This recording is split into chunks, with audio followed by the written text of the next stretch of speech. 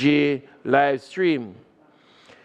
We also want to extend welcome to the four following persons who are guests today of the sitting of Parliament.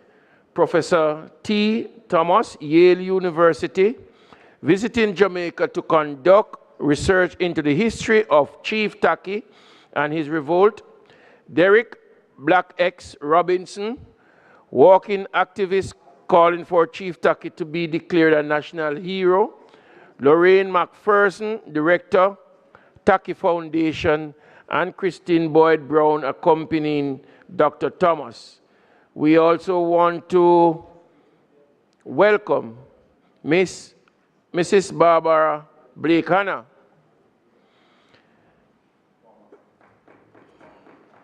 former member,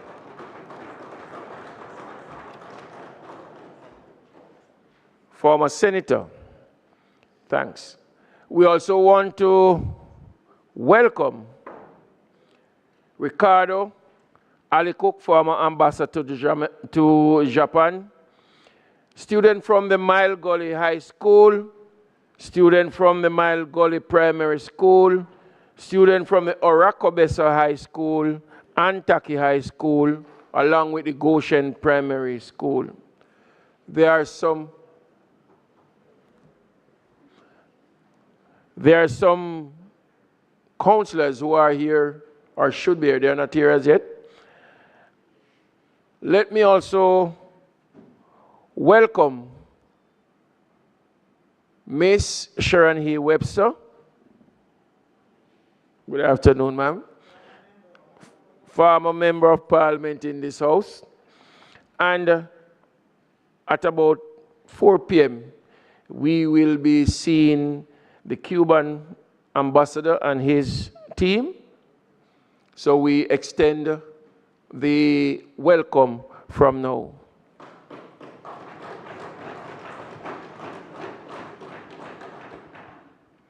Call of the roll. Mrs. Holness, Mr. Bartlett, Dr. Holness, Dr. Clark, Dr. Chang, Miss Grange, Miss Williams,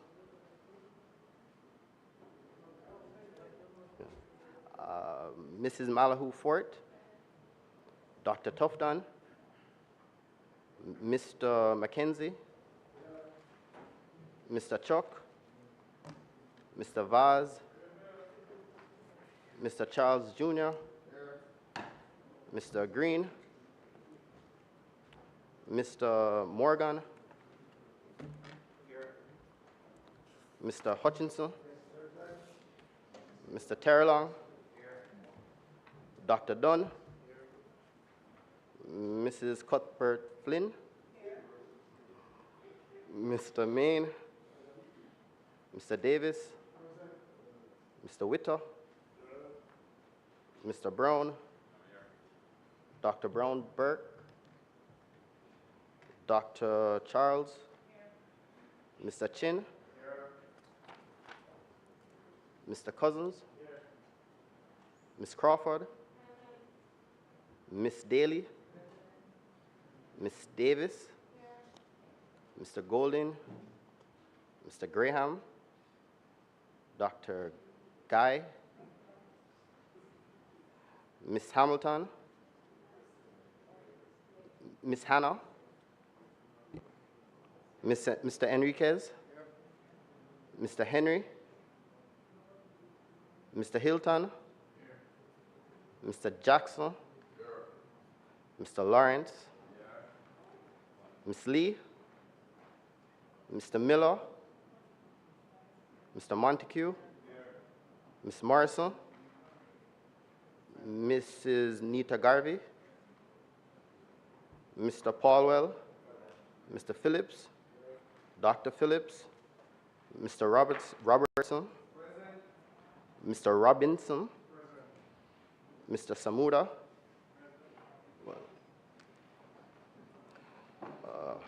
Mr. Samuda, Matthews, Matthew Samuda, right? Mr. Shaw, Mr. Sibley's, Mr. Slowly, Mrs. Vaz, Mr. Warmington, Dr. Wheatley, Mr. Williams,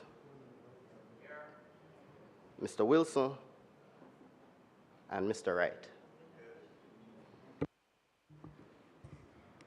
Statement by ministers. Mr. Speaker, I beg to have leave of the House to allow a special tribute to be done at this time in regards to a member of this honorable House.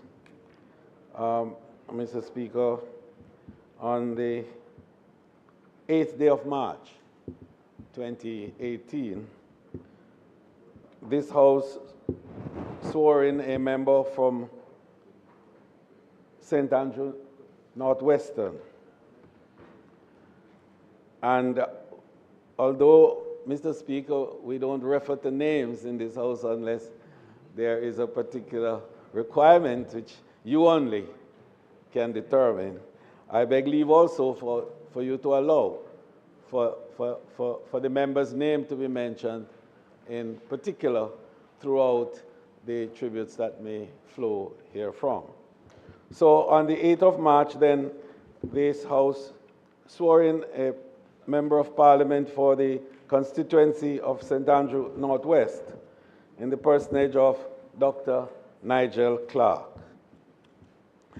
And Dr. Clark has had a remarkable run for the last 6 years as an outstanding member of this honorable House, an outstanding debater, an outstanding advocate of the people, and an excellent Minister of Finance. Indeed, Mr. Speaker, he's followed a long line of outstanding finance ministers, starting with Sir Harold Allen. Way back then, N.N. Crabnother we recall, Sir Donald Songster we recall, the Most Honorable Edward Seaga we will recall, the Honorable Peter Phillips we recall, and the latest, of course, is the Honorable Audley Shaw. During that period, Mr. Speaker, the foundation was laid, and there were other ministers of finance in the interregnum, but I mentioned those as perhaps the most notable names that come to mind very readily. I must say, Mr. Speaker, that this minister excelled himself in so many areas, and you'll permit me at a later point, if indeed we reference some of those outstanding areas of excellence that he attained. But I must say, his ascension now, Mr. Speaker, to the post of Deputy Managing Director of the global financial institution of note, the IMF, marks a pivotal chapter in the history of not only Jamaica, but the Caribbean. As never before has there been a Caribbean native to hold such a high-ranking position in the IMF. Both Jamaica and the Caribbean stand to greatly benefit from having one of our own serving in such an esteemed global position. It is small wonder that indeed, member, your outstanding performance as Minister of Finance caught the attention of the IMF, whose Managing Director, economist Kristalina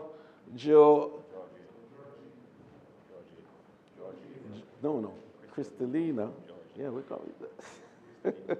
Yes, Kristalina Georgieva announced on August 6th that they will join, that you in fact will join her team as a Deputy Managing Director as of November 1.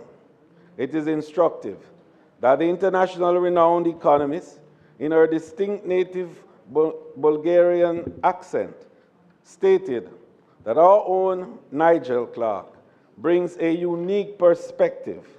First, as a minister of a country that has transformed remarkably for the better over the years since he started in his position in 2018. She added that your work ensured that it is possible to build strong institutions, to have a remarkable resilient economy, and to overcome challenges, which she argued is something that could not only benefit everybody in the membership, but especially countries struggling with similar challenges. As you turn your attention to the global financial stage, you will undoubtedly excel and become a great ambassador for the region. And you, minister, member, can bank on us to cheer you along. Jamaica is thankful for your sterling leadership of the economy, which has resulted in a number of positives during your 6-year tenure. Even your most ardent detractors, Member Clark, and there can't be many, will agree that under your watch, the net international reserve, NIR, has been the healthiest it has ever been in the history of the nation. According to the Bank of Jamaica, Jamaica's NIR stood in fact at $5 billion at the end of August 2024. And that makes the point. You have presided over an economy which has seen the unemployment rate plummet to an unprecedented level of 4.2%. This is truly remarkable, and indeed a tremendously remarkable feat, which has resulted in most youths in our land now being employed for the first time in Jamaica. Your sterling leadership of the economy has also allowed for the government to fund a raft of infrastructural projects, such as the $45 billion Spark program, the $275 million US dollars Montego Bay Perimeter Road project, which includes construction of a Montego Bay bypass, accompanied by a comprehensive drainage study, the Barnett Street, West Green Avenue Road rehabilitation, and the Long Hill bypass, to name just a few. The economic stability of the country has also allowed the government to provide an 88% increase in minimum wage, moving from $6,200 when the JLP came to power to $15,000 today.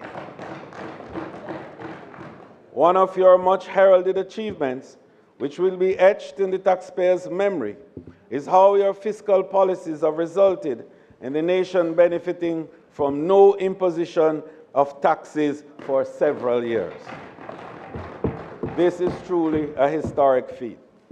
And allow me to say, Nigel, although you have worked fervently to accomplish much for the nation, you still found time to display a profound sense of humor. Still fresh in my memory, of course, and yours, is the use of the red card. In closing your 2024-25 budget debate in the House, after the declaration that despite government's claim that it had imposed no new taxes over the past several fiscal years, the taxes being collected from the Jamaican people have risen dramatically under this government. So then why should this be, and why should anyone hide it? And of course, you immediately said, of the person, you have been given a red card. There are other humorous moments, and I think that the member from the other side who isn't here at the moment, leader of the opposition, might have also memories and recollection of some very humorous banter between both of you across the floor. But this is a level of repartee, if you will, that must exist in the House.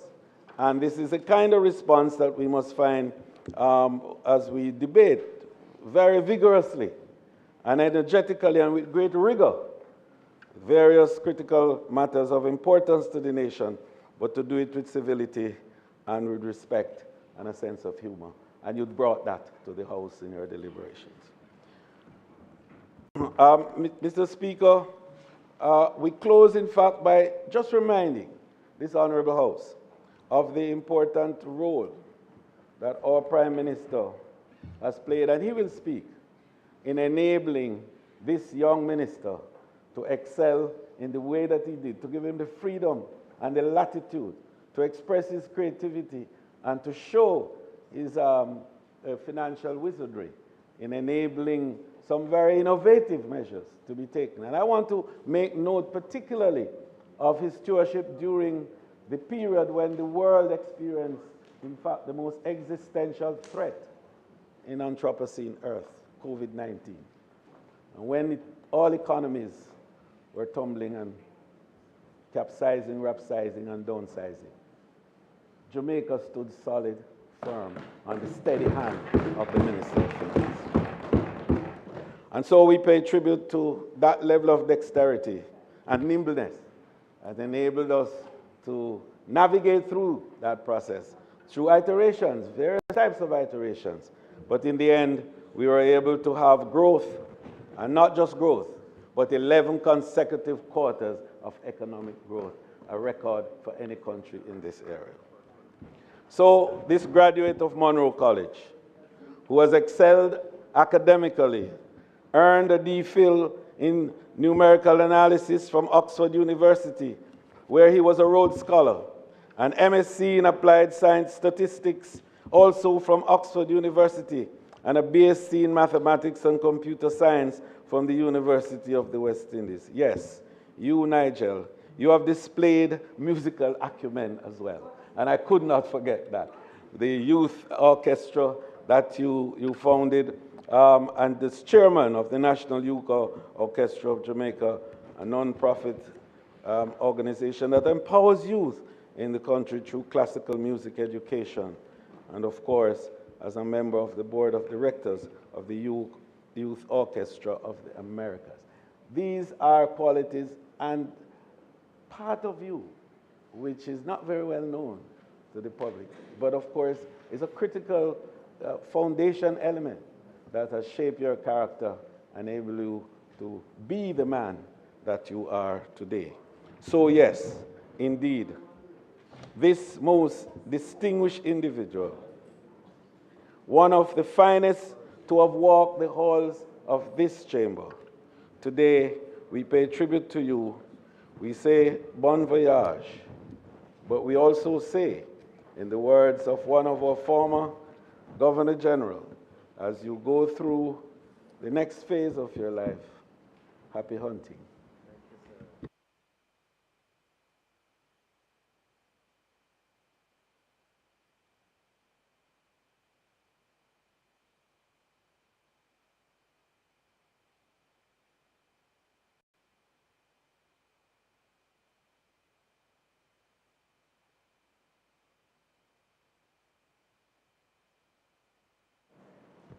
Thank you very much, Mr. Speaker.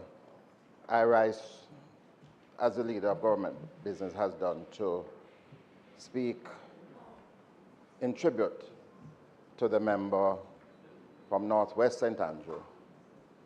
And Mr. Speaker, let me just say at the outset that the leader of the opposition is overseas on official party business.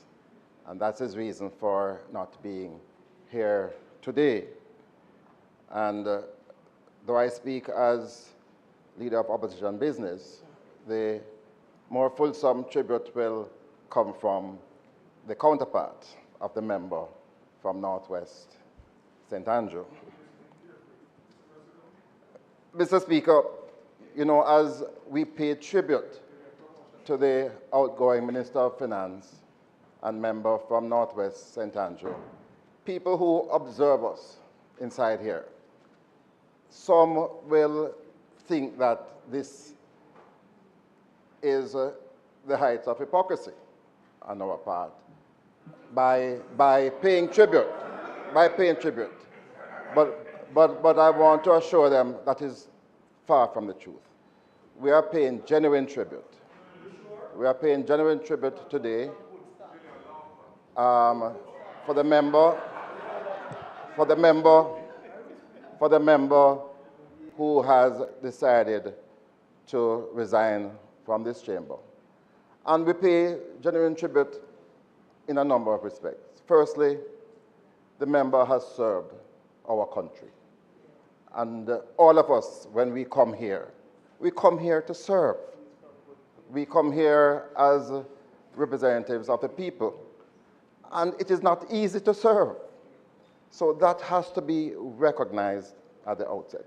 So we want to thank the member for serving his constituency. And secondly, the member has served with distinction. We have had reasons to disagree. There's a government side, opposition side, and we have vigorous debates inside here on issues. But that notwithstanding, I think we have to recognize the high quality that the member has brought to the debate and the intellectual rigor that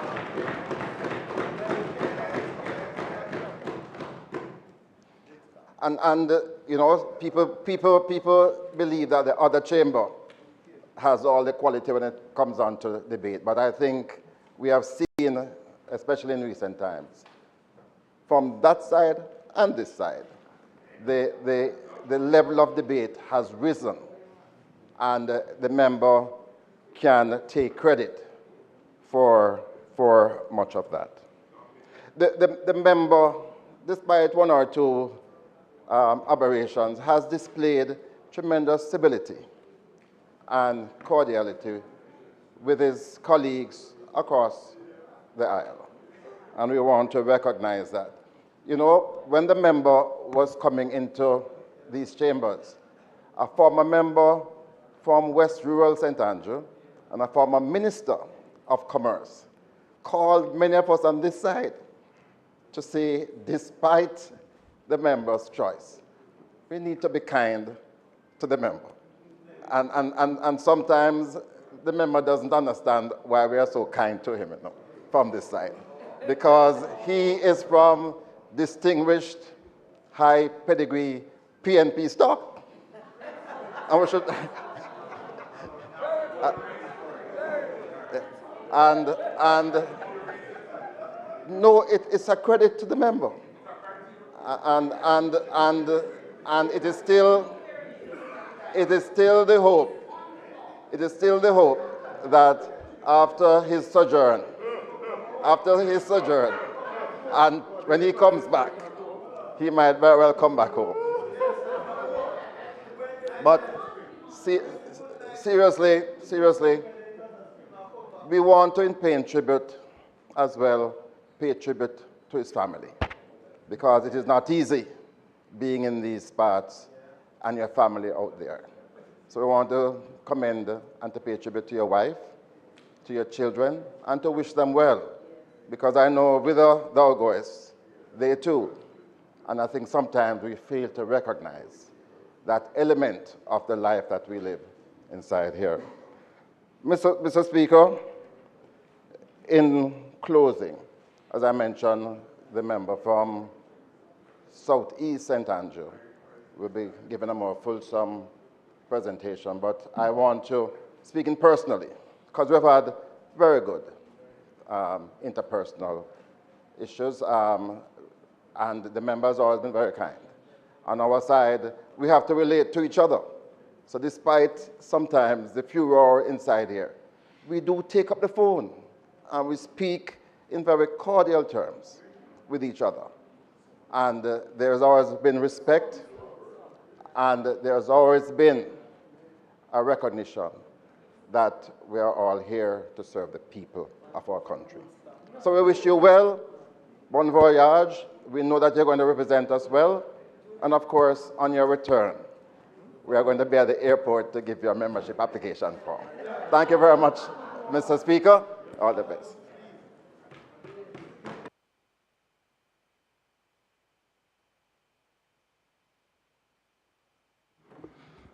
Member from Southeastern St. Andrew. No. I saw him first. All right, so member from St. James West Central. Thank you, Mr. Speaker.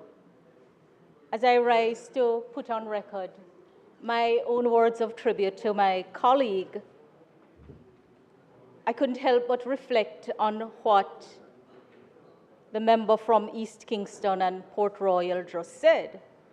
I think it's important for those who are listening to understand that when we pay tribute, we choose to put aside our differences and focus on our commonalities. And once that is understood, there will be no question about hypocrisy, because we can speak sincerely when we focus on our common ground. And so whether the member earned your kind cooperation or your praise because of the stock you claim he came from, I think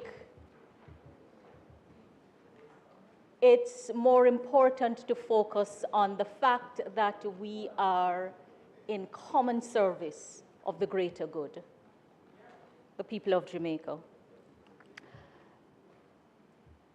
Mr. Speaker, my relationship with the honorable member from St. Andrew Northwest goes back to our days before adulthood, when we were students in high school, he at Monroe College and I at Manning School. His mother was a teacher at Manning's, and his father was the judge of the parish of Westmoreland.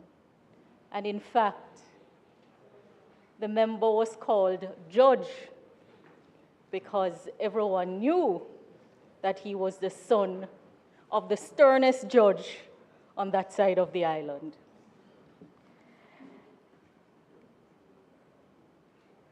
Mr. Speaker, I had no doubt that the member would have risen to make a significant contribution.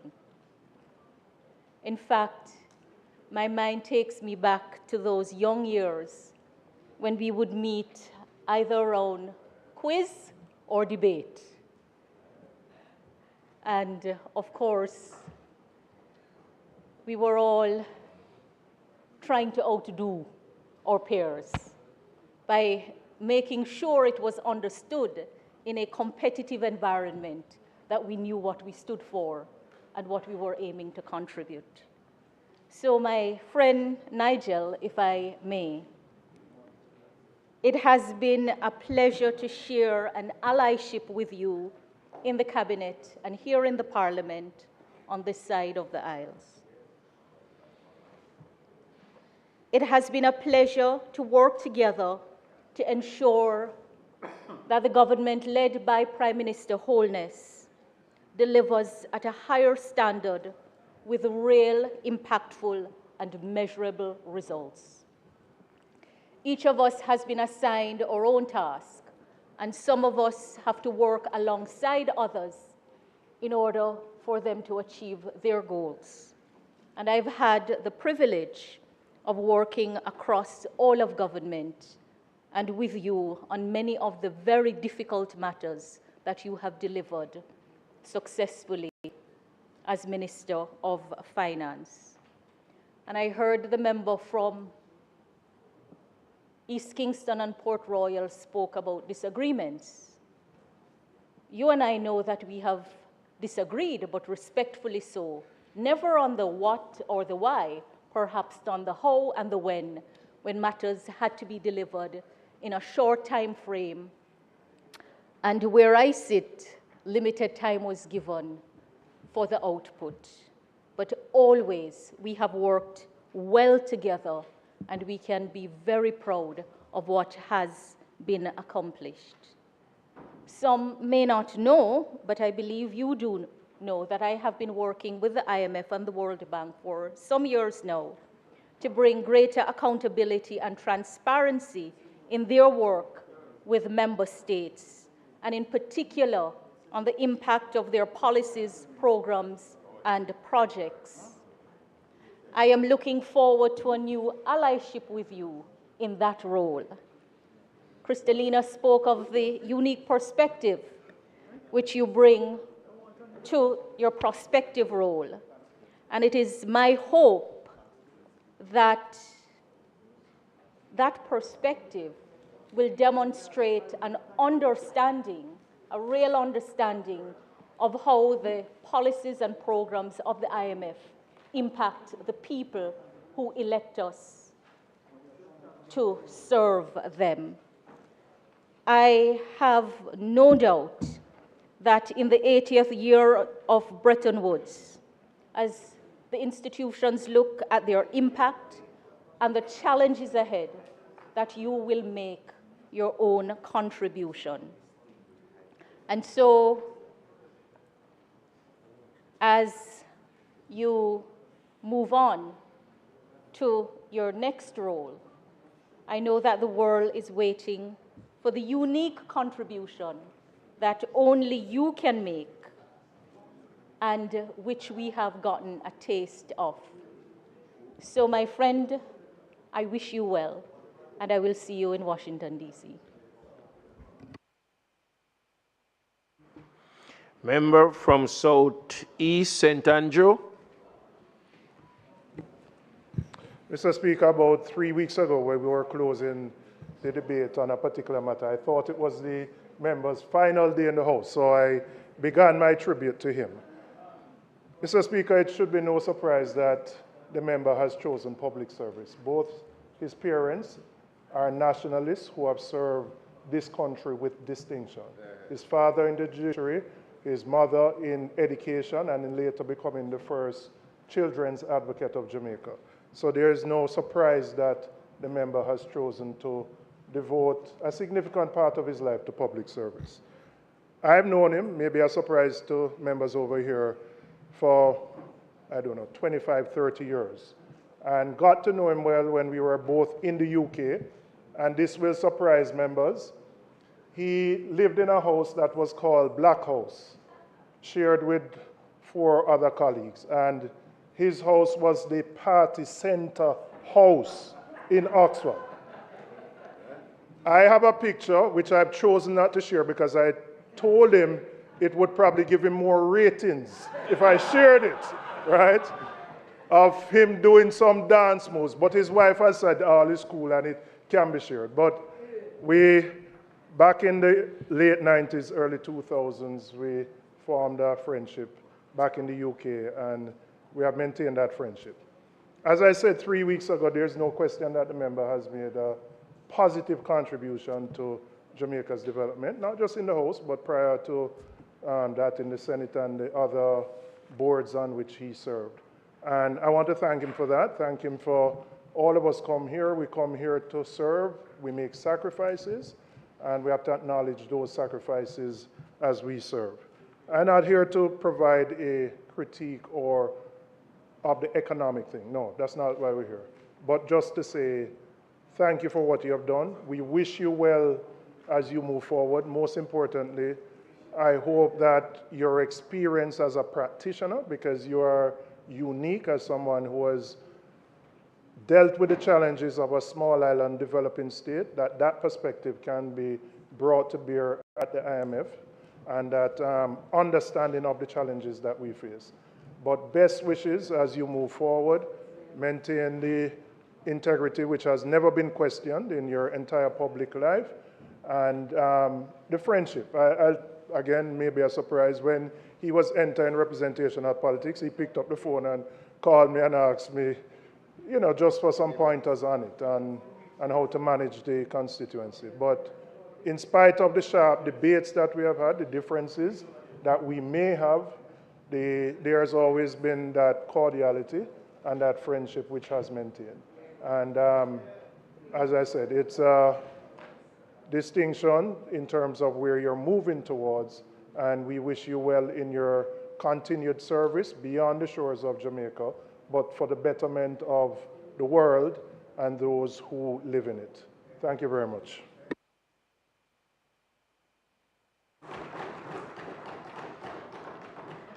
member from Kingston Western. Thank you, Mr. Speaker. Mr. Speaker, I rise to join in the contribution being made to someone who I have had the pleasure of working very closely with in the political arena, and since we both became members of a cabinet of Prime Minister Dr. the Most Honorable Andrew Holness.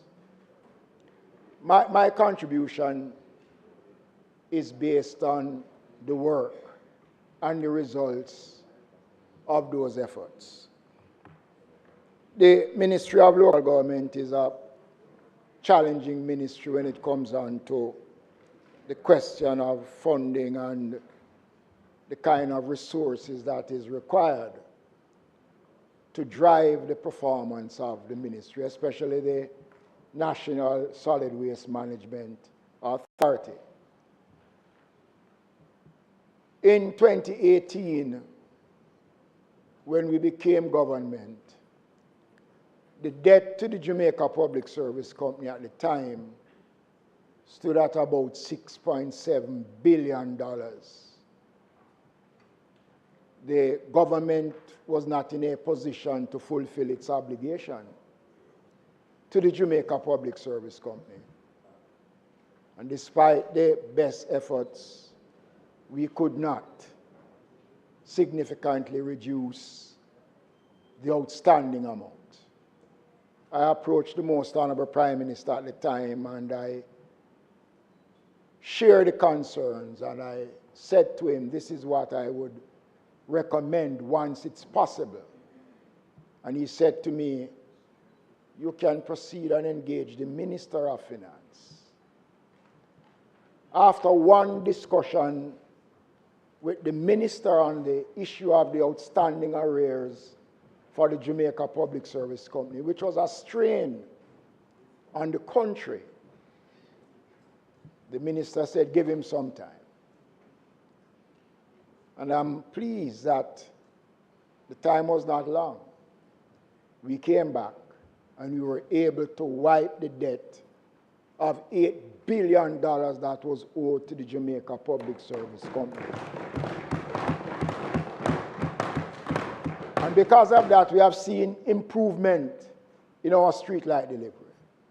And since then, we have been current with our obligations to the Jamaica Public Service Company, and I want to pay tribute to the Minister of Finance for being a part of that. It has been a collective response by a government to understand that teamwork is important. The other issue that I want to raise speaks to the National Solid Waste Management Authority, the premier company in the country that has responsibility for public cleansing. And that again demands the kind of support and resources to ensure that the country has an efficient and reliable source of garbage collection. While we are not fully there yet, where we want, but under his stewardship again, when I approached the Prime Minister to bare my soul with what is required to bring the National Solid Waste Management Authority up to a level that the country can say we have a source that is reliable. And when we spoke about the needs, and it's important that the country recognize the work of the Minister of Finance because he has to manage the books. In 2016, when we became government, the country had less than 6 reliable garbage trucks. Under his stewardship as Minister of Finance and the Prime Minister's maneuvering of the situation, this administration has been able to provide over 150 garbage trucks under this administration. Again, working closely with the Minister of Finance. last thing I want to say before I take my seat. The National Solid Waste Management Authority is driven by a wide number of what we call casual workers. Some of these workers have been working at the National Solid Waste Management Authority from its inception. They had no job security. They didn't know what tomorrow will offer in terms of where they stand when they retire. Many before us retired without a pension, without getting any benefits out of the organization. And again, the Prime Minister said to me one day, boy, you know, Minister, boy, solid waste again. When I put to him what our intentions were, he said, engage the Minister of Finance. And a commitment made by the Prime Minister in Montego Bay, made by me in this House, and made by the Minister of Finance, that we will move to make 3,800 workers at the National Solid Waste Management Authority who had no job security, no pension to get. And under his stewardship as Minister of Finance, today I am proud to say that over 3,800 Jamaicans have job security. He's not just a Minister of Finance. And the member from North Central, St. Andrew, can tell you, he used to attend St. Richard's Primary School on Red Hills Road. So he has the walk of the common man. He knows exactly what is required. And I am proud that I have been able to spend many years of working with the member in building a better Jamaica under the leadership of Dr. Prime Minister Andrew Holness. And I believe his contribution internationally is a plus for Jamaica. And it is something that money can't buy. It is something that will enhance the reputation of Jamaica, because people will see a small island state giving to the world a leader of this level. Last night when I closed at the constituency meeting, I used these words, and I'm going to close by saying, I am a proud member of the Jamaica Labour Party, proud to be associated with Dr. Nigel Clark. And I will say to him, as I said last night, let Labour proudly walk abroad and take its place with kings. For who art Labour more than God, the maker of all things? What would my friend?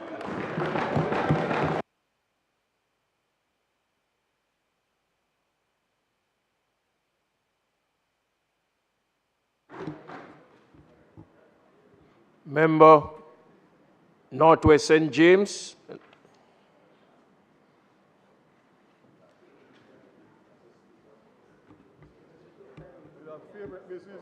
Mr. Speaker.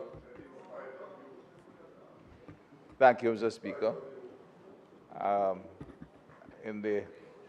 As the current Minister of Finance spends his last day in Parliament today, I have to say my own thanks on behalf of both myself as a colleague and the members of the Jamaica Labour Party that the party joined to begin his line of public service. I don't know him as long as his friends were spoken before, but in the time I've known him, it's like I've known him for a long time.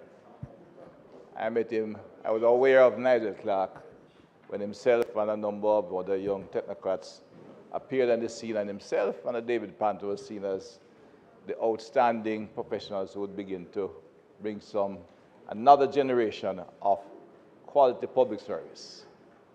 People across different sides of the house. But I didn't know him personally. I met him, in fact, in a bit unusual. He had taken part in actually writing the Labour Party manifesto to move from austerity to growth. And I read that thoroughly including there was the commitment to begin to look at security. At the time I had no idea I'd be where I am today. But I met him quite peculiar. I met him in the Prime Minister's office when we were beginning post 2016 election, the very first week. And of course, Nigel was bringing his own thoughts in terms of the technical side of government and what things that should be done. And we had a discussion. I think from the very first meeting, I found Nigel not only affable, but easy to talk to, but also had a very clear mind on issues and topics that should be dealt with by the government. He was then made chairman of National Housing Trust and the Port Authority of Jamaica, and the Prime Minister will, of course, speak to those. There are two were special agency Prime Minister, but Nigel served with distinction in those areas. And joined the electoral process in March of 2018. Started his service as a Minister of Finance, which has now looked like a short time, but is in fact 6 years plus. 6 fiscal years, almost 7 years. Much has been said, and I can add, but I won't take time to add, of the many things that Nigel Clarke has done. Those of us in the political arena saw Nigel as a successor of a series of what we consider outstanding Minister of Finance that the Labour Party has the privilege of providing this country with, starting from as far back as the first Minister of Finance, Sir Harold Allen, who was an independent professional as our first Minister of Finance back in 1944. I think the JLP has been take distinction in providing the country with a number of this outstanding Minister of Finance. But Nigel Clarke has come at this stage, was like the right man in the right place at the right time, and served with distinction and excellence, and has placed the country on an extremely, what could be considered a solid foundation to contain the process of growth. Sometimes he spoke with eloquence on the topic, but what with many say, he was also never angry, but very tough. He laid out the fiscal rules, the budget rules, what was required, and what you'd get out of it. But he was always articulate in laying out what the tough line was, but what would come out of it. And today we can look at a country that has been able to spend billions of dollars in capital investment to lay a foundation going forward. And I don't want to overlap. I know the Prime Minister will speak extensively on it, but I have to. That framework, I think, was laid out by this Minister of Finance in a very easy going way, but a very stringent and logical manner that has put the country on a very solid foundation. My colleagues have spoken on the benefits derived from it. I think the biggest benefit, of course, is the dramatic reduction in the debt to GDP ratio, and the next outcome of that, dramatic increase in capital expenditure with Jamaican taxpayers' money. So the things we do are Jamaican. If I go to the west, from the perimeter road of Montego, already mentioned by my colleague, investment in international airports, etc., I could spend a good time. But I'm really here to express my thanks and gratitude to Nigel Clarke, and to wish him well in the next step. When he came in, some of us always figured this would be the route. At some point, he'd go international. Didn't think he'd go this fast, actually, but in the time he has served, he has done extremely well in placing us on a solid foundation. A comment I have to express personal gratitude in the emphasis and the support he gave as we started the structure to rebuild our police force and provide the country with the kind of security infrastructure that can have an impact on the crime levels. He has taken steps not only to deal with the physical aspect, but the human aspect. Under his leadership, we have been able to expand the police force from 11,000 to 14,000 and seek to have the current establishment in place. In addition to that, we have for the first time, quite frankly, offered the police a compensation that can consider the compensation. During that negotiation, we also saw the other side of Nigel Clarke. He was involved.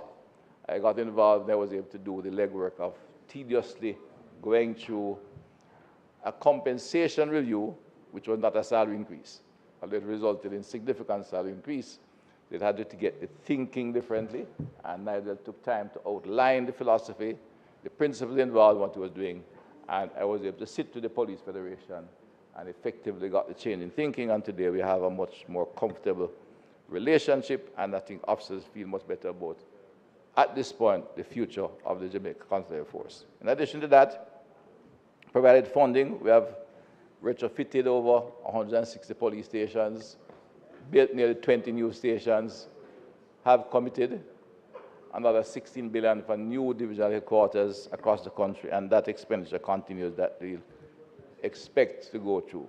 So I had mentioned those as personal items, Minister, that I think the country needs to be reminded of the impact of his work. But let me say again, it was a privilege to have worked with you, Nigel, a pleasure to have had you, and to, in fact, feel that I did the right thing in helping to recruit you, assist my leader in pulling you into this space. And as I said, I expected that at some point you'd have headed in this direction. But I hope you're a little longer. But timing, we don't all set the time ourselves. As you move to the next level, you will, I know, carry Jamaica's persona in the space you go to. And we know you go prepared, and will continue to maintain your relationship with the country, although you'll be in a new space. We wish you well there.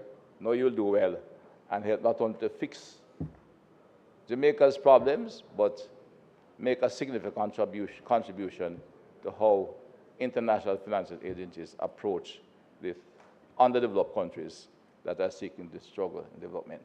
Again, thank you, Nigel Clark, and wish you well. Godspeed. Members, though we may want to show appreciation to the outgoing Minister of Finance because of the way he has touched many of our lives with the work that he has been doing for Jamaica, I have to stick to my list that I have had in front of me. And so we may have to send our show appreciation and our congratulation and our words of tribute to him in another way. But I am guided by the list that is given to me. And unless I get the nod from the leader of government business, I just have to stick with the flow. And so at this time, we will take the member from St. Andrew West Central, the Most Honorable Dr. Andrew Michael Holness, Prime Minister of Jamaica.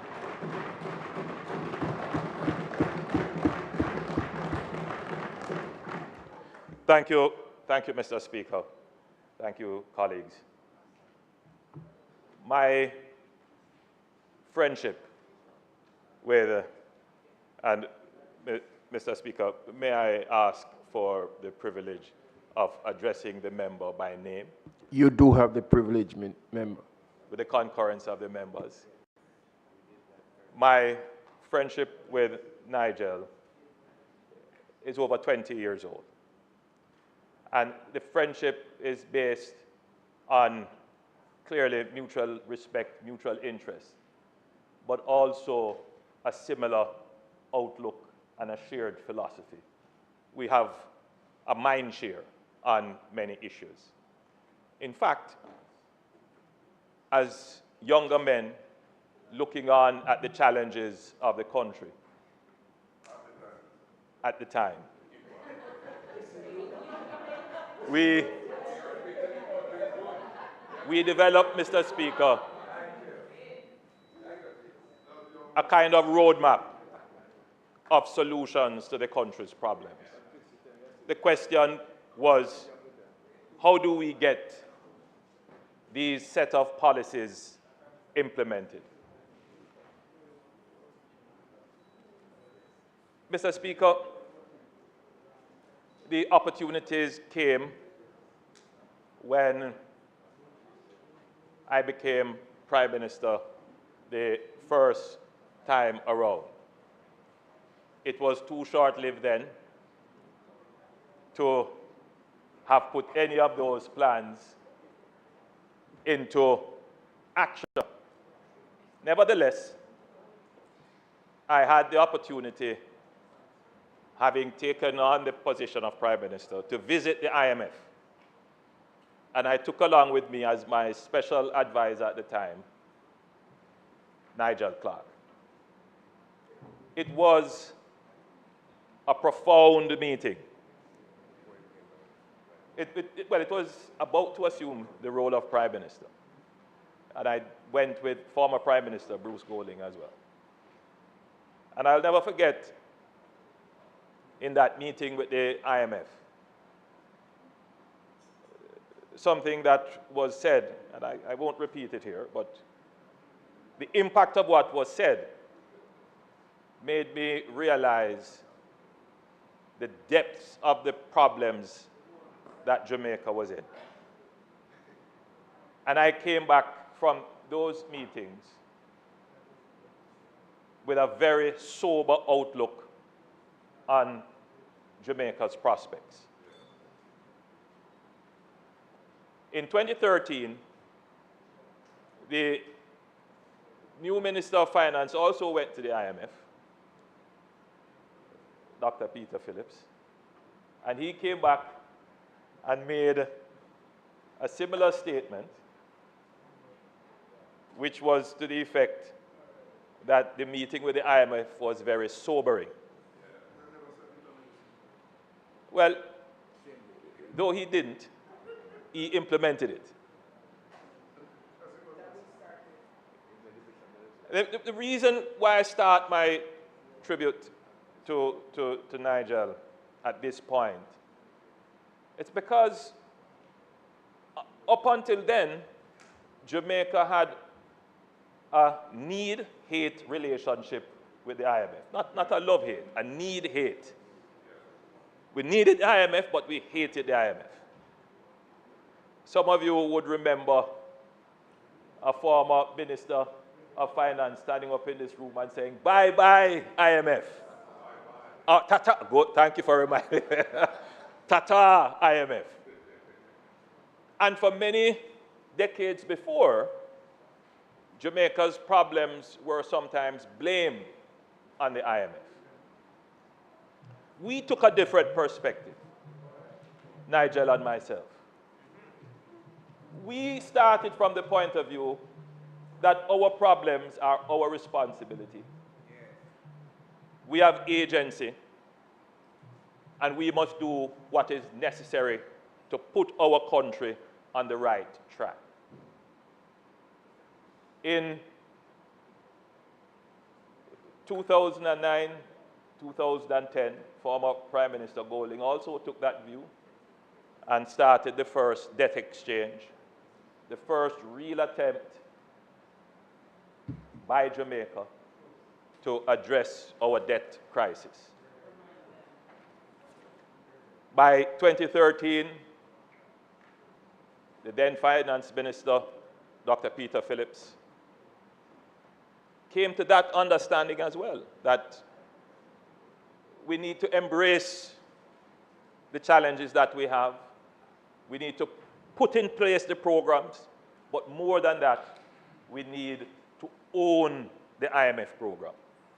And so what happened in Jamaica was a shift from saying an IMF program is imposed on us to us embracing an IMF program, to the point of establishing the EPOC, the Economic Program Oversight Committee.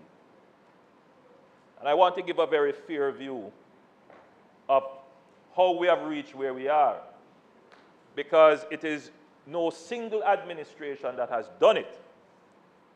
It started under the Bruce Golding administration of 2007 to 2011, continued under the Portia Simpson Miller administration from 2011 to 2015. And it has continued through my administration. We inherited an IMF program, the Extended Fund Facility, which started in 2013. And I appointed Minister Clark, some of you will remember, as Ambassador Plenipotentiary for Economic Affairs. It was a specific appointment to enable him to deal with our international partners, particularly the international funding agencies. And Minister Clark worked with them directly to ensure that there was, first of all, an understanding between the government and the IMF, that trust was built, and that there was the assurance of the commitment of the government to carry through the reforms. But it was also important that he was a very good interlocutor in ensuring that the programs were also developed with Jamaica's interest at the forefront. And so we were able to end the EFF with several reviews to go, because we had excelled on those programs, on the EFF, to the point where we could graduate early. Some of you may not recall that we ended the EFF early, and in October 2016, we entered the precautionary standby agreement. That was because of the phenomenal performance of the government in meeting the various benchmarks.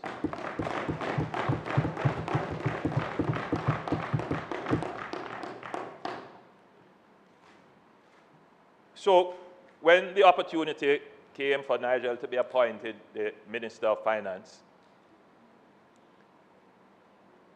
that was embraced. And Nigel became the Minister of Finance with the mandate to accelerate the implementation of not just the IMF program, but Jamaica's program of economic reform. The things that we had discussed almost a decade before, we now had the opportunity to have those things fully executed. When we discussed these things 10 years before, the issue was always, we know what to do from a policy perspective, but will we have the political space to do it? That was always the challenge. Will we have the political space? And the political space is not only determined by the arguments in the cabinet. The political space is also determined by the people. What will the people agree to? Will they want to hear about high reserves and reduction in debt? Or do they want to hear about an increase in path or fixing roads or more water? These are the trade-offs that governments face in creating the space, the political space. So you will hear the Minister of Finance speak about the fiscal space, the revenue room to deliver. But there's also another space, the political space to implement policy and keep on track with policy. And so my commitment when I appointed Minister Clark as a minister was that we would have the political space. My job is to make sure that the political space is there for the policies to stay on track.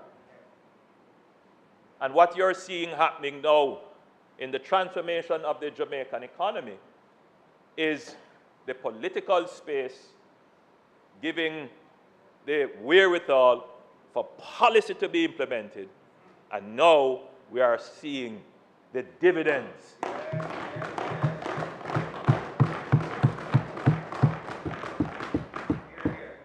Now, to implement these policies and to secure the political space, it's not an easy task, because as some persons will recall, that when governments are faced with a narrowing political space, the response is to say, run with it.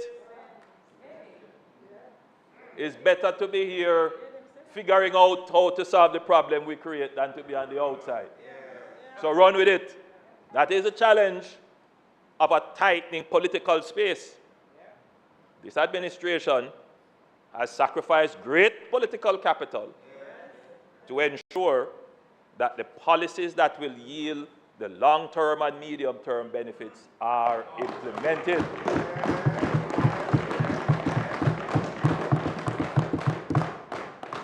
So let's look at some of the things that have changed, the practical things, you know. Since you have mentioned it, member, we have gone through 9 budgets and we have not increased taxes.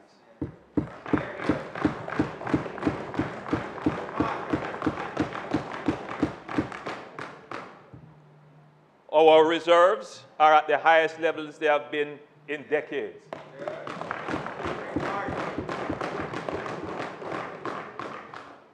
We have halved the national debt from 144% of GDP to now what, 74% of GDP. These are real things that have happened to transform our economy under the direction of Minister Clark as the Minister of Finance. Minister Clark presided over legislation to create an independent central bank.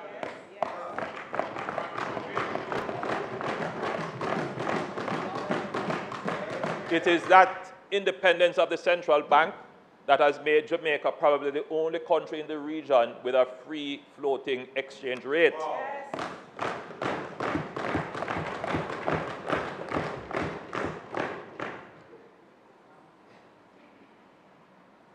Dr. Clark spent quite a bit of his own time directly in the formulation of the Fiscal Commission. I think that you would call that one his baby. And the Fiscal Commission is an important institutional legacy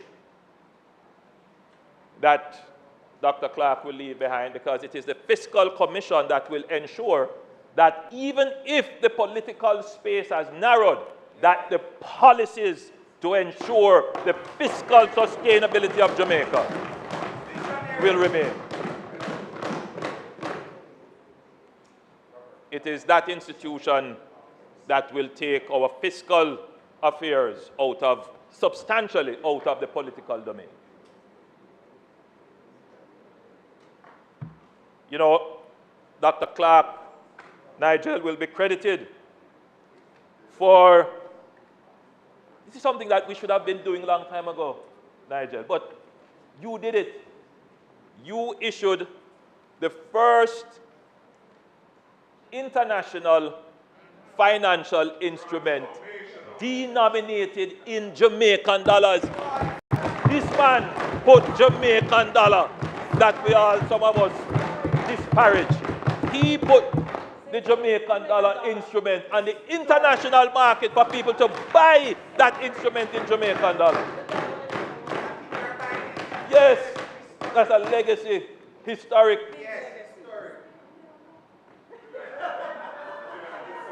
One of the challenges, Mr. Speaker, and I'm wrapping up shortly, but this is something that I would want every Jamaican to appreciate.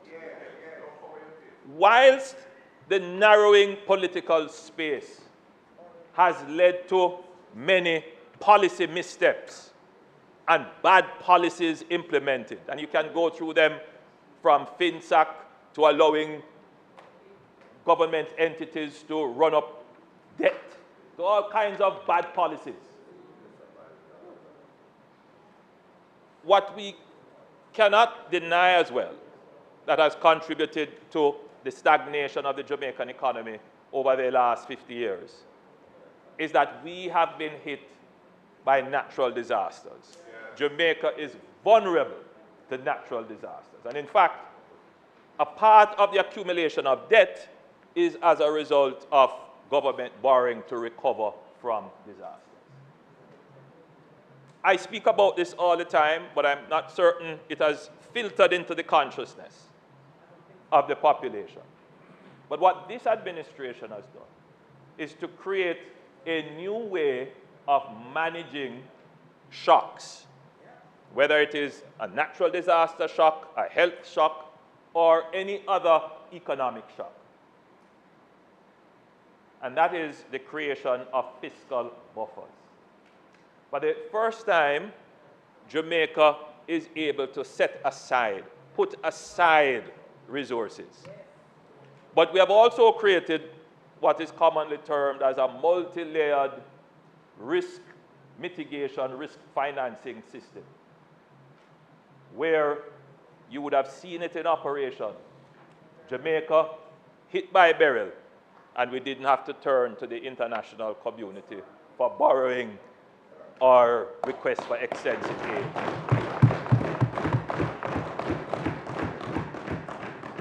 The key element of that would be the issuance of the catastrophe bond. Jamaica being the first small country to successfully issue a catastrophe bond. That is the achievement of my friend Nigel. In addition to that, coming out of the IMF agreement and reflecting on the period 2011 to 2015, where not only was the private sector called upon to take haircuts and to restructure, the workers of the country were called upon to absorb wage freezes in order to prevent the country from going under. The workers of the country did that. And we both, in our conversations, have always recognized that the sacrifice of the workers must be acknowledged and rewarded. And therefore, when we came to look at how we're going to treat with the compensation of the workers, we were very favorable towards what has been asked for many administrations before but never done, a compensation review. Now, I must tell you that Dr. Clark took that one on fully and personally, was right there with the unions, right there with the meetings, and, you know, $200 billion later. And I want to repeat that point, that the wage bill has increased by that amount of money. Significant. I remember the minister, in one of his unique presentation styles, came here to try to show how the proportion of the wage bill has increased. I believe you came with an abacus, right? Trying to show the proportion of the wage bill. That will be an enduring legacy as well.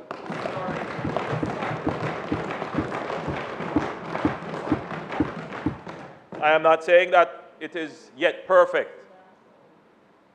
There are still unfinished ends in that endeavor, which the next minister will be tasked to address.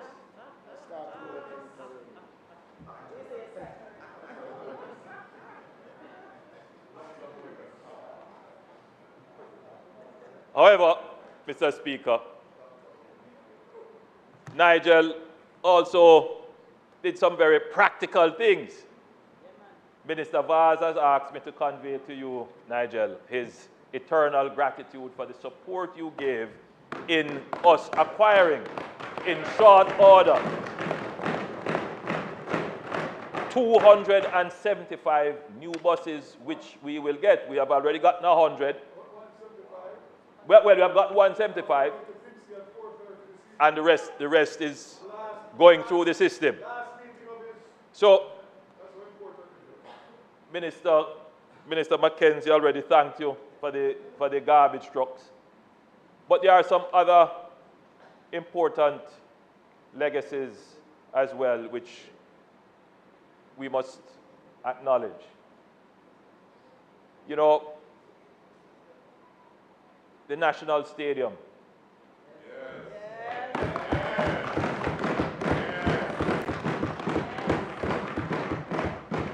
Built over, 50 years ago.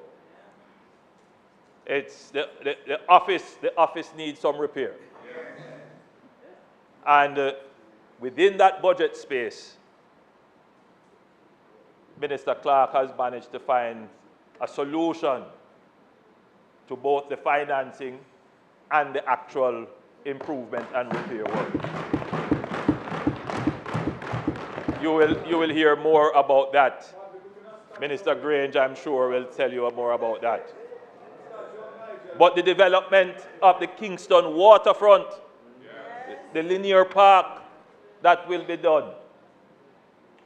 Minister Clark, working with the World Bank, we have managed to, I believe you signed the loan agreement for that. And there are many other areas, including the development of, I don't like to use the word pipeline, because things don't generally come out of the pipeline. That's what here. But we have developed a train line of public-private partnership projects. Over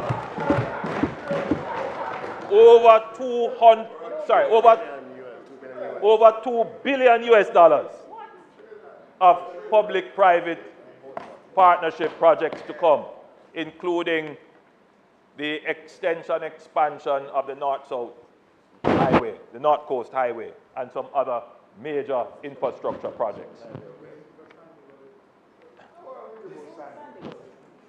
You know, Mr. Speaker, there is no doubt that Nigel is a special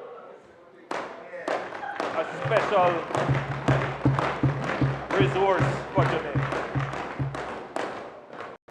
that he has served with great dignity, poise, and confidence. He was described, the description was meant to be derogatory, but one member called him black royalty.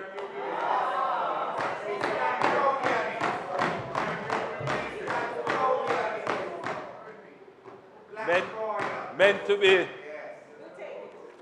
you know, derogatory. But I believe he captured the essence of the man.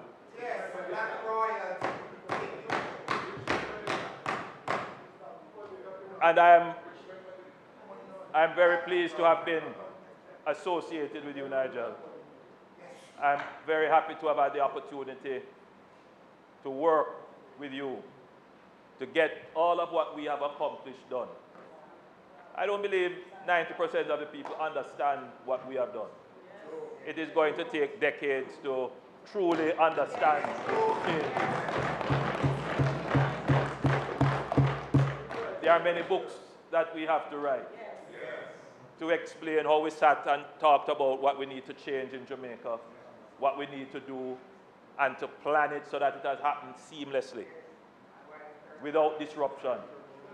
Ministers of finance and prime ministers have to work very closely together, because there will always be opportunity for people to take the action of the Minister of Finance and try to turn it into a problem for the Prime Minister.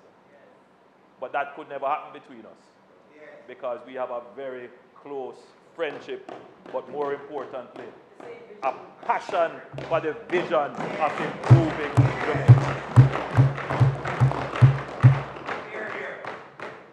But I've always known that Nigel's skills and his service is not always going to be local in focus. There are other countries that need to benefit from the experience of Jamaica.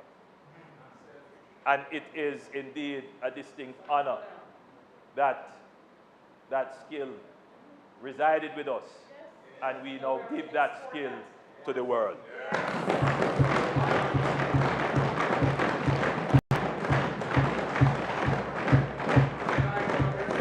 So, Mr. Speaker, we now embark on a new phase. What Minister Clark and I had defined to do, I believe we have largely accomplished it.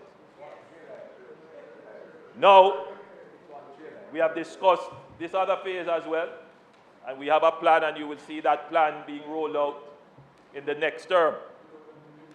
Now and next term.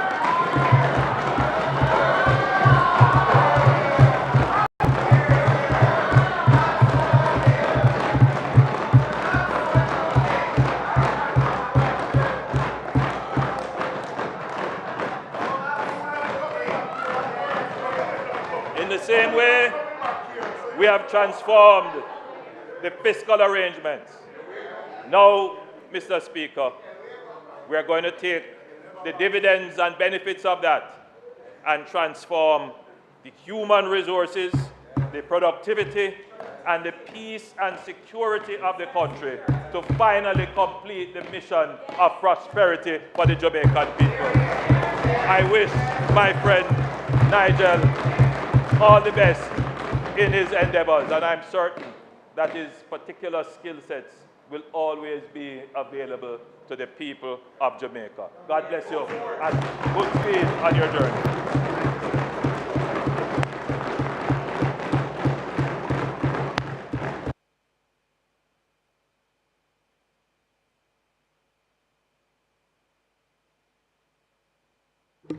At this time, we will take the reply from the member from Northwestern St. Andrew.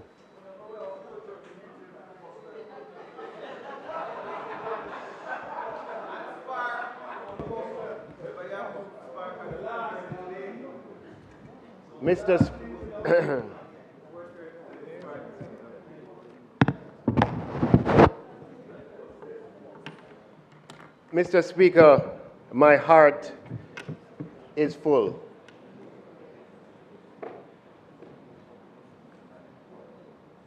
Though, Mr. Speaker, you have your constituents and neighbors and friends, but it's a completely different thing when it comes to your peers and, of course, your leader.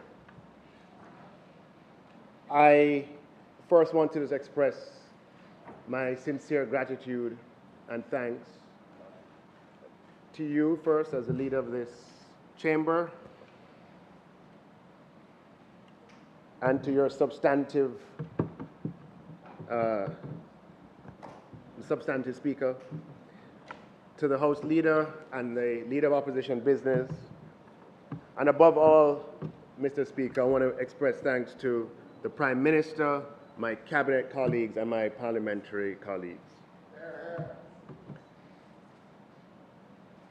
As the Prime Minister mentioned, our relationship goes back to the late 1990s when I first returned from studying and working abroad. And he had been a member of parliament for 2 years. I followed closely his election from the UK, where I was at the time a graduate student. All three of them, and I wondered, who is this guy?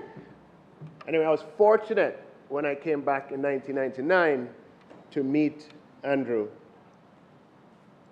He was the only parliamentarian member of a small group of people who used to meet on a regular basis to talk about Jamaica and to envision a possible future. Wow. And one thing, if you don't know anything about Andrew Holness, one thing that you must know is that he is a persistent person. Yes. Because from then, he was trying to get me to come and do what he is doing. I'll never forget the going to his constituency with my wife. I was just married, like not even 1 or 2 months. And he invited me to speak at an event in at Tower Hill, exactly, the school. And I went and I gave a presentation, and my wife came back and said, Nigel, you know, not right now. Not right now. But he never gave up. Every couple of years there'd be another invitation. And I kept on saying no. Like, why don't you serve on my constituency executive? Sure. I said, look, man, I'm focused. If I'm going to get into this thing, I have to have a foundation. Let me focus on what I'm doing.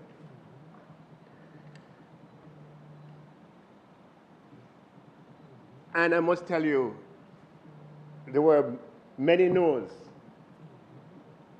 before my first venture, which was to join the Senate. And that was an amazing experience for me. I gained a tremendous amount of respect for Jamaica's arrangements. And with the fact that what I described is that Jamaica has, you know, DNA of an entity tells you what the entity can be. But when you see the DNA at birth, you can't distinguish the DNA of an ant from the DNA of an elephant with the naked eye. But the DNA of an elephant will become an elephant. The DNA of an ant will remain an ant. Well, I like to say my exposure to the Senate back in that 2013 period taught me that Jamaica has elephant DNA. This is a country with the structures, with the constitutional arrangements, with the social cohesion and framework that can go much further than we are today, i.e. the same chassis, the same DNA can take us all the way. This is a country built for much more than we already have. The Prime Minister mentions when he asked me to accompany him to Washington, D.C. when he was about to be Prime Minister, and Prime Minister Golding invited him to meet the heads of those agencies, and I accompanied him. I was quiet in all of those meetings. Yes, absolutely. And it was really shocking. And the Prime Minister was so seized when he came back. He spoke to a 30,000 gathering in Mandeville, and the rest of that is history. But history will record that he told the people of Jamaica the truth.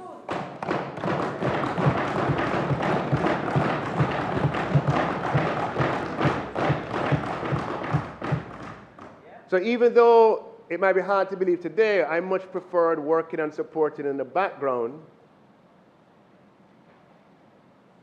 due to Andrew Holness. And because of Andrew Holness,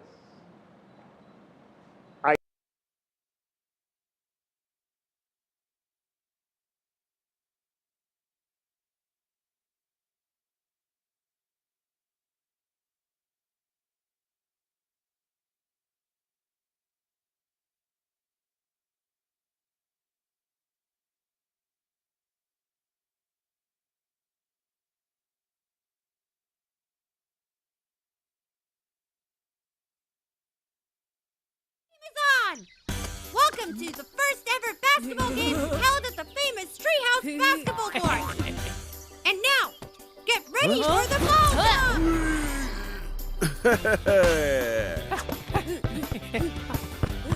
jump!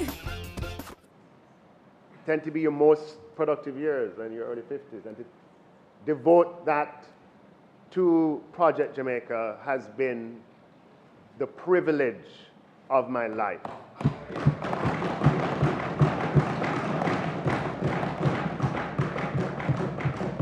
And I thank Prime Minister Holness for the opportunity.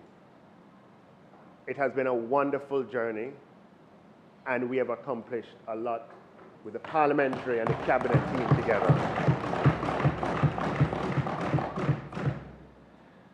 Now, it's very important to acknowledge that the best achievements, the sweetest ones, are the collaborative ones. And there's nothing I've enjoyed more by collaborating with my colleagues in the cabinet to pursue their policy priorities and to make them a reality. And the role of the Minister of Finance, as practiced in our time, has been an enabler of others. And that often requires, because the capital budget is really the discretionary part of our affairs, and it requires some backward integration. And so what Minister Vaz spoke about and Minister Mackenzie spoke about, and what was spoken about with Minister Grange and the stadium, and the hospitals with Minister Tufton, and the school improvement project with Minister Williams, and national security with DPM, have been tremendously fulfilling endeavors to pursue. Now, Prime Minister and colleagues, Jamaica enjoys hard-won economic stability, something that we have not had in our country for the better part of 45 years. It's hard to pinpoint exactly when we had it, but it's certainly sometime over the last, say, sort of maybe right before COVID, when we regained stability. And we certainly know when we lost it, and that would have been about 5 decades ago, approximately. And with the anchor of that stability is that Jamaica's debt today, in this fiscal year, we are 7 months in the fiscal year, and by the end of the fiscal year, we're expecting our debt to be in the high 60s, i.e. at 68%, which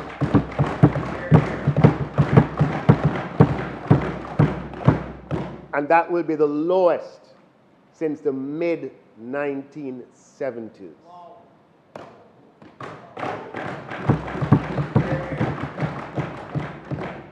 So Jamaica has earned for herself the possibility of a new beginning, and one that we must use wisely. We have today, as the Prime Minister mentioned, more sources of people wanting to lend to us than we could possibly take. And it's just a rule of life.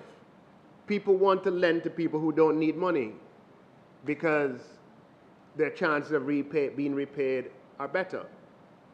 So I want to say to ministers of finance who follow, don't be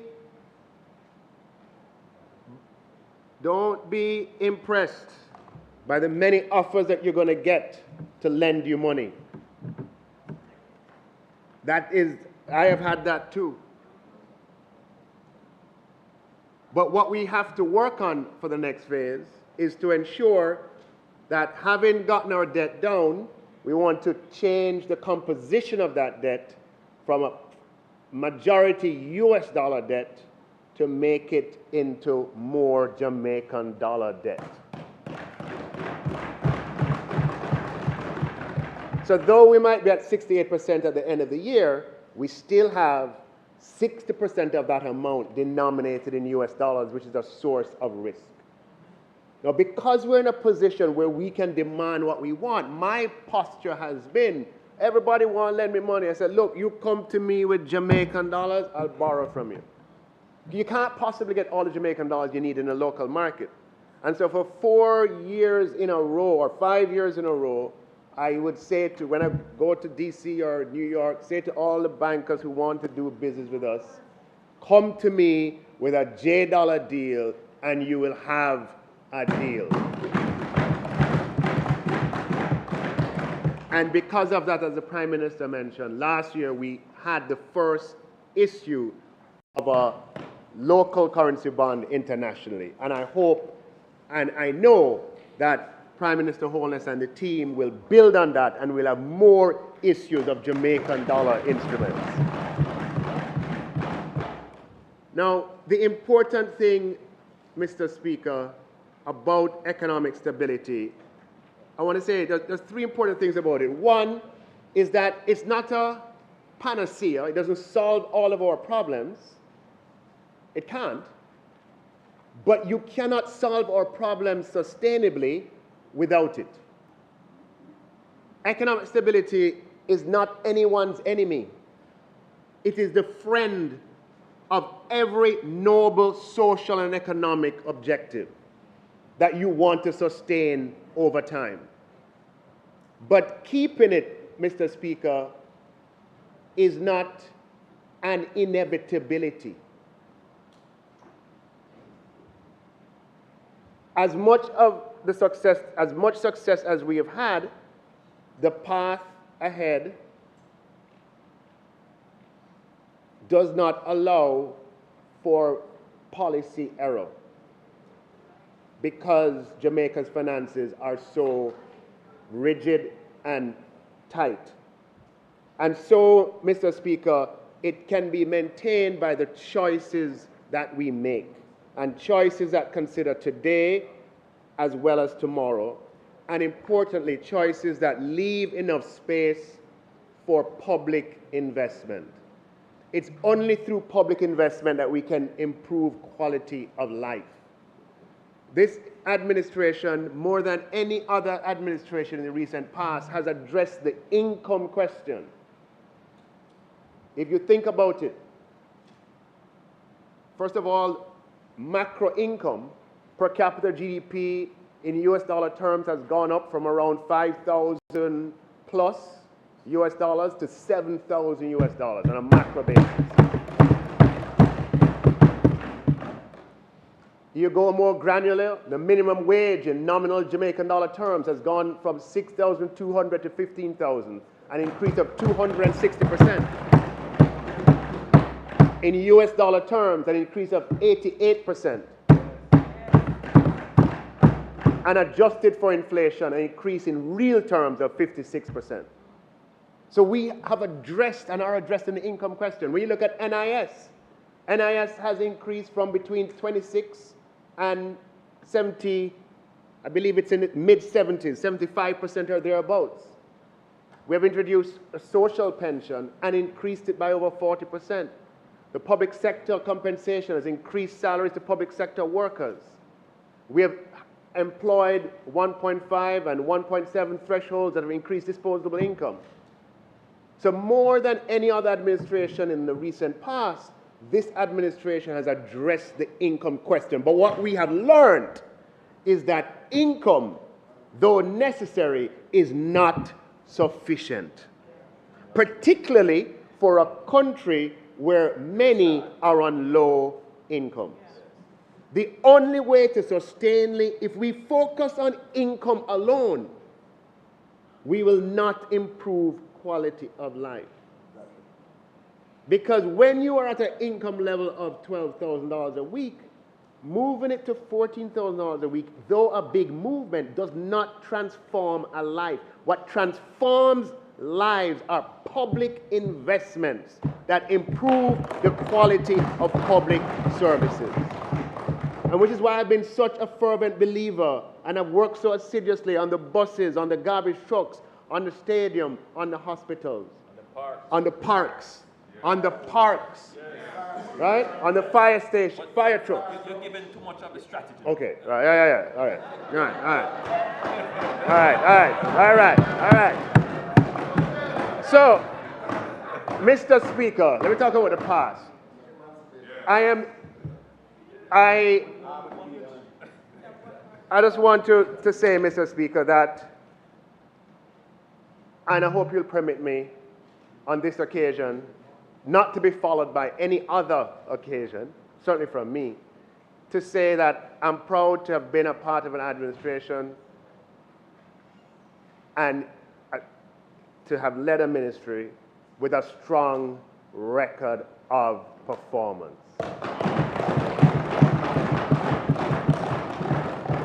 Mr. Speaker, we promised recovery from the pandemic, a stronger recovery, and Mr. Speaker, we have delivered recovery in jobs, recovery in output beyond pre-COVID levels. Mr. Speaker, we have redefined access to tertiary education with no guarantor requirement for student loans. Mr. Speaker, some of the nuggets are the ones that are most interesting. Paternity leave in the public sector is a reality.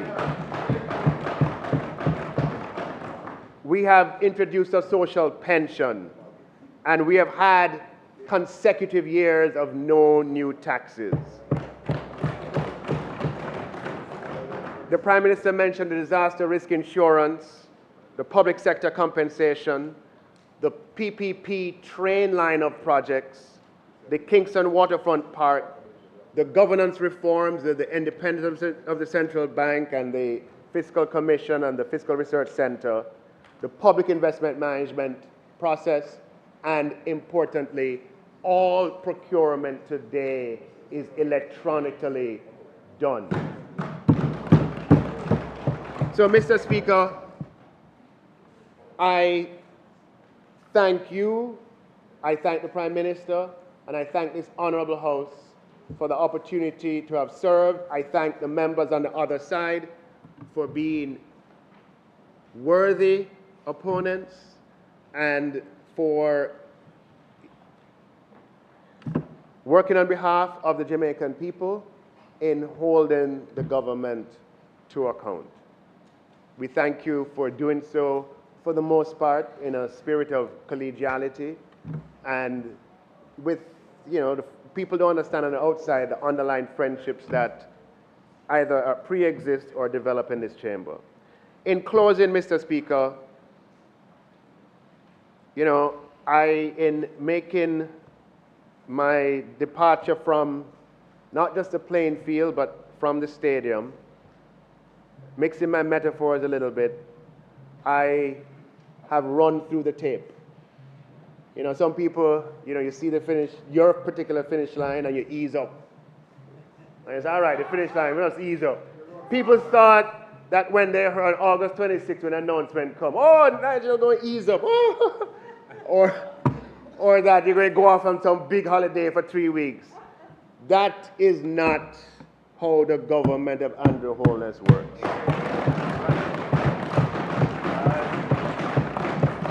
We believe in running through the tape and running through the finish line. That's what I've tried to do.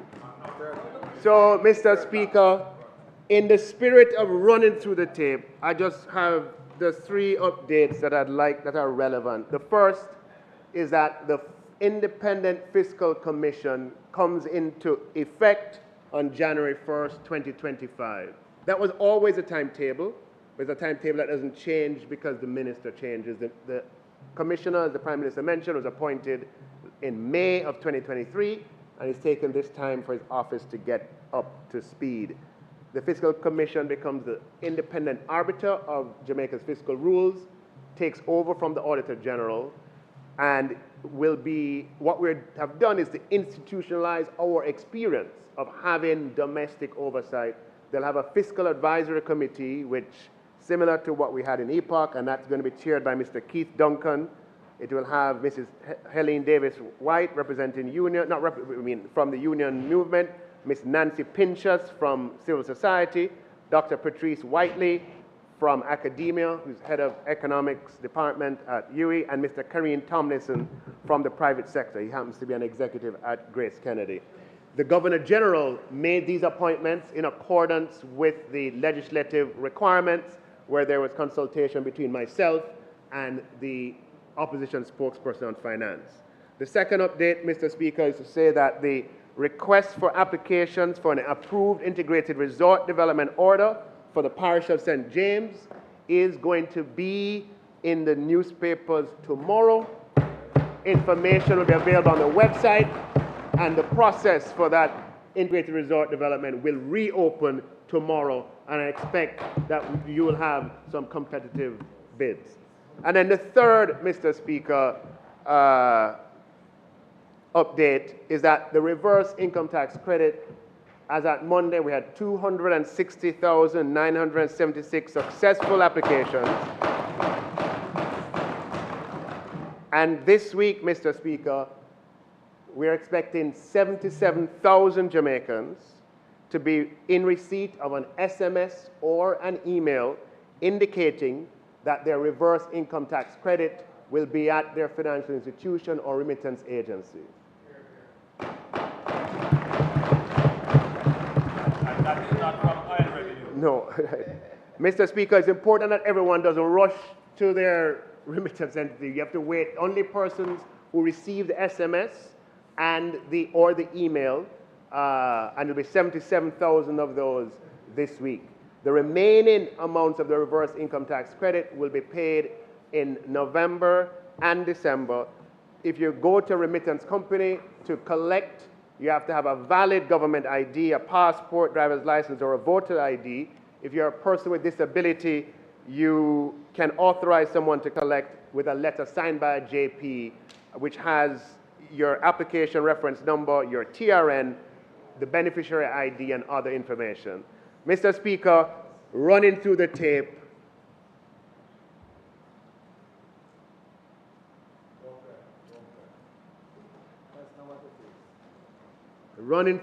Mr. Speaker, it's been a privilege and honor of my life, and I thank you, and I thank the Prime Minister. Thank my colleagues.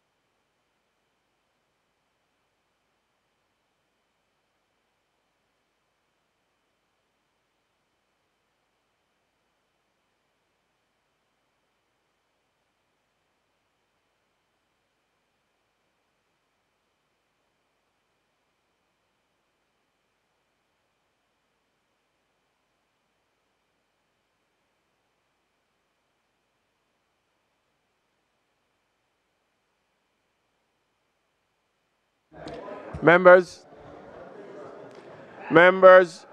though we wish to be in a party mood at this time, we still have the business of the House to continue with.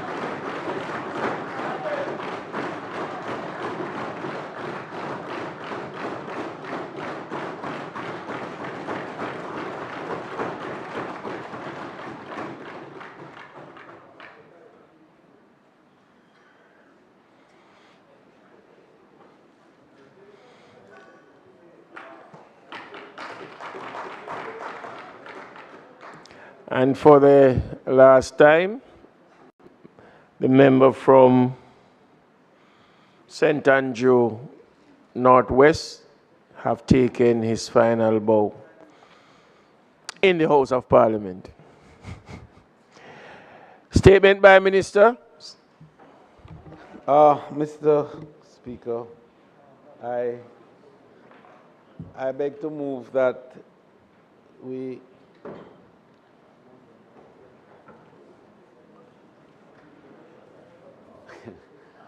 Mr. Speaker, it has been a long afternoon, and we do have some students here all the way from St. Mary and Manchester, and we really were hoping that they would have been able to leave the chambers at 4 o'clock.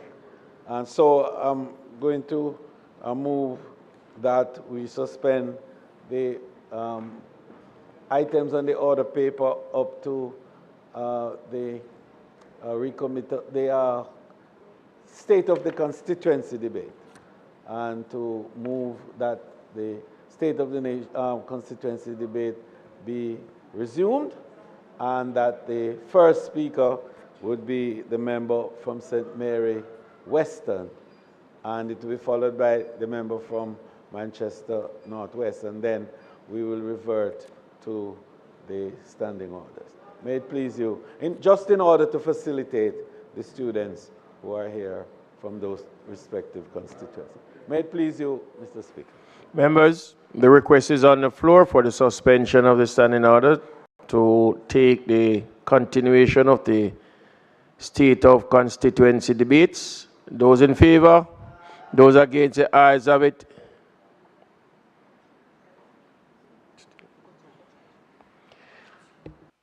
Statement by ministers, announcements, bill brought from the Senate, petition, papers, report from committees, notice of motion given orally, question and answers to question, motion that may be made at the commencement of public business requiring notice, motion relating to the sitting of the House, motion for leave to introduce bills, presentation of bills without leave of the House first obtained, public business.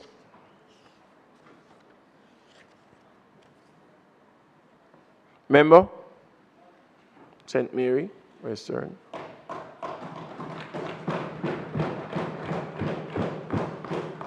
Thank you very much, Mr. Speaker. And let me thank my colleagues as well. Mr. Speaker, let me first of all thank all the members of staff of the Parliament and yourself for the steadfast management of the House and the keen attention to detail. Permit me to thank my colleagues on both sides of the House for their advice and sharing of knowledge. I want to express my gratitude to my administrative and personal staff who have worked tirelessly at my side, including my security team led by Sergeant Cleve Malcolm, who is currently off on a promotional course, and I wish him all the very best. I must mention Mr. Ralston McKinley, a.k.a. Stouty, for his safe handling of the motor vehicle, and he has proven time and time again that he is the best driver in the world. And permit me, Mr. Speaker, to say a special thank you to Ms. Leng, my longest-serving assistant, and she has been with me since 2003, some 21 long years. And thank you, Ms. Leng, for your kindness, patience, and service. Mr. Speaker, permission to speak from a seat other than my own. You may continue. Thank you, sir. Let me also acknowledge the students from the Taki High School, the Arokopesa High, as well as St. Mary High, the Goshen Primary School, who are all with me today. And I must also acknowledge the members of the Taki Foundation, including our visiting professor from Yale University. Mr. Speaker, the greatest set of workers anywhere are those from Western St. Mary. And also my management team, supervisors, I thank you. I give God thanks every day for blessing me with the privilege, Mr. Speaker, of serving the people and citizens of the best constituency in the world, Western St. Mary. Mr. Speaker, the state of Western St. Mary is good and will be better once the Greater Mason Hall Water Project is completed. This project was committed years ago, but finally we see the work being done. Phase 1 is well on track, and the citizens of Mason Hall will see piped potable water for the first time in history. As a result, improved water supply will be felt in Canopon, Days Mountain, and Barriff Hall. In Phase 2, which has started, there will be upgrades to the water treatment plants in Pottinger Spring, White River, and Bogue. Therefore, improved water flows will be felt in Tower Isle, Rio Nuevo, Boscobel, Stewarttown, Huddersfield, Mango Valley, Arocobessa, Wentworth, Villa Road, Galena, and all communities leading off the North Coast Highway straight into Port Maria. It will also see water going for the very first time into the communities of Kidland and Lookout. This is a transformational project. This government and this MP will be delivering water to the people.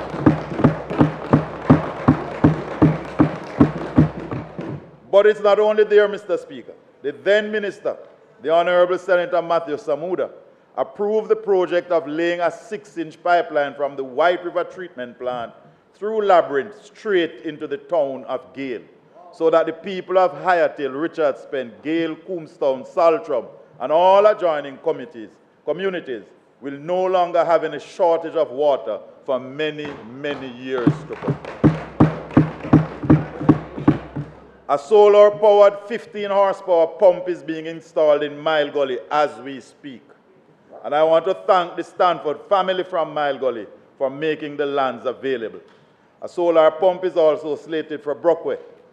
The Rural Water Company is to establish a new water system at Falling Spring in Springfield, so that the people of Springfield and Windsor Castle can be removed from the Geisel system, and thereafter Waterford and Heartlands will see improved water supplies.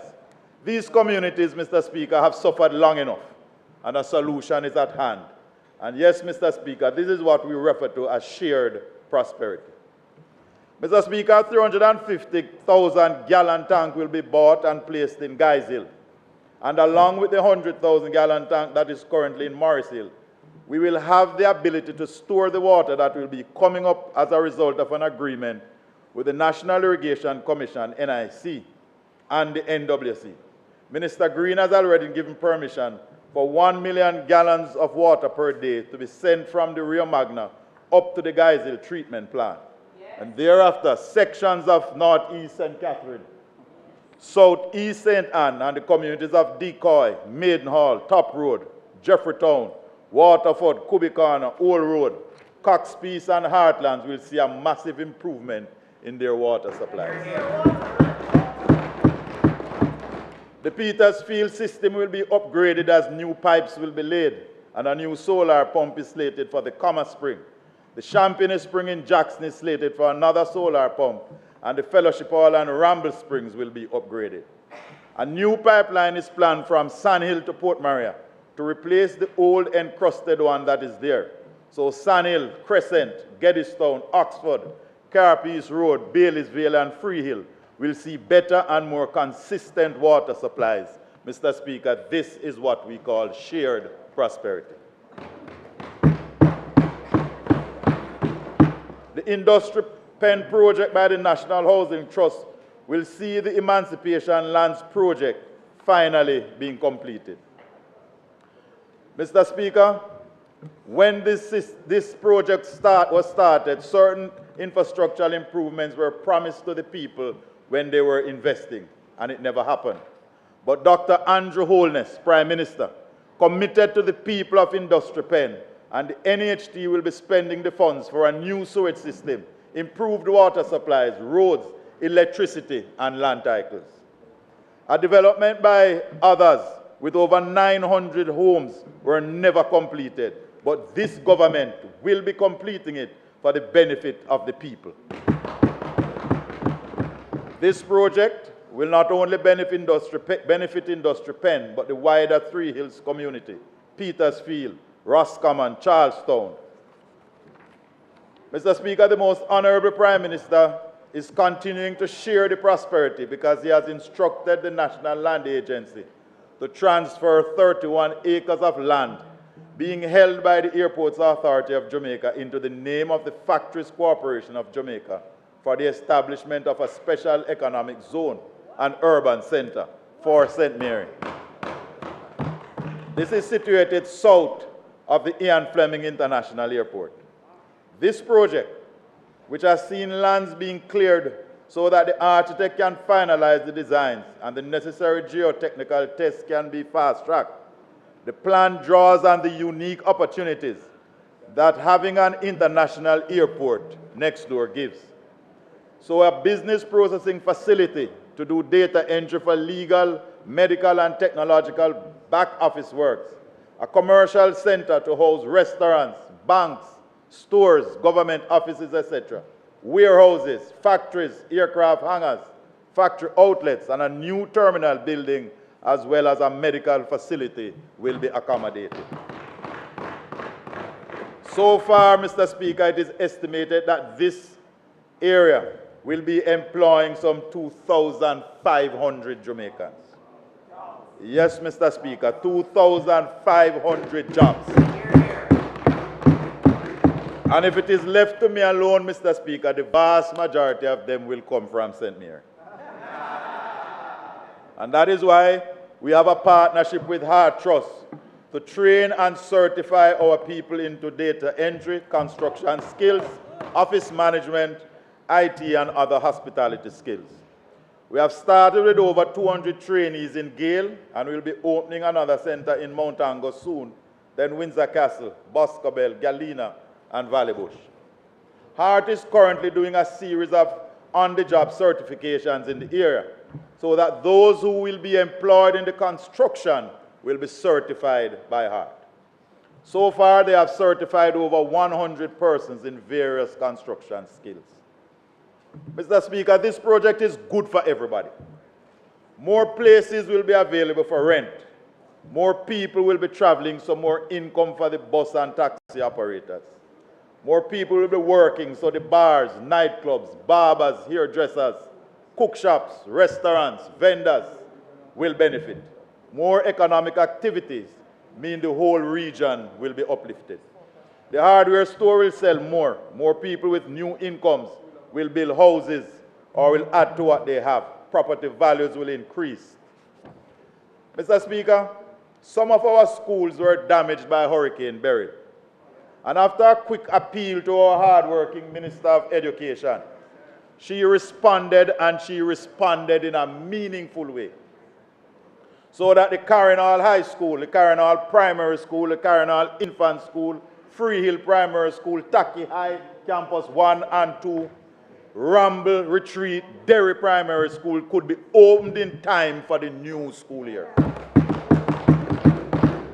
Mr. Speaker, the Goshen Primary School got a new canteen, fencing, and a facelift, and the students love it. But Mr. Speaker, Minister Williams never stopped there. She has also written to tell me that my pleas over the years have been heard, and that the Arokobesa High School will be getting 8 new classrooms, an auditorium, staff room, offices, chemistry, biology, and agricultural labs, a multi-purpose court, a sewage system, fencing, and a solar system.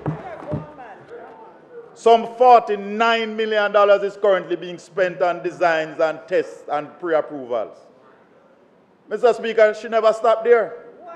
She went on to say that at the Arokobesa Primary School, they will get a new block of 20 new classrooms, a staff room, canteen, offices, a library, computer lab, fencing, disability ramps, and a solar system. Almost a brand new school at the Arokobesa Primary School.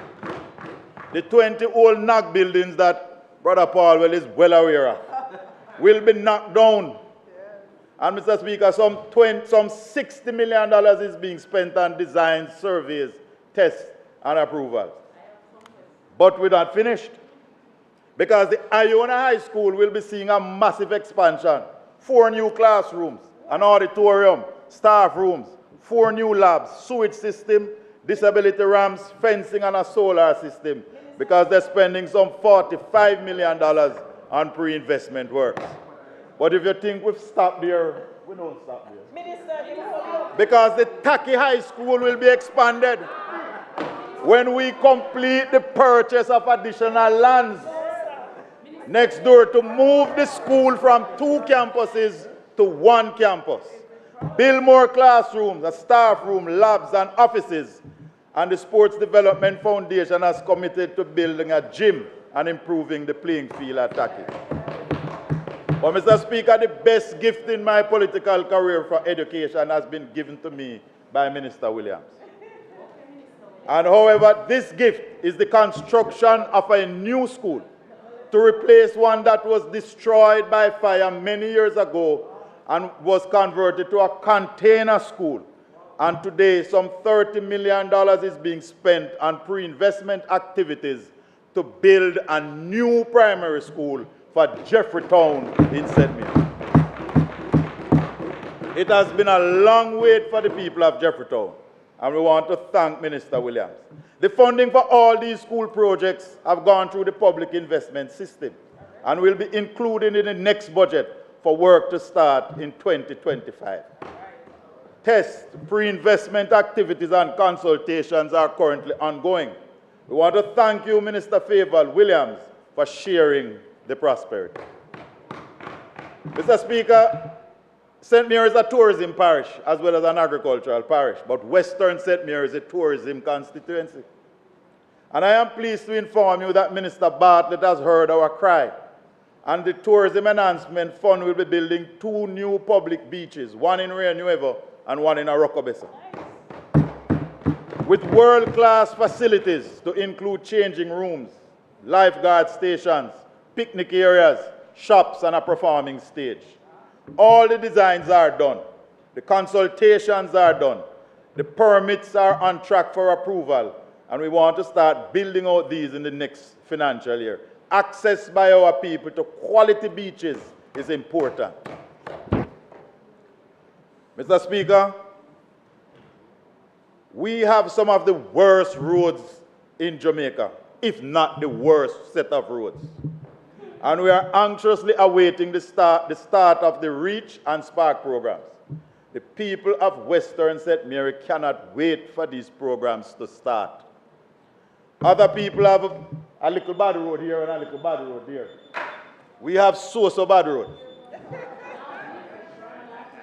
No, Western.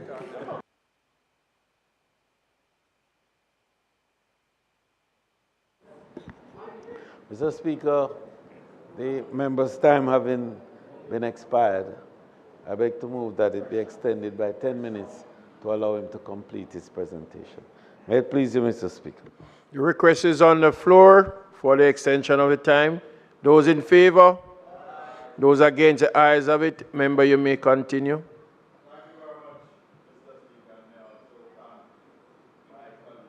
Mike. Thank you, my dear colleague. Mr. Speaker, I ask, however, one particular community for continued patience, Mango Valley.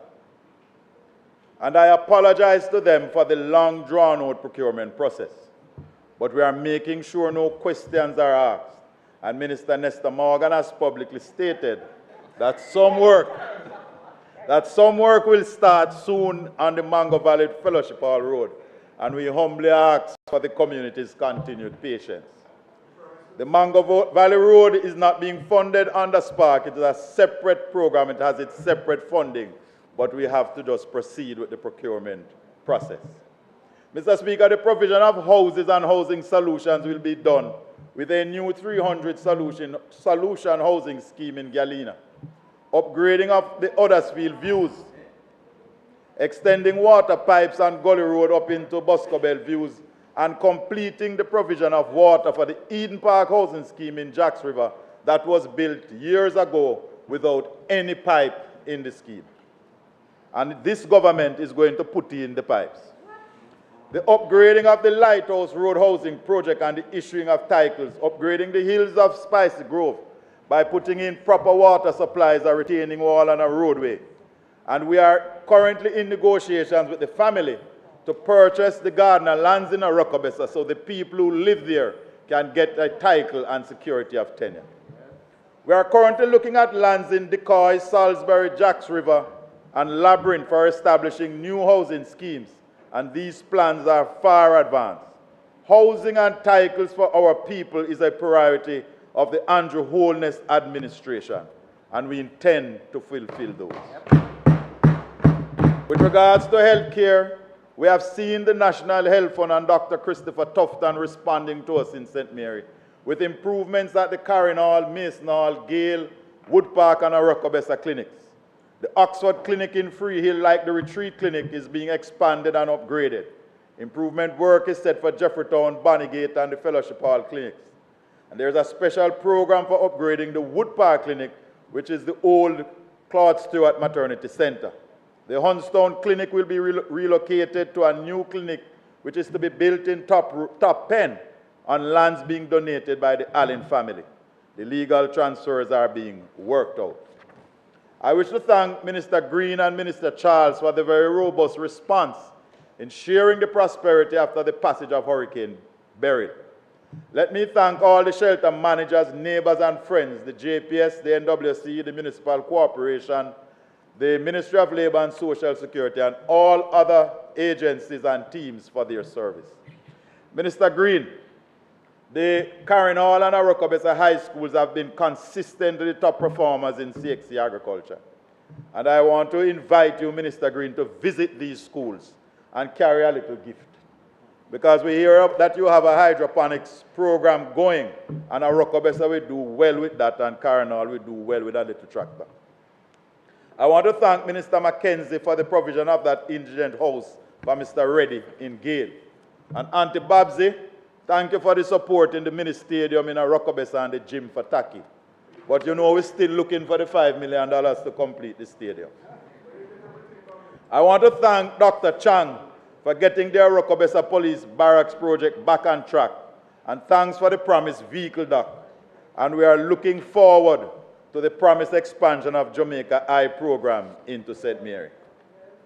Mr. Speaker, I wish to commend Minister Vaz and the Most Honorable Prime Minister for being bold enough to act on a call I have been making from 2014 and repeated it in the last debate for Jamaica to examine nuclear energy as an alternative source for our needs. The signing of the MOU recently clearly says this government listens, this government cares, and then this government acts. I want to thank you, Minister Vaz. And while we are at it, Minister Vaz, may I recommend that a new industrial port for the establishment of a new industrial port between Arokobesa and Galena be examined. I also wish to thank Minister Clark for the reverse tax credit program. And this payback to our taxpayers earning less than $3 million is to be commended. After a big readjustment in salaries for public sector workers, offering permanent positions to thousands of contract workers, no new net taxes for over 8 years, we have managed the economy so well that we can give back some of the taxes to our people. This is shared prosperity. But, Mr. Speaker, I would wish for the government to go further. I would like to propose a program known as the SHARE program, a program to bring more people and communities together and sharing the fruits of their sacrifices over the years. A program to give the poor and vulnerable a start, to give them hope, and to allow them to carve a way forward by their own sweat and efforts. Sports, housing and health, agriculture, rural development and employment, share. I am proposing a $15 billion program to be shared evenly across constituencies for the upliftment of the poor and the vulnerable, creating opportunities for people, and finally bringing light and water to every nook and cranny of Jamaica. We have always asked the poor to sacrifice, to band them belly, to hold strain, to cut back. Well, let us start investing in the poor now. Let us give them a chance, an opportunity to share the prosperity they have waited long enough. Let me quickly point out that by spreading this money over the year and across Jamaica, the effect on inflation of this investment will be negligible, but the effect on revenues will be immense. In sports, I'm asking for $2 million per constituency to be spent on community playing fields, but at least one high school should be included, and this can be funded by the Chase Fund and Sports Development Foundation. Under health, $3 million to be allocated to each constituency to help people with prescription drugs, glasses, medical items, and equipment to be funded by the National Health Fund, and a housing grant of $5 million per constituency to be funded by the uncollected NHT returns and the Housing Fund. For agriculture, some $4 million to be granted for agricultural startup enterprises or expansion of existing ones that will see at least one new person being employed or new technology being transferred with emphasis on youth and women. Under the rural development, $2 billion to be shared equally for rural water and rural light, and to have at least one solar-powered water system to be done per rural constituency, and to provide electricity to rural communities once and for all, and to use solar or wind technologies for hard-to-reach communities. Under employment, each MP should be asked to recommend 200 participants in a one-year program of employment and training and paying them $20,000 per week. And we need to invite all government agencies and ministries to come forward to see how many trainees they can take and how much they can contribute. Persons to be recommended should be from the age 18 to 55 years old, and to give older persons a chance to retool or to get a job, and to create opportunities and experience for the young. We have all shared the hardships and the sacrifices. Now let us share the prosperity. The Bauxite Levy Fund, how can we fund this? The Bauxite Levy Fund is owed over US $30 million. Half of that should be committed to this program and the other half into a well fund. Government entities have billions of dollars in fixed deposits. It's poor people's money being held in trust. We don't have to use it all, but some can be invested in the poor. Mr. Speaker, I would like to use this opportunity once again to call for Chief Tackett to be made into a national hero. It was this mighty chief who stood up and not only spoke out against the ills of slavery, but acted. He led his people and made a stance for a country to be led by them, for them, and their children. Black X is here with me. He has championed this call with his many walks, and I would wish to see this honor bestowed on Chief Tackett before Black X departs this land. I know he's not 100% well, and I want to wish you all the best and get well soon, Black X. Let us hope that the commission will be established soon and this honor bestowed upon Chief Tackett before the next National Heroes Day. In the same vein, our Ministry of Foreign Affairs must redouble its efforts to have placed before President Biden a request for a presidential pardon for His Excellency Marcus Mosiah Garvey. Let us do what we must to get this document before President Biden before the end of January. I am calling on the new finance minister, whoever that is, to make completing the final fixed FinSAC report a priority.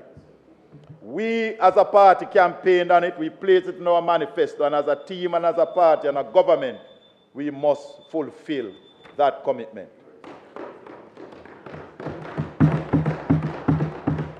Mr. Speaker, the College of Agriculture, Science and Education, a very unique institution that is in Portland. I happen to be a past student and was one of the pioneer students.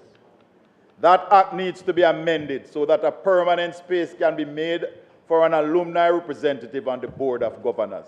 It is the only tertiary institution that does not have that provision. And Mr. Speaker, I am saddened by the recent multi and mass killings in our country. The gains made in the fight against crime must be protected, and it can be protected if we reintroduce hanging. We must have no pity on these worthless criminals. We must have pity on the victims and their families. Let us hang them, and some people say hang them. But whether you hang them or you hang them, as long as they are dead, dead, dead, and them teeth killed, and varnished truth, hanging must be reintroduced without delay It is the only real deterrent to murder in Jamaica. And the Firearms Act must be amended to make it easier for law-abiding Jamaicans to get a gun license. In conclusion, Mr. Speaker, no one can deny that this government has performed and has performed admirably. We have brought down the debt to GDP from over 140% to less than 70%. We have cut all major categories of crime. We have record international reserves, annual increase in tourist arrivals, expansion of businesses, the largest ever increase for public servants, thus increasing the middle class, record agricultural output, increased access to water and student loans, hard training up to an associate degree is free. We are building 4 new hospitals, the lowest unemployment rate in our history, issuing more land titles, making it easier to invest and introduce the social pension program for the elderly. No one can deny that the people have sacrificed, that they have suffered, and this government hears the cry of the people, and that is why we have increased the path payments, giving back taxes, and we are now ready to share our common prosperity with the poor and vulnerable. Mr. Speaker, we in Western St. Mary believe that prosperity is not only for some, it is for all, and that is why it must be shared. This government, this caring government, this Andrew Holness-led government works night and day in the interest of our fellow citizens so that Jamaica may increase in beauty, fellowship, and prosperity. Mr. Speaker, if it so pleases you. Thank you.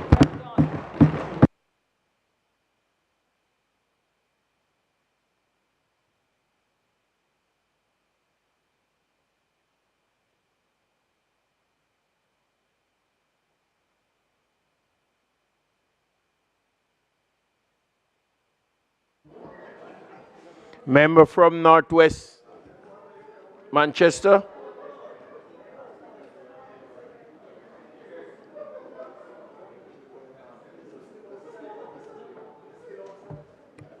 Mr. Speaker, there are some guests of the member from Northwest St. Andrews, some students from the constituency. Northwest Manchester. Northwest Manchester.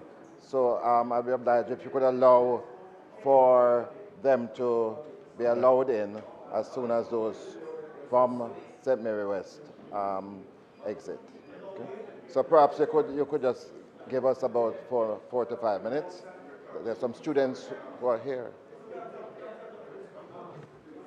Mr. Speaker, we're moving, yes, it's being done. So the member could, in the interest of time, because we really do have a very long program ahead of us. So, yes. And we really, Minister Tufton, for example, is, yes, and he should have spoken from statement by minister. So.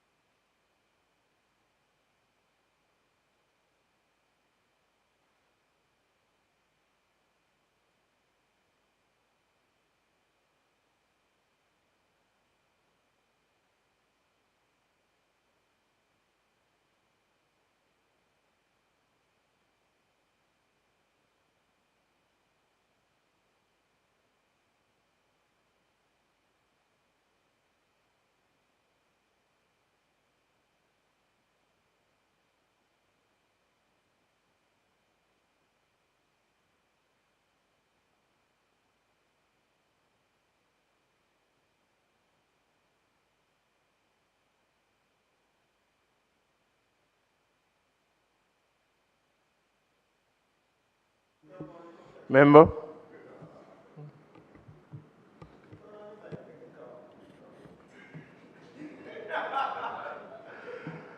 Mr. Speaker, I rise to participate in another of the constituency debates. This will most likely be our last before the next general elections. Because of God's grace, I am standing here as a member of Parliament of the great constituency of Northwest Manchester. I have been a part of them for the past 15 years.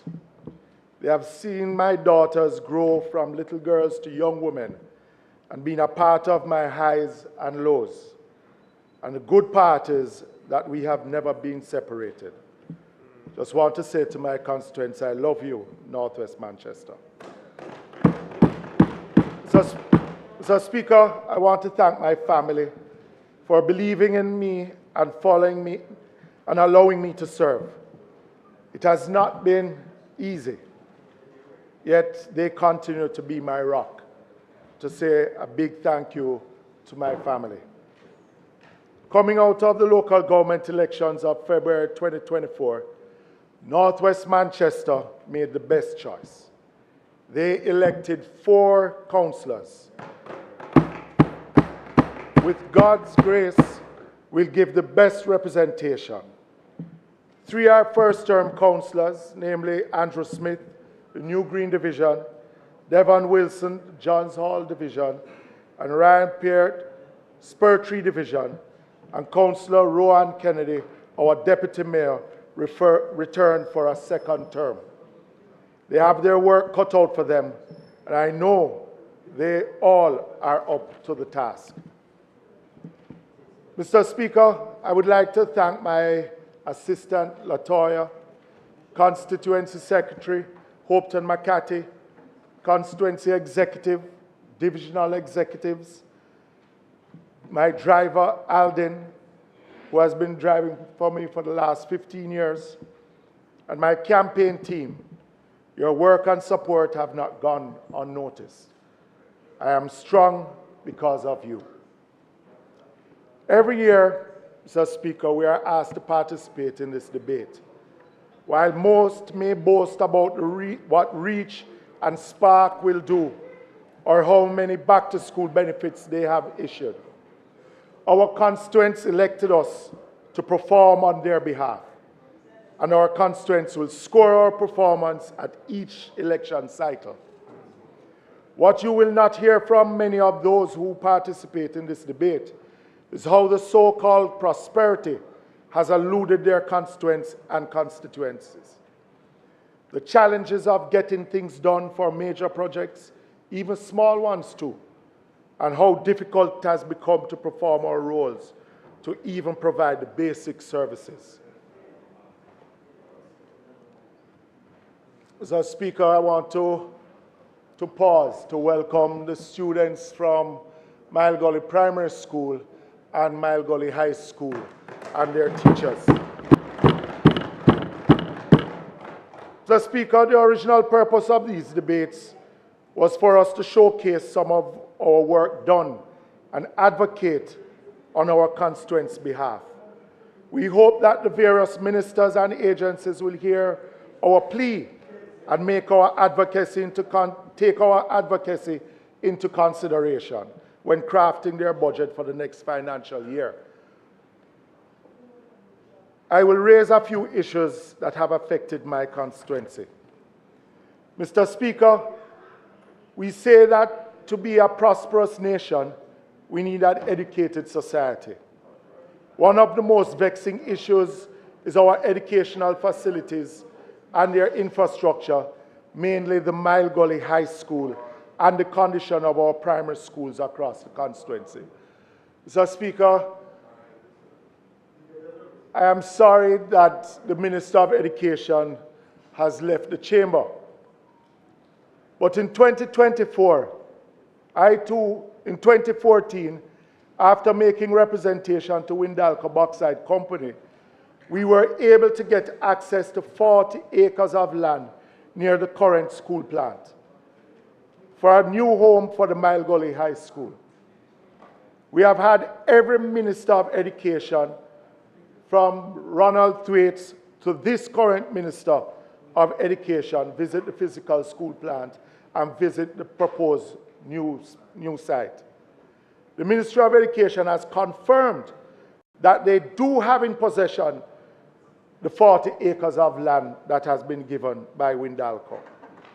I cannot count the number of times I have heard in sectoral presentations that the process of building a new high school will begin in that financial year. Well, Mr. Speaker, we are still nowhere near that reality. And Mr. Speaker, to hear the member from Western St. Mary, I won't say that I am jealous. No, I am jealous. I am jealous. It matters not. You have been in power for 8 years. So, right? But Mr. Speaker, the Mile Gully High School, members. Mr. Speaker, the Mile Gully High School is the only high school in the constituency of Northwest Manchester, with a capacity of 730 students. A school plant of 1,200 to 1,500 students is needed. We only have 6 habitable classrooms for the 730 students. 4 years ago, 2 buildings were condemned by the Health Department and the Ministry of Education. And let us not even mention the staff room, which leaks like a sieve. The bathrooms are not fit for the students. What we call a canteen is a joke. Neither fit for the cooking staff or the students. 2 makeshift classrooms were constructed a few years ago by teachers and students, with some materials donated by me as Member of Parliament, by the school and other interested parties. The infrastructure is not fit for a high school. It was never built for a high school. The original structure, the structure there now, Mr. Speaker, was originally built for the primary school. And the primary school was relocated to a skills training center, and the high school is still where it's at. I am again pleading to the Ministry of Education to look at the Mile Gully High School as a priority. We are desperate to hear something positive about our new school plant. Mr. Speaker, I've been trying to figure out the Ministry of Education's and the Member of Parliament's responsibilities when it comes to school infrastructure. If it is fencing, we hear, call the MP. If it is paint, call the MP. If it is canteen repairs, call the MP.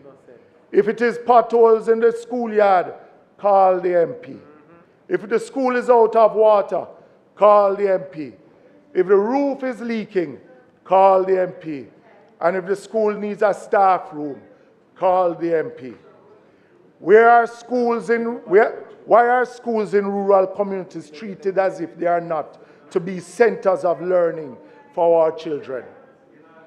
Most of our school infrastructure has not changed over the past many decades. The classrooms are hot, the infrastructure is woefully inadequate for teachers to teach and our students to learn. And this needs to change. And I'm sure that every member of Parliament inside here get the same phone call time after time when the Ministry of Education is that ministry that has responsibility for school infrastructure. Mr. Speaker, I would like to recognize all the school boards, principals, teachers, and most of all our parents and students. Despite all the challenges, they continue to make the best of a difficult situation. The time has come to do better for education. Mr. Speaker, over the past few weeks, taxi operators and other residents have shown their frustration with the continued use of the main thoroughfare by trucks hauling bauxite from Mile Gully to our bauxite company's facility in Clarendon. The conditions of the roads, especially narrowness and when riddled with potholes, pose a danger to the traveling public, especially those who walk along the roadways. Mr. Speaker, I've had many discussions with the management of this bauxite company as far back as 5 years ago, expressing my concern about the prolonged use of the main roadway with their large and overladen trucks. And I have insisted that they developed a haul road to bypass the small town of Mile Gully, the Mile Gully Primary and High Schools, the S.L. Blake Early Childhood Institution, the Mile Gully Health Center, and many other businesses. 5 years later, no haul road has been developed. I even sought the intervention of the Minister of Agriculture and Mining. Mr. Speaker, let me make it clear. The bauxite company is not breaking any laws by using the main roadway.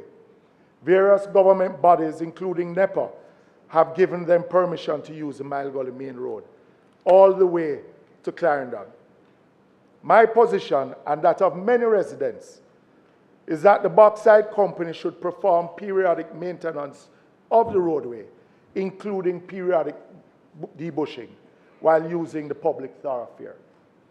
While we are thankful that the company may have delivered 2 greenhouses or 5 computers, I care about the safety of our children and all road users.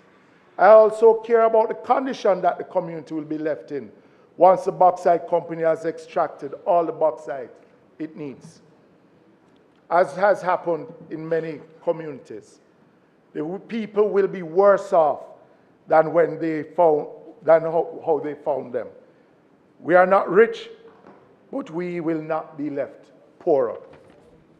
The bauxite company needs to develop the promised haul road as soon as possible.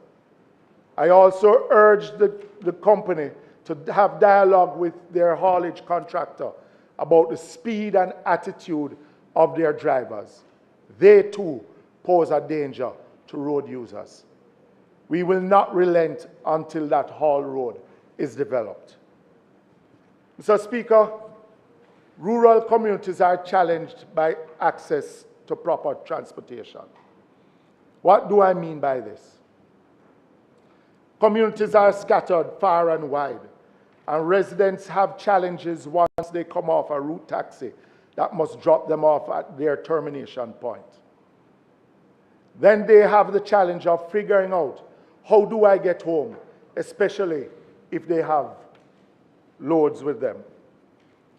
What of the promised prosperity, making people's lives better?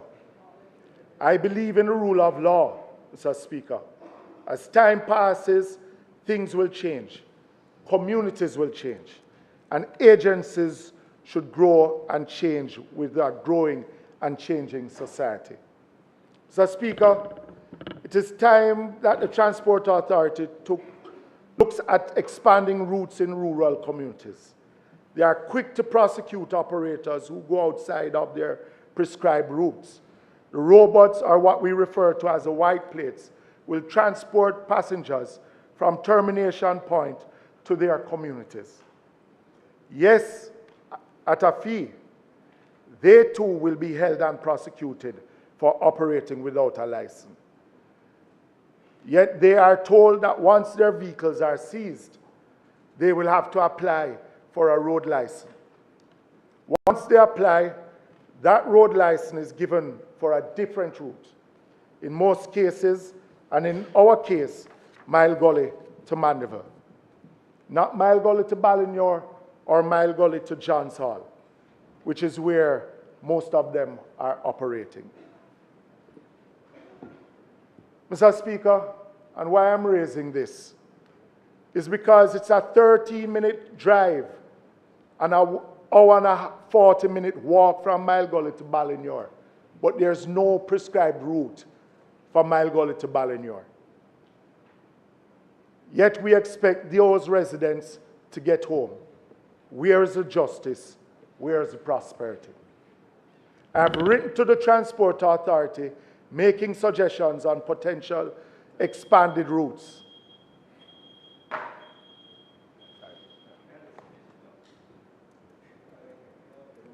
Mr. Speaker, the member's time having been expired, I beg to move that it be extended by 5 minutes to allow him to complete his presentation. The request is on the floor. Those in favor? Aye. Those against? Ayes have it. Member, you may continue. Thank you, Mr. Speaker. Thank you, members. Mr. Speaker, I have written to the Transport Authority making suggestions on potential expanded routes in the constituency of Northwest Manchester. The authority had set a meeting date and asked me to reschedule it. Yet still, after years, no progress has been made on that new date. I am, and those operators are ready to sit at the table to see how best they can be regularized so that the traveling public and themselves are not treated with contempt.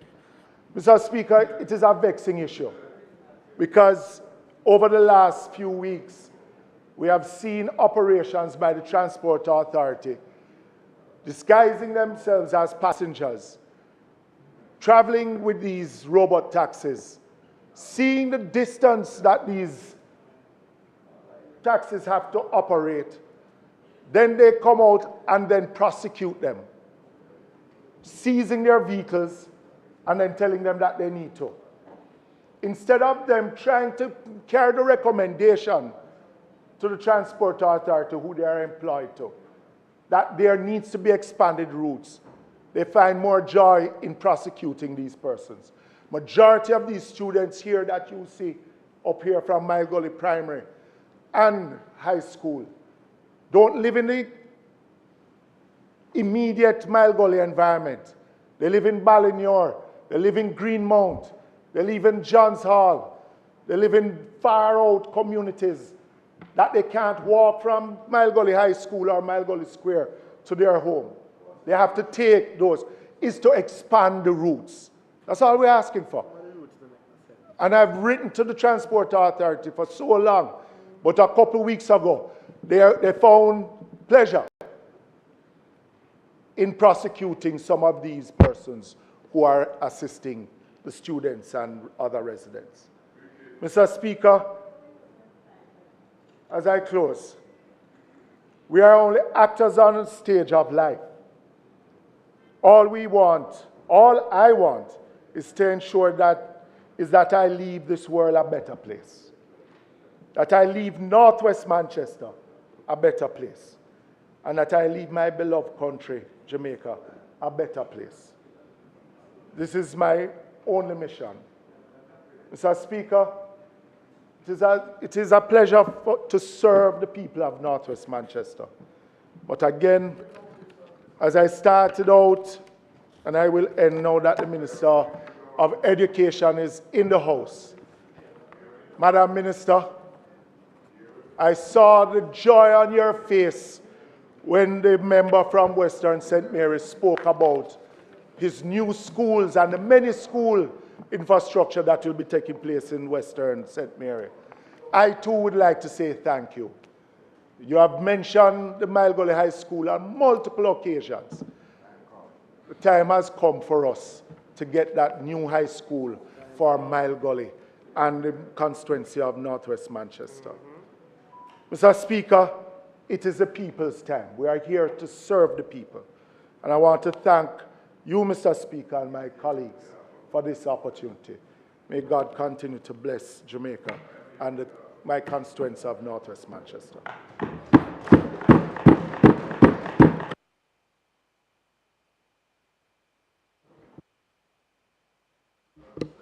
House Leader. Mr. Speaker, as we had indicated, I now move that you revert to the order paper and to have the Minister of Health and Wellness make his statement. The request is on the floor. Those in favor? Those against? Ayes have it. We will now move to a statement by Minister Tufton.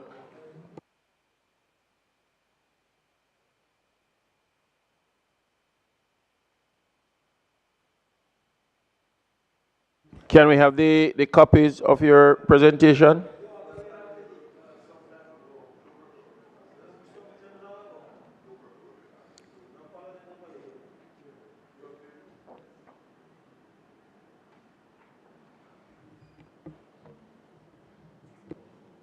Thank you very much, Mr. Speaker. And I want to just use the opportunity, given I didn't speak before, to also commend and wish the best of luck to my colleague, Minister of Finance, Nigel Clark. And to my colleagues who are coming after me at this hour, I apologize for the intervention, because I know state of the constituency is very important and special to elected members. But, Mr. Speaker, colleagues, I have been on a break for nearly 2 months from this House, up until recently, and the circumstances are well known. I had an unfortunate accident, and I wanted to use this opportunity to give an update. My team and I, and subject to Cabinet's approval, on what has transpired during the course of that absence from this House. I want to ensure that we continue to demonstrate respect for the House, for the colleagues who are here, and of course for those we represent in public health. I must give God thanks, first of all, for his continued guidance over my life and to have spared me from this tragic outcome. And I must say, Mr. Speaker, colleagues, I have a renewed level of respect for those who are physically challenged. One could argue the disabled, because I had that experience to be in that position for a couple of months at least, as a matter of fact, still recuperating. And it is a challenge in more ways than one. And as Minister of Health, I want to renew my commitment to helping that community, whether it's temporary or permanent.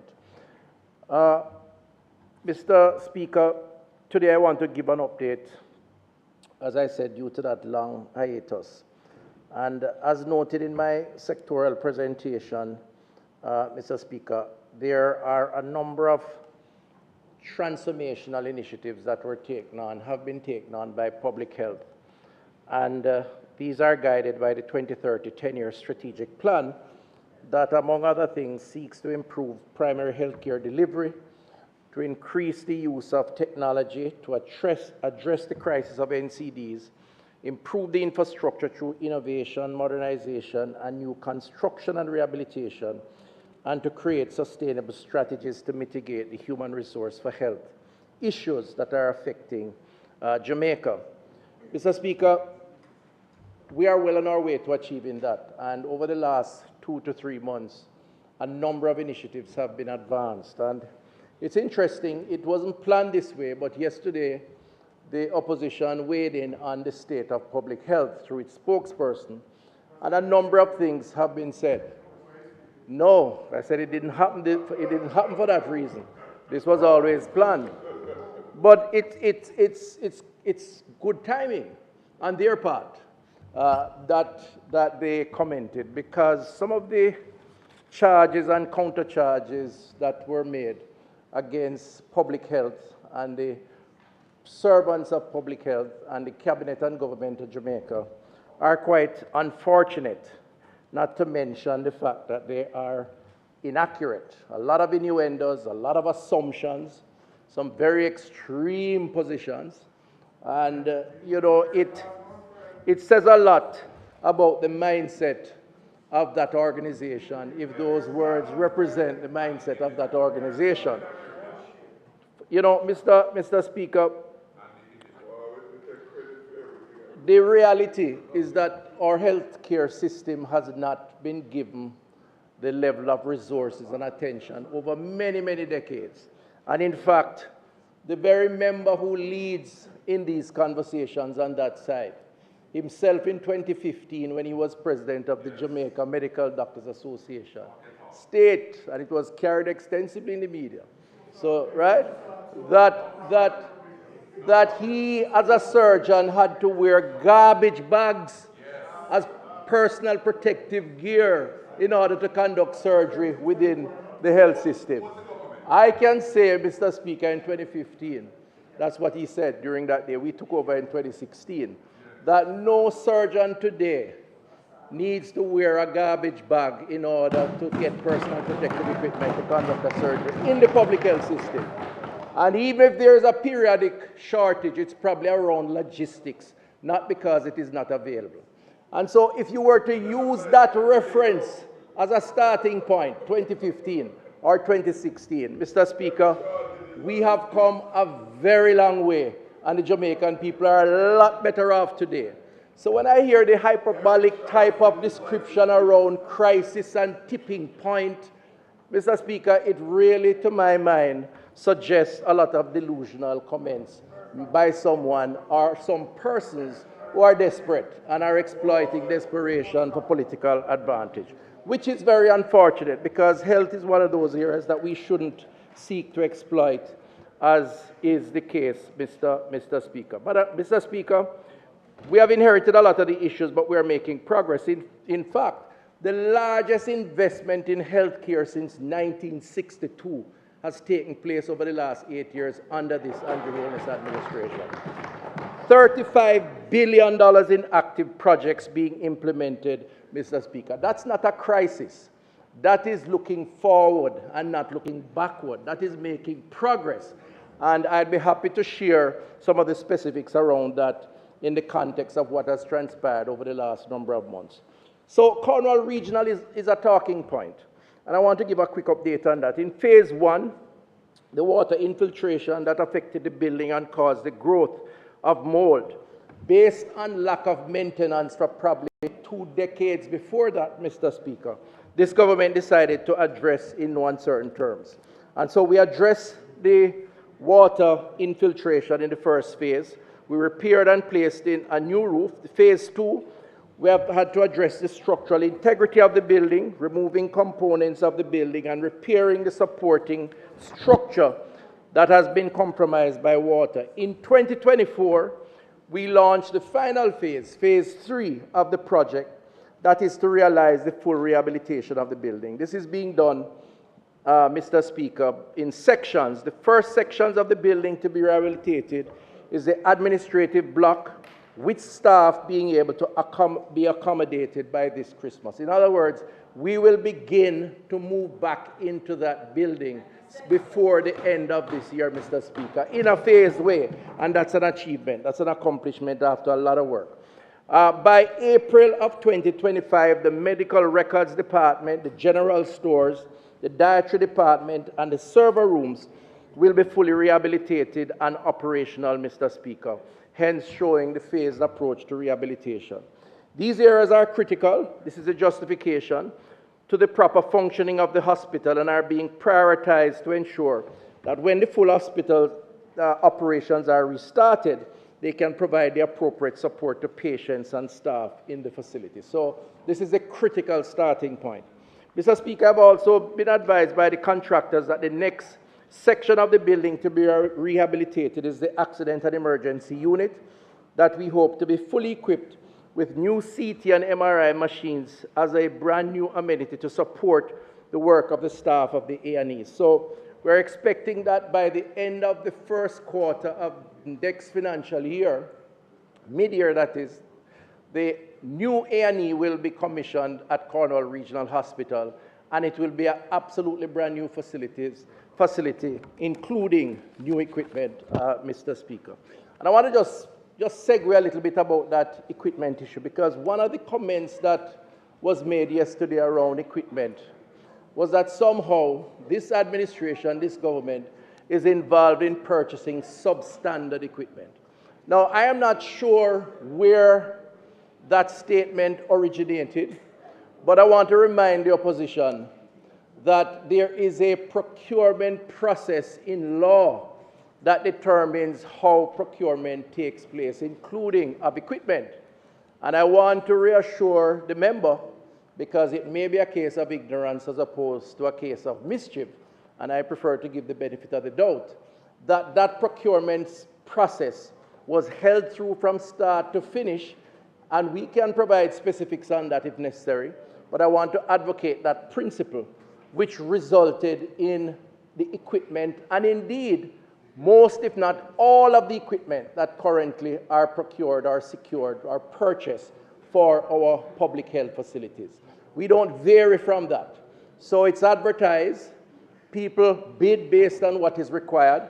There's an evaluation that takes place. It goes to a committee that is independent of the ministry ultimately, and a decision is made, and in so doing, the equipment is secure. Now, I'm not sure how one could leap from there to suggest that somehow substandard equipments have been made. And in that same breath, the assumption or the leap, the giant leap from a public procurement process involving equipment to a term rapacious capitalism is rather sad, Mr. Speaker. And you know, what's interesting about it, and it's not my job to be critical of individuals and their ambitions, is that the very same person who is advocating rapacious capitalism is the individual who left the public health system as an SMO to establish his own hospital, private institution, in order to pursue the market forces in order for his own livelihood, which I don't have a problem with, because unlike them on that side who seem to have a problem with it, we over here believe in the market as an efficient determination of how resources are allocated. And indeed, I go further by saying it's a dangerous posture to take, and the people of Jamaica should be aware, as much as the private sector and capitalism, his words, have its faults, socialism and planned economy is a far more imperfect and create far more challenges. And we're not going back there. I don't think the people of Jamaica wants that. Because I don't know if the member is suggesting that we should therefore now handpick and select who provides what services to the system. That is not going to happen. And indeed, it's against the rules so to do, unless in emergency cases. Mr. Speaker, we have now reached the final stages of the Western Child and Adolescent Hospital.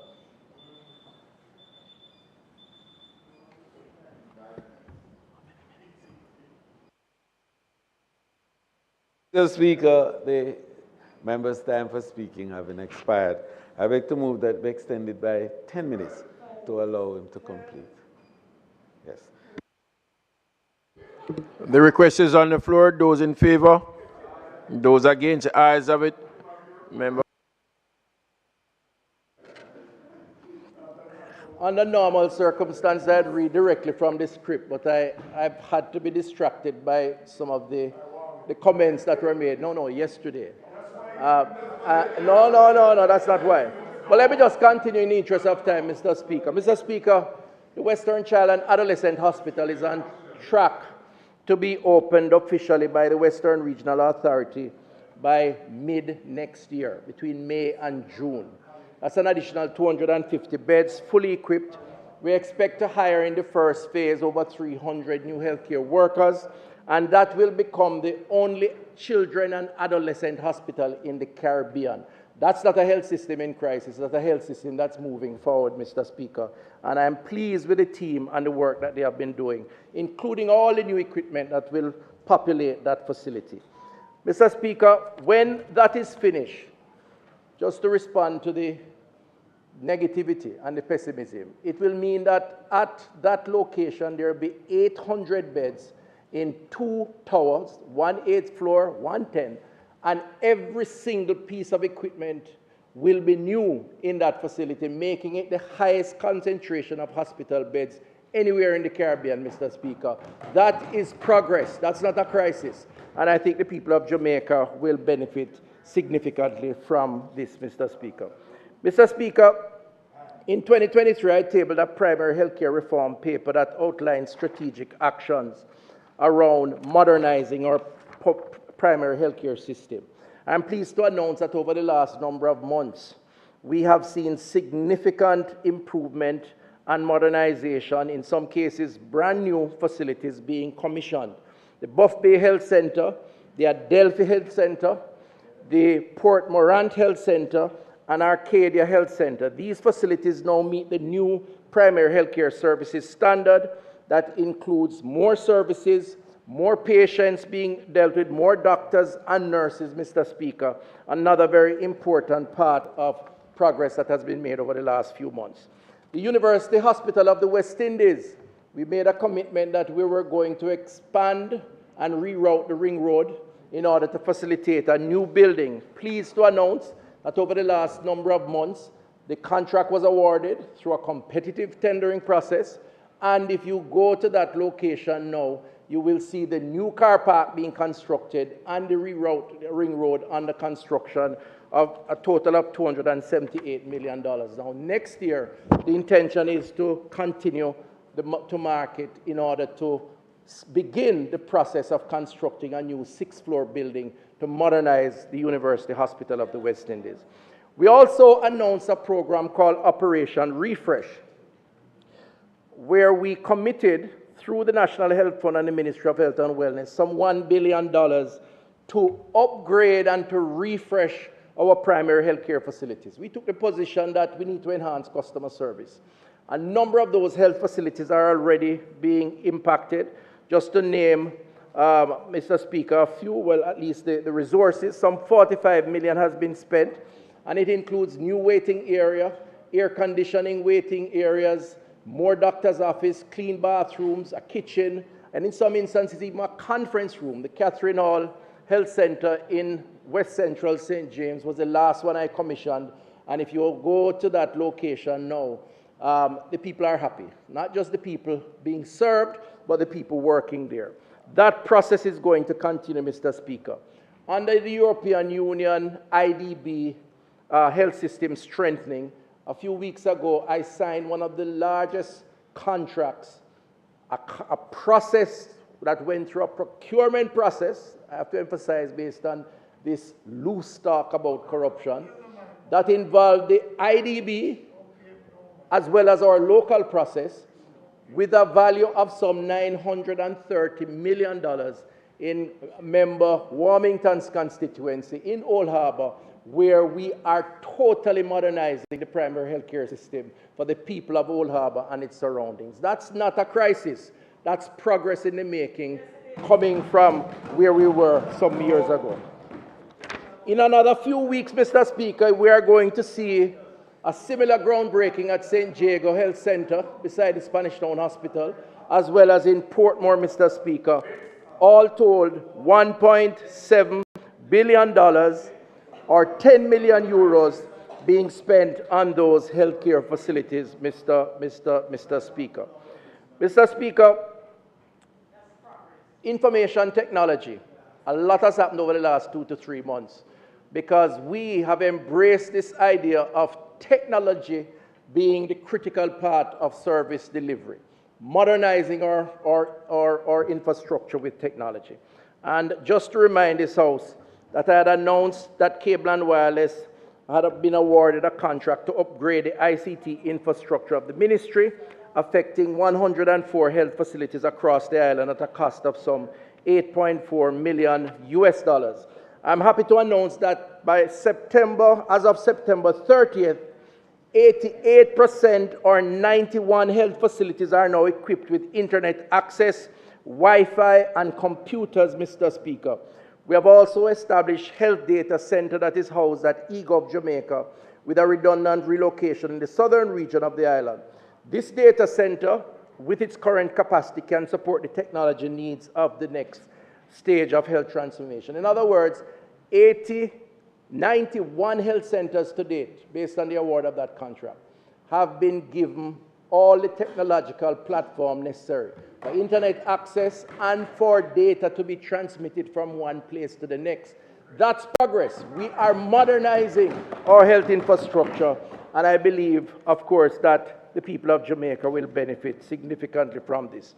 Health information system, we have 13 pilot facilities that are now being marshaled, Mr. Speaker. In fact, if you go to Spanish Town Hospital now, or Maypen Hospital, you register by computer. The data is transmitted to the doctor's office.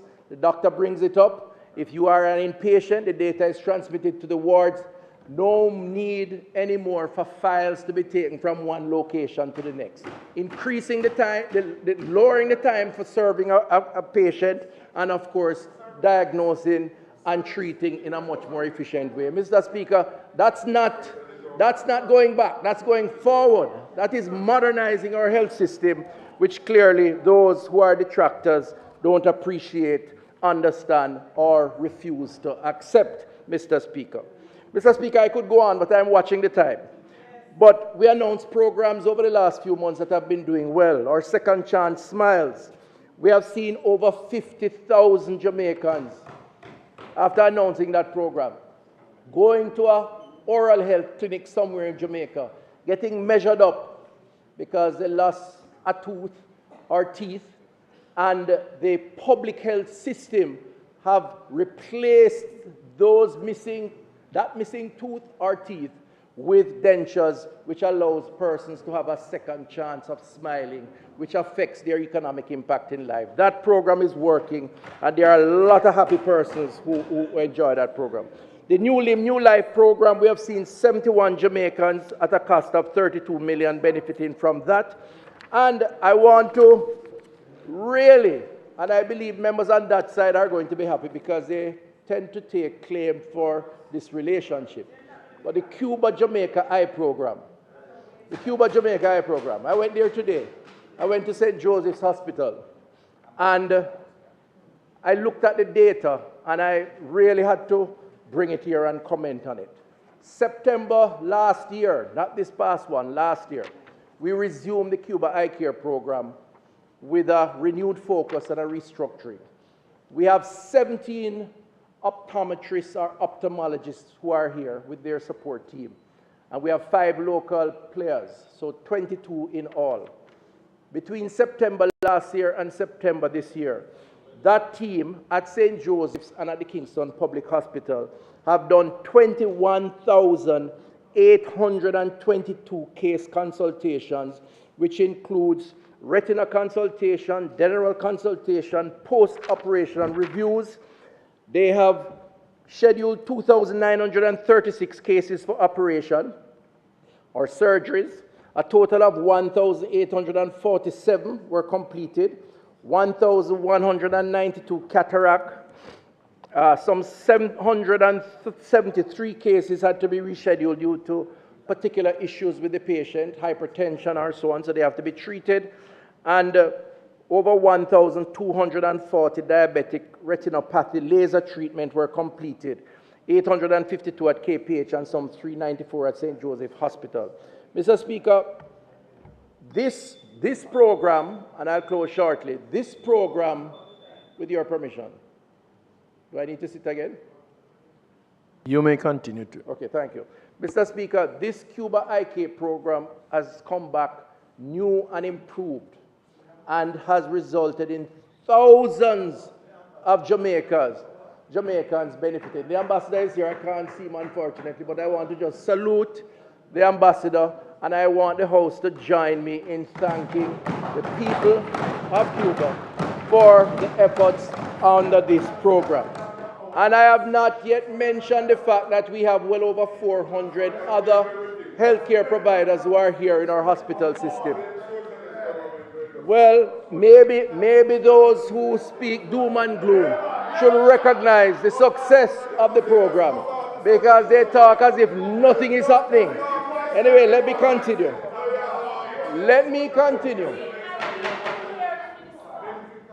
Mr. Speaker, I want to close. Minister, members, allow the minister to finish. He has already gone over the time. If you continue to behave like that, then he's going to take a longer time. You may continue. Mr. Speaker, I want to just close by saying that during the 2 to 3 months of my absence, the team led by, of course, the Permanent Secretary, Chief Medical Officer, as well as my remote access through technology, and of course the Cabinet of Jamaica led by Prime Minister Andrew Holness, continued on the journey that we have set out in public health. And, you know, it is, and this is an update of that, given the 3 month not being here. And I want to thank the House for listening, but I think it should be a matter of record. But it is what it is, and I just want to say, we appreciate criticisms. I do. I have never frowned on a constructive critique of what is being done. At no point have we said the system was perfect. But what I will say is that the system is better today than it was 8 years ago. And I think those who exaggerate and get into this sort of extreme posture while accusing the men and women of public health, because when you talk about the procurement process and corruption and so on, it's not me you're accusing. I've never been involved in a procurement process. It is the same health workers who are involved in that process. You know, it really is unfortunate, and one must be careful that in seeking state power, we do not damage the very system that we are hoping to preside over. As unlikely as that is, the fact is it is a bad thing. And so I want to just take the opportunity to say to the Jamaican people that we have challenges, but we don't have a crisis. And we will continue to build, to expand, and to serve all of the Jamaican people, despite the distractors and some of the extreme positions here. Thank you, Mr. Speaker.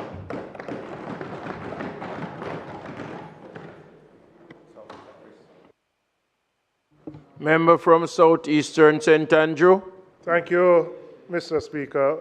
Despite the minister's protestations to the contrary, it appears that this statement really was in response to comments made a couple days ago. Mr. Speaker, I want to start where the minister ended by extending my own thanks to the government and people of the Republic of Cuba for their continued support and assistance to the people of Jamaica. And in spite of your own difficulties, which we are aware of, you continue to support us in education, in healthcare, in sports. And we thank you for, on behalf of those recipients, for that. Mr. Speaker, I have a specific question related to Cornwall Regional. Can the minister tell the House what is the projected cost to complete the work at Cornwall Regional? He has indicated the phases that we're in, when we should complete it. Can he indicate the projected cost? And I would say, again, despite his protestations, the comments, the issues over the last couple of days, Minister, arose from comments you made, which the workers in the health sector took offense to, right, in relation to issues within the sector and what they perceived to be your passing the buck to them. That is how those issues actually arose, quite frankly. And whether that was intentional on your part, they reacted negatively. The JMDA, they wore black for one day in solidarity with their colleagues who felt they were being blamed for a particular issue at Bustamante. So it is important. Words are important. Whether we intend it to be conveyed in a particular way, it's important that those people who are on the line sacrificing under difficult circumstances don't believe that they are being faulted for issues which may be beyond their control. But my specific question is in relation to Cornwall Regional.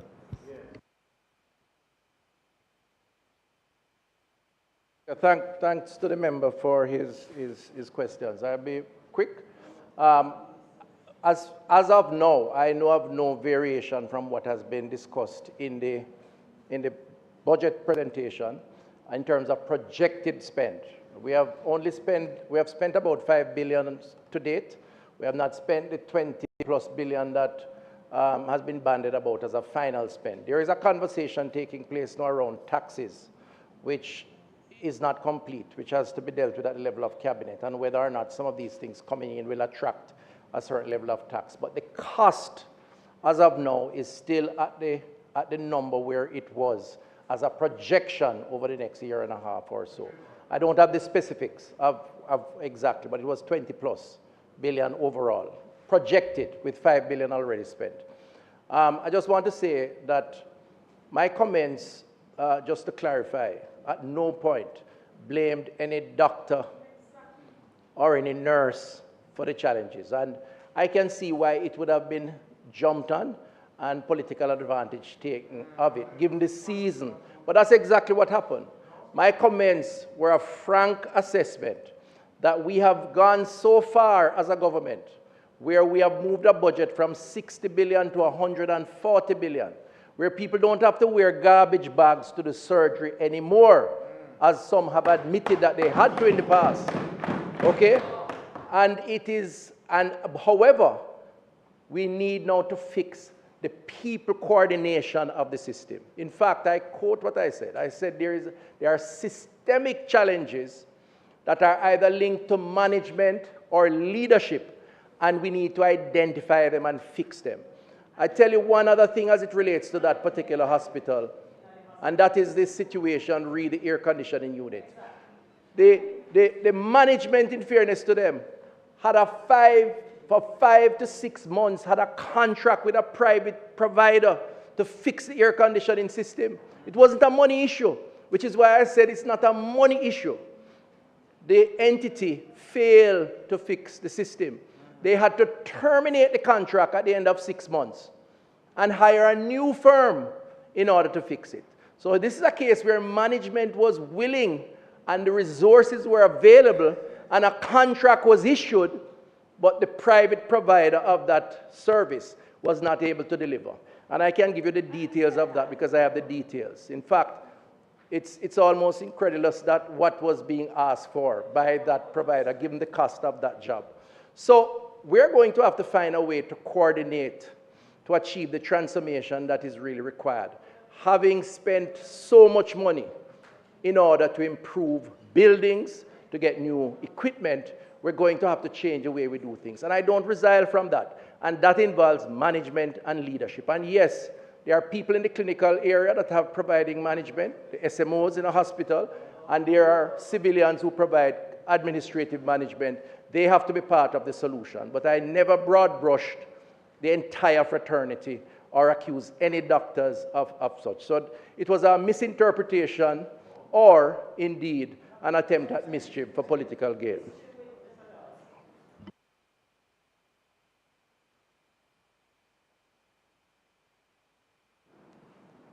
Yes, thank you very much, Mr. Speaker.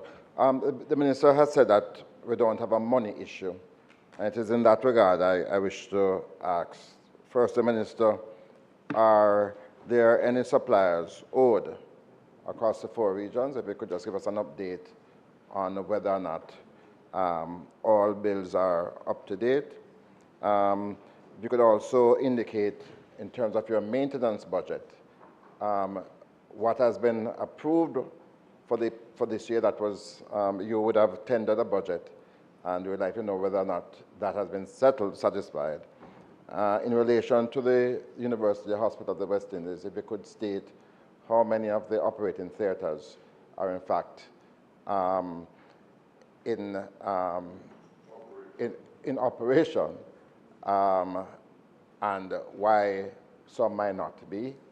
I think those are my questions.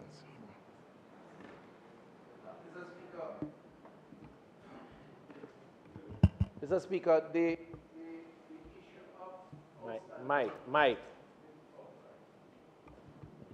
The issue of outstanding amounts to suppliers is not unusual. Indeed, I don't think there's an entity in Jamaica in the public or private sector who either doesn't give credit or indeed where due dates are passed where suppliers are not paid. There are, so the answer to your question is it would be folly to suggest that people aren't owed monies. The question is how much and for how long. And where it is beyond a certain point and it is brought to my attention, it is dealt with.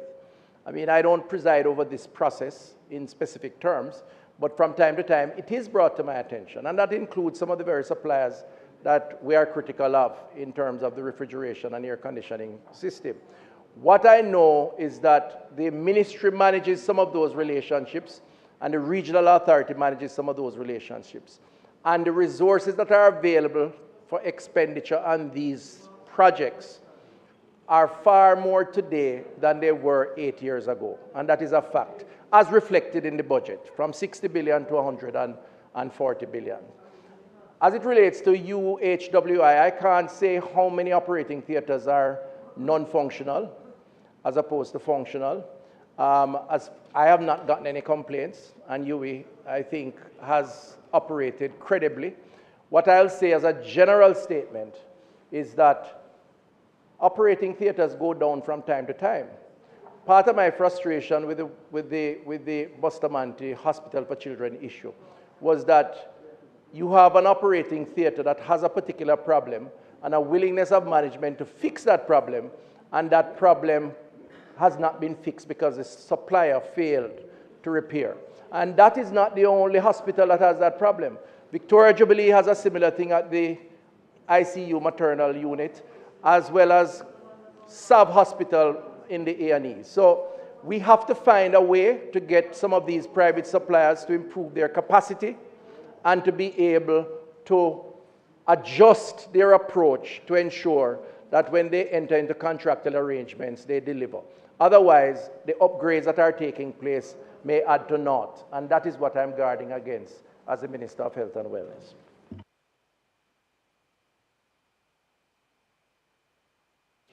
Thank you, Mr. Speaker. Minister, just for clarity, as I understand what you have said, one is that there's no shortage of money to provide the requisite services and equipment in the system. Take that as such. My further understanding from the Ministry of Finance is that no agency is permitted to procure goods or services unless there's budgetary allocation to support that procurement. Against that background, no one should have provided services or goods to the ministry agencies and not get paid because money is there. If such a claim is made that they are not being paid, could you then provide to this House the current level of arrears for payments of goods and services in the ministry, given that there are certain periods? Provide us with that information for the sake of transparency. Mr. Speaker, there's a lot of mischief in that line of questioning, and I'm not going to agree with those assumptions that you have made. First of all, I want to just clarify that statement about not a shortage of money, because in the context of my referencing what happened at Bustamante, there seems to be an interpretation that somehow money is unlimited. I don't think any government or any budget can support unlimited availability of funds, and if that was the interpretation, let me caution against that.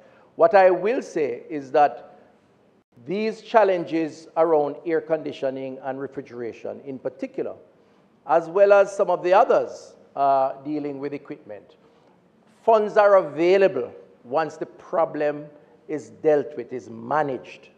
And that was the point I'm making. We have more access to funds now than certainly any other time prior to the last 8 years.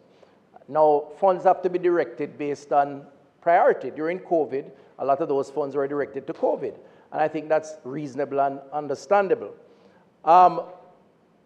So that's clarity that is important to be made. Now, the question about whether or not we spend resources that we don't have or commit, I never said that either. So don't put words in my mouth or make an assumption. No, you said, or you can clarify what you said. You can clarify.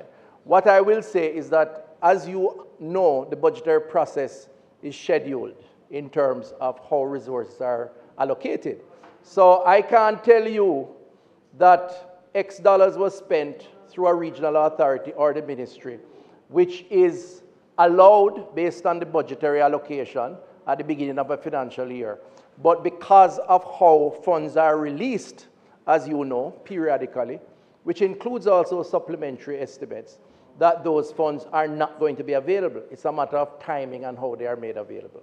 And I know you know the system well enough to know that that is the case. Thank you, Mr. Speaker. Members, we are taking a last question to the minister now because time has far spent. We still have some visitors with us, member. We still have some visitors with us that we need to move on for them to get out of here because we gave them a time and they have been sitting here for some other time. So please, get to the question and let us move on. Thank you, Mr. Speaker. Minister, it's not fair for you to ascribe your interpretation. The question I asked was very clear. Don't ascribe any motive to my question. We have been told numerous times at the PAC by the Ministry of Finance how the procurement process works. I ask you the questions against that background. I don't have any ulterior motives. They're very straight questions in keeping what government procurement process is. So I just want you to provide those answers accordingly. Can you, Minister? In 10 seconds, Mr. Speaker, recognizing your time issues. I have to interpret the questions you ask, and I have responded based on my interpretation. I'm saying to you that the budgetary process allocates and schedules allocation. That is standard. Everybody knows that. And so commitment around those in terms of spend is a function of that, and in terms of payment, I would assume. But sometimes also you have emergencies, so there's a contingency.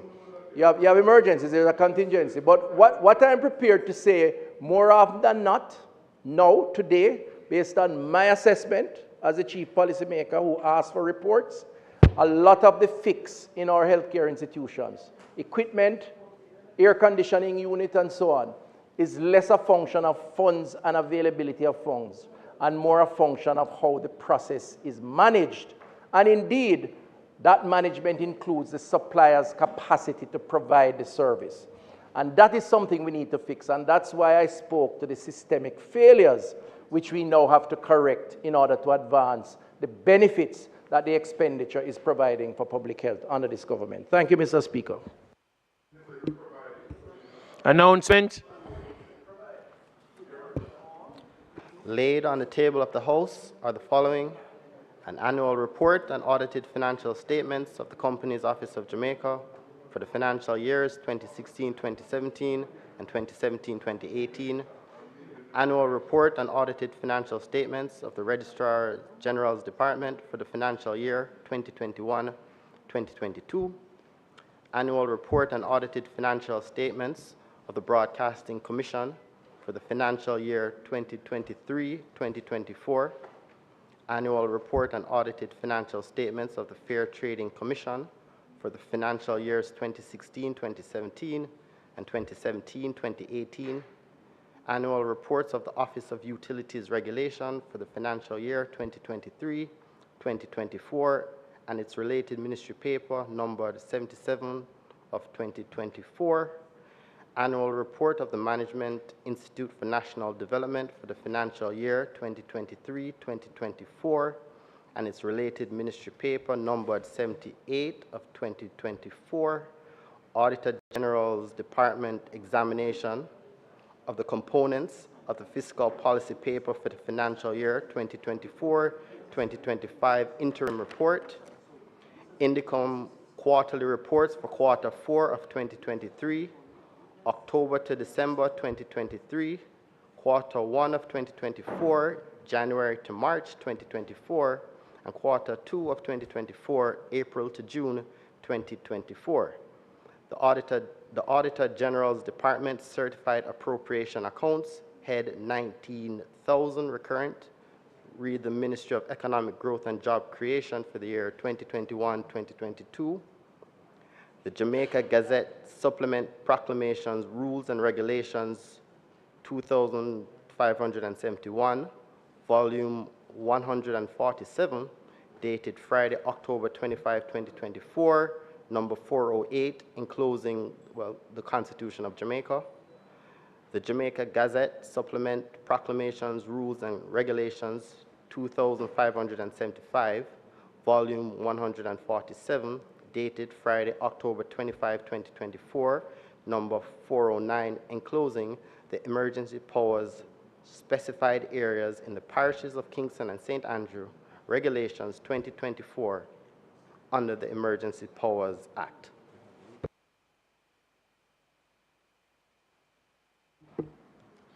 Notice of motion given orally. Question and, sorry. Mr. Speaker, I beg to give notice that at the next meeting of the House, I will move to introduce and have read a first time a bill shortly entitled the Trade Amendment Act 2024. Mr. Speaker, I beg to give notice that at the next meeting of the House, I will move. Whereas Section 33 of the Representation of the People Act specified that the poll shall be taken in each polling station between the hours of 7 o'clock in the forenoon and 5 o'clock in the afternoon. And whereas there are many changes to the circumstances which influence the setting of the time for polling, and whereas we are now in an electronic age, be it resolved that Section 33 of the Representation of the People Act be amended, allowing the time for polling on election day to be between the hours of 7 in the forenoon and 6 in the afternoon. Mr. Speaker, I will further move. Whereas Section 41A, subsection 1 of the Representation of People Act specify that every candidate in an election may appoint such persons as he thinks fit to be outdoor agent and shall issue to any such outdoor agent appointed by him a certification of appointment in the prescribed form specifying the polling station in respect of which the agent is appointed.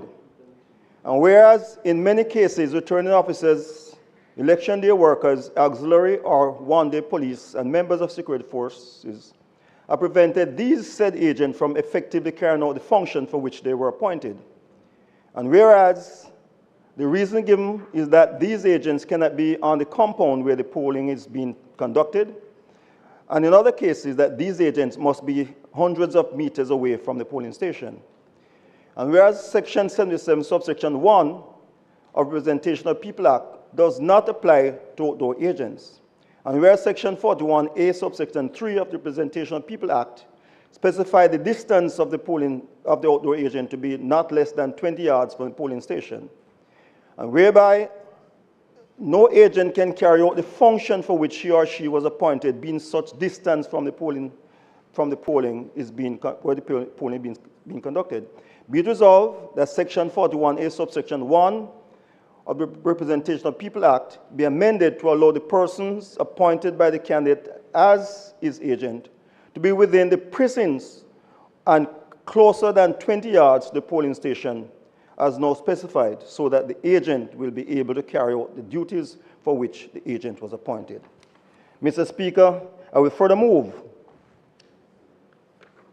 Whereas Section 35, subsection 3 of the Representation of People Act states that the elector shall forthwith enter the enclosed area of the polling center, so provided, and there make a cross with a black lead pencil within space containing the name of the candidate of his choice.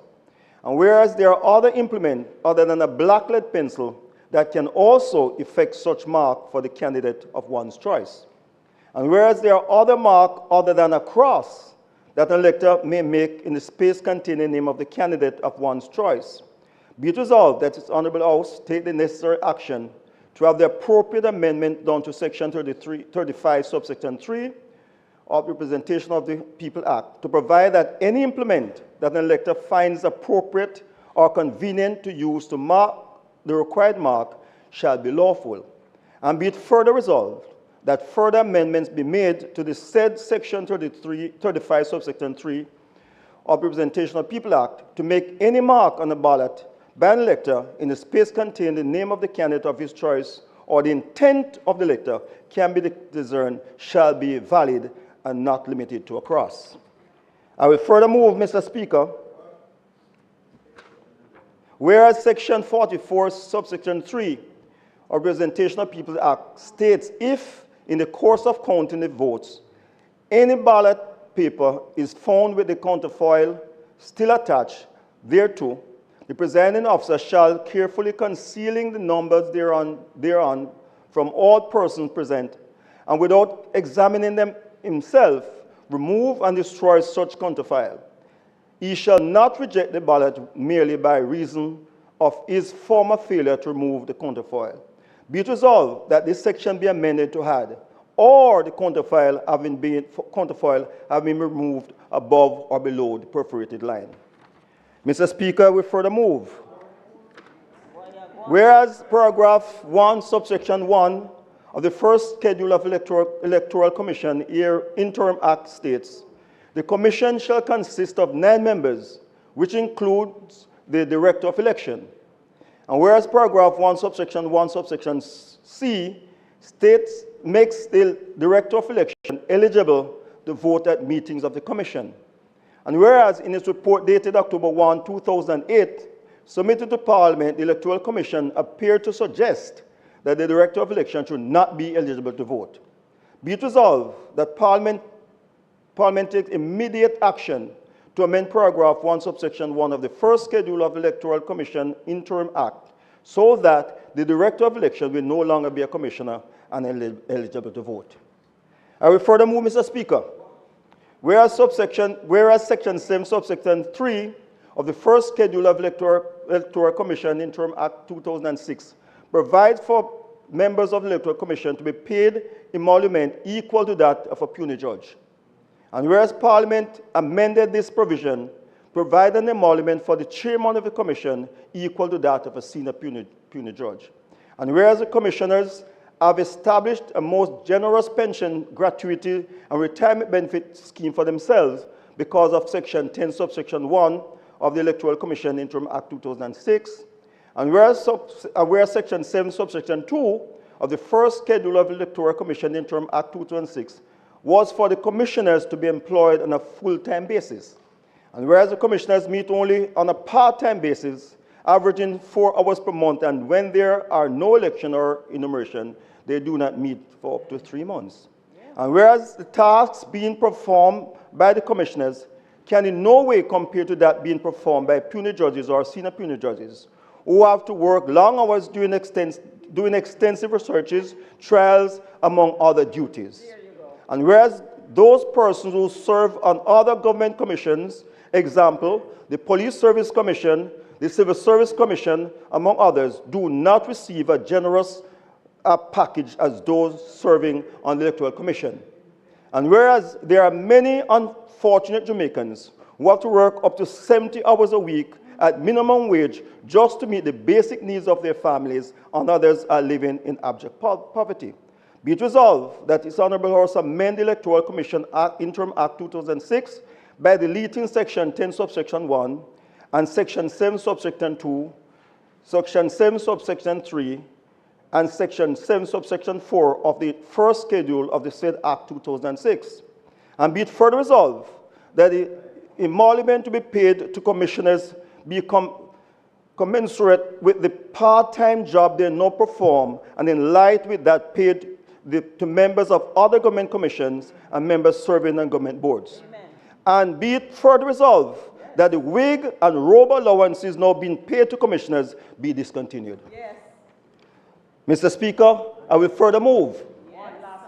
Whereas there are special provisions provided to teachers to be actively involved in political activities, and whereas these provisions allow teachers to participate in national election as candidates, and where these provisions are not extended to other government-employed workers, be it resolved that the necessary amendment be done to the laws to provide that all other government-employed workers enjoy the same privilege extended to teachers to contest national election, or, in the alternative, the teachers be treated as all other government-employed workers as it relates to contesting national elections. Mr. Speaker, I want to ask that Section 23 of the Section 23 subsection 2 of the standing order be observed as it relates to these private members' motion I move today.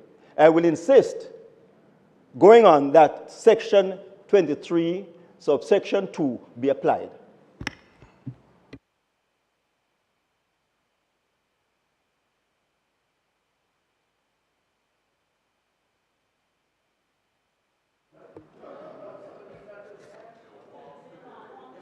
Member from Central, St. Catherine East Central, you now have the floor.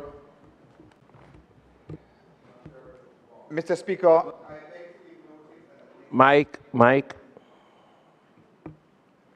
Mr. Speaker, I beg to give notice that at the next meeting of the House, I will move the following motion. Whereas this Honourable House, on the past 15 occasions, approved a motion in support of Cuba's resolution submitted in the United Nations General Assembly entitled Necessity of Ending the Economic, Commercial and Financial Embargo imposed by the United States of America against Cuba.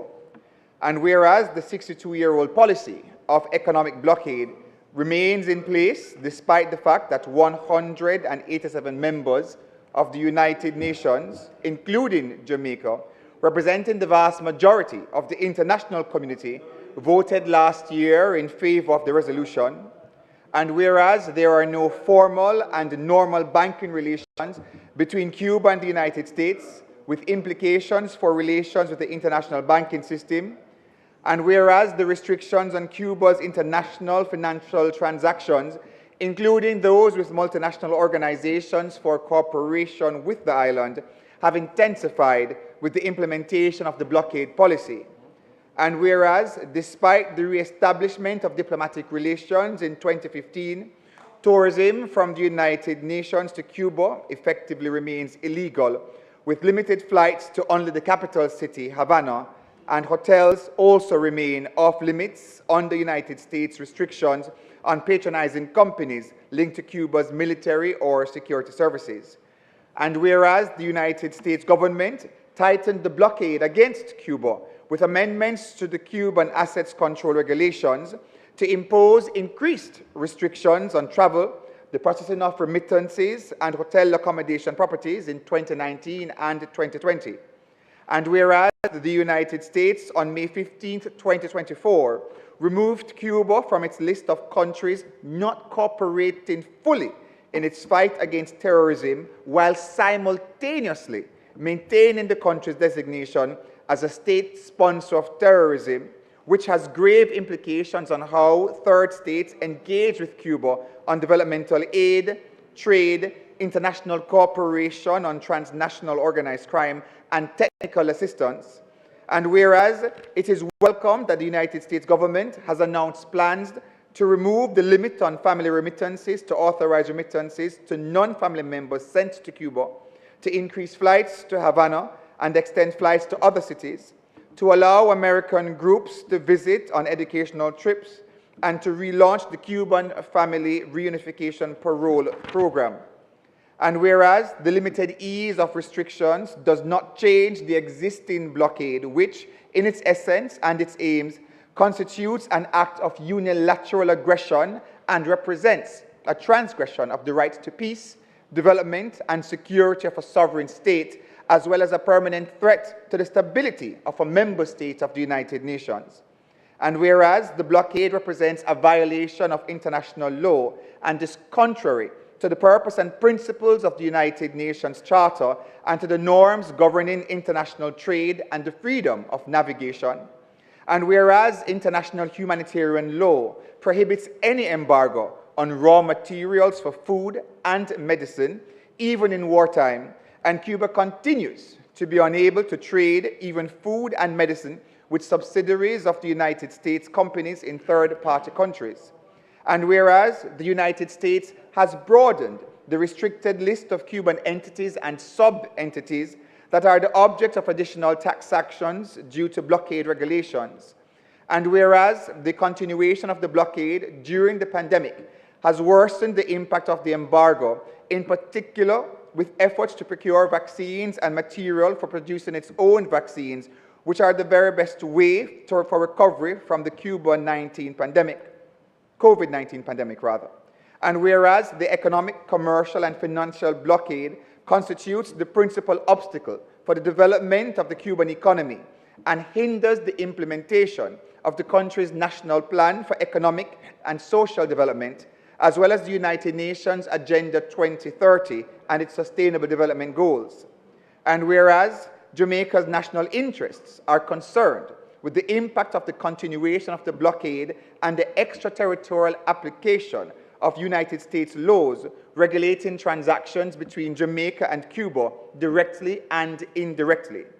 And whereas governments committed to the norms of the multilateral trading system, to the freedom of trade and navigation, to the principles of the Charter of the United Nations, to international law, and to the rejection of extraterritorial application of a national law, voted again on Thursday, the 3rd of November 2022, in favor of the resolution at the United Nations General Assembly.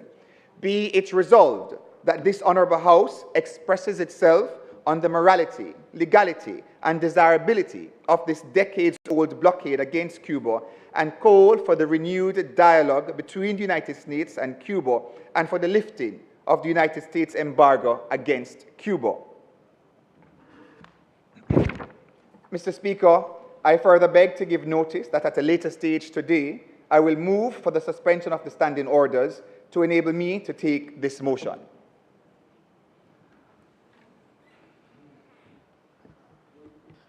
Mr. Speaker, I beg to give notice that at the next meeting of the House, I will move to introduce and have read a first time a bill shortly entitled the Representation of the People's Amendment Act 2024.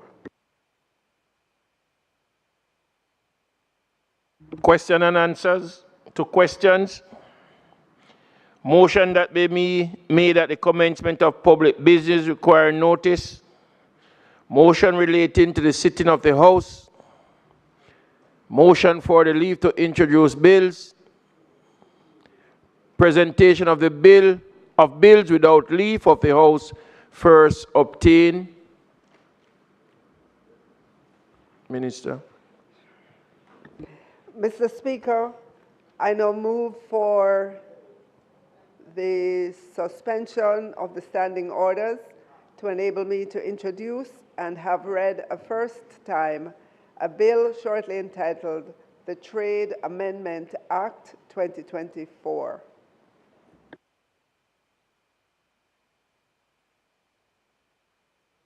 Public business. Sorry. Presentation of bills.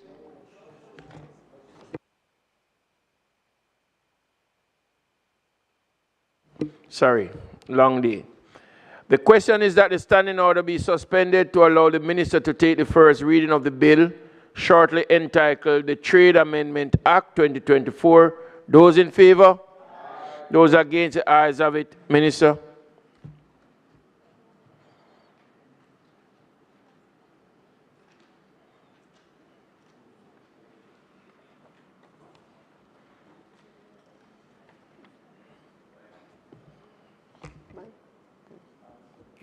Mr. Speaker, I now move that a bill shortly entitled the Trade Amendment Act 2024 be read a first time.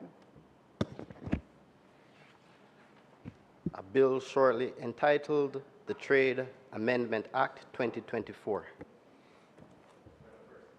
Read a first time. Mr. Speaker, I beg to give notice of second reading of the bill. Mr. Speaker, I further beg to give notice that at a later stage today, I will move for the suspension of the standing orders to enable me to take second reading of the bill and to take it through all its concluding stages.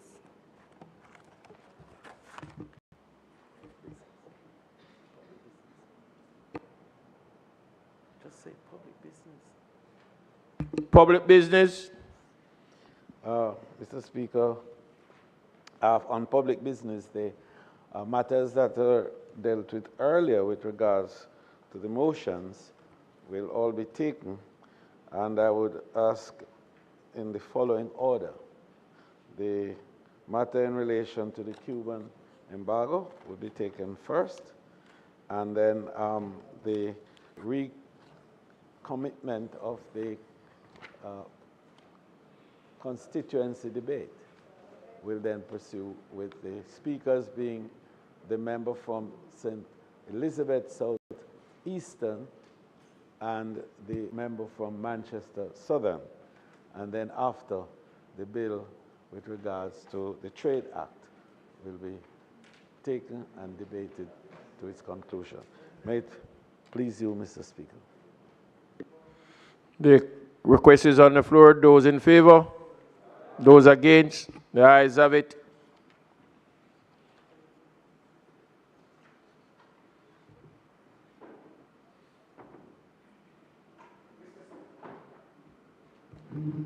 Mr. Speaker, I now move for the suspension of standing orders to enable me to take the motion, notice of which I gave earlier.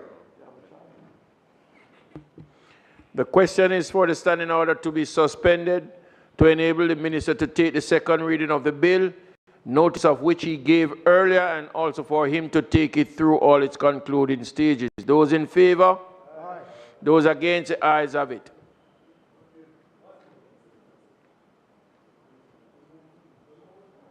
The motion, sorry. The motion is on the floor. For those in favor? Aye. Those against? Just for good order, the motion in regards to the embargo against Cuba, I indicated that we should take first. So with your kind consent, we would ask that that motion be taken, and indeed it is a motion. May it please you. The request is on the floor. Those in favor? Aye. Those against? The ayes have it. Thank you, Mr. Speaker. Mr. Speaker, before I commence the debate on this motion, might I turn the attention of the House to the presence of His Excellency Fermin Sanchez, who has served as the Cuban ambassador to Jamaica since January 22nd, and his delegation from the island state of Cuba, who are before us in the House today.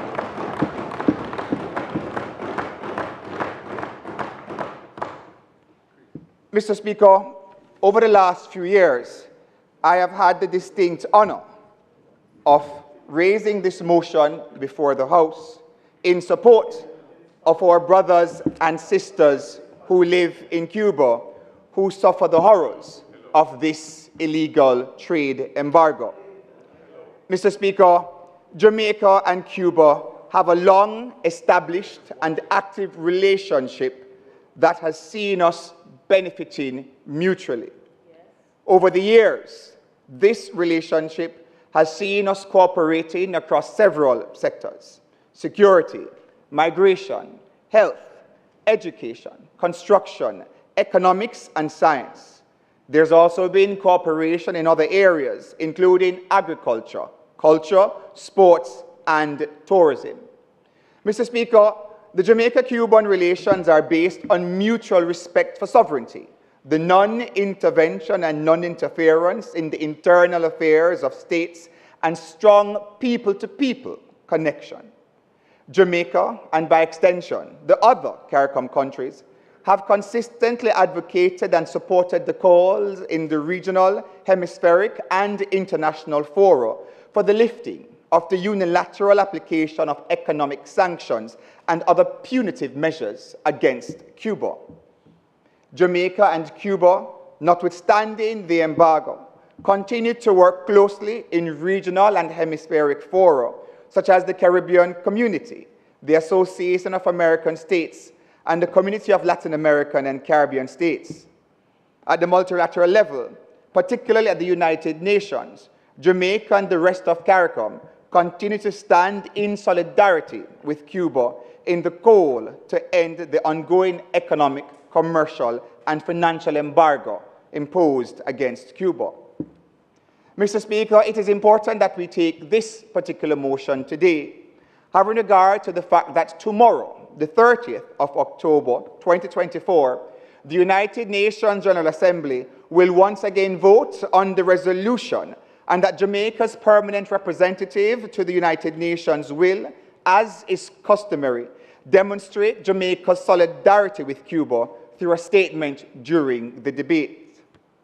I want to assure Ambassador and the people of Cuba that the government of Jamaica remains opposed to the unilateral application of economic and trade measures by one state against another that obstructs the conduct of commercial activity, trade, and economic cooperation. Mr. Speaker, it is also important for me to highlight that in keeping with the obligations under the Charter of the United Nations and in keeping with international law, the government of Jamaica has refused to promulgate any law, legislation, or measure that would infringe on the sovereignty of a state or its lawful national interests. Mr. Speaker, it is also important to note that the United States decisions, the decision of the government of the United States in May this year to remove Cuba from its list of countries not cooperating fully in its fight against terrorism, while simultaneously maintaining its designation as a state sponsor of terrorism, remains in absolute contrast to the principles of international law, the sovereignty and equality of states, the non-interference of the international affairs of states, and the right to self-determination and the right to exist peacefully and to coexist with other nations. In this regard, support for this renewed call for Cuba's removal from the U.S. list of countries considered state sponsors of terrorism is strongly made today in our Houses of Parliament. Mr. Speaker, we must also highlight that unjustifiably maintaining Cuba on the list of state sponsors of terrorism limits the opportunities for Cuba to collaborate and cooperate within the region to address pressing and intersecting challenges of our times. Mr. Speaker, it is no doubt that the embargo has exacerbated the current challenges being faced by Cuba and has had far-reaching implications that disproportionately affects the Cuban people, its economy, negatively impacting several aspects of the Cubans' daily life, as well as access to essential goods and services which are denied. This includes the recent power outages, which started on October 17th and have affected the daily lives of our brothers and sisters living in Cuba. Imagine, Mr. Speaker, that as a direct result of an illegal embargo, that your country is without the necessary raw materials to fix your electrical grids. Imagine, Mr. Speaker, that as a result of an unlawful and illegal trade embargo unilaterally imposed by one country, that 10 million Cubans, imagine even 10 million Jamaicans living on an island without electricity due to an embargo. This is the reality of the Cuban people, an embargo that literally plunged our island neighbor into darkness for several days. This embargo continues to make it difficult for Cuba to acquire the requisite fuel it needs and also to acquire spare parts for its fragile electrical grid.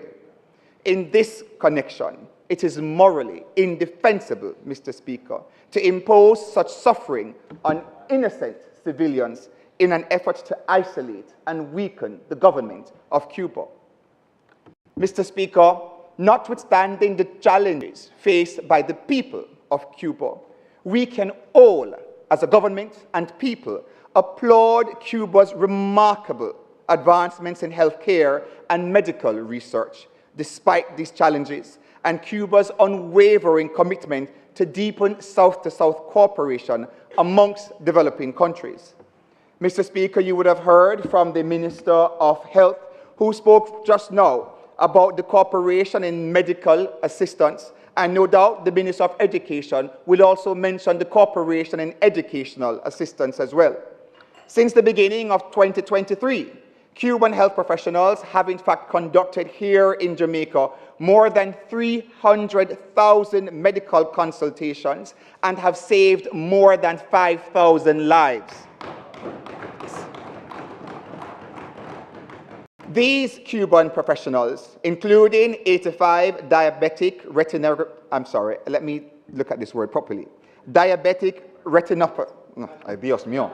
retinopathy, thank you. Retinopathy Mr. Speaker. Sorry, yes.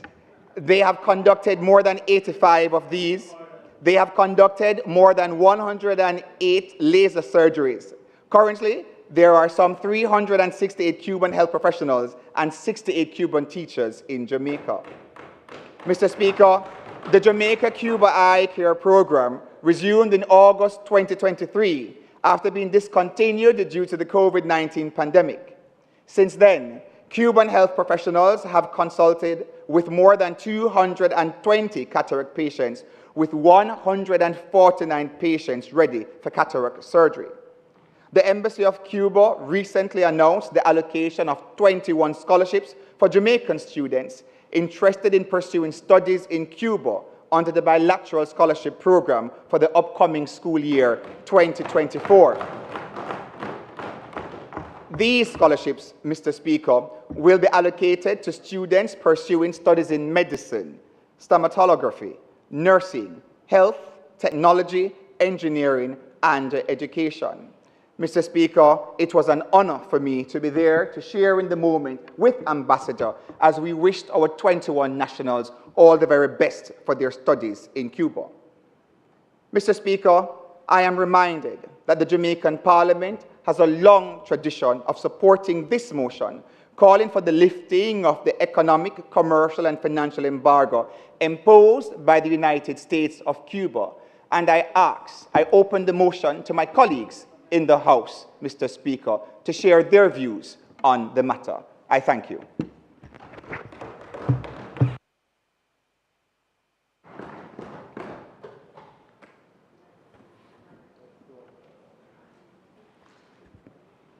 Mr. Speaker, it is fitting and interesting to note that in the cut and thrust of the debates that take place in this House from time to time, and on the differences, policy differences, political differences that we may have across the aisles and from time to time, that this has emerged. This motion that is now before the House that we are debating, perhaps I think for the 15th, 16th time, has emerged as the unifying act across the aisles on both sides. It is significant because this is a common policy of Jamaica on Cuba. This embargo, the illegal embargo against Cuba, has emerged as a unifying theme in this House, as reflected in the country, that this embargo should end, that it is immoral, it is illegal, it is undesirable that this embargo should continue against a people and against the interest of Jamaica and the CARICOM. Because, Mr. Speaker, I've reminded that Jamaica's inability to have the kind of uninterfered, uninterrupted relationship with third country, and in this instance with Cuba, is against Jamaica's national interest and against our development. And so it's not just Cuba that suffers from this illegal act. Jamaica and the rest of the Caribbean suffers significantly because our relationship is interrupted. The natural order of our cooperation, which is rich, but could be so much more, but for this illegal act, an unilateral act on the part of the United States. it should not be condoned, and Jamaica, that has historically stood on the side of justice and fair play, that we should stand against this and continue to stand against this illegal act.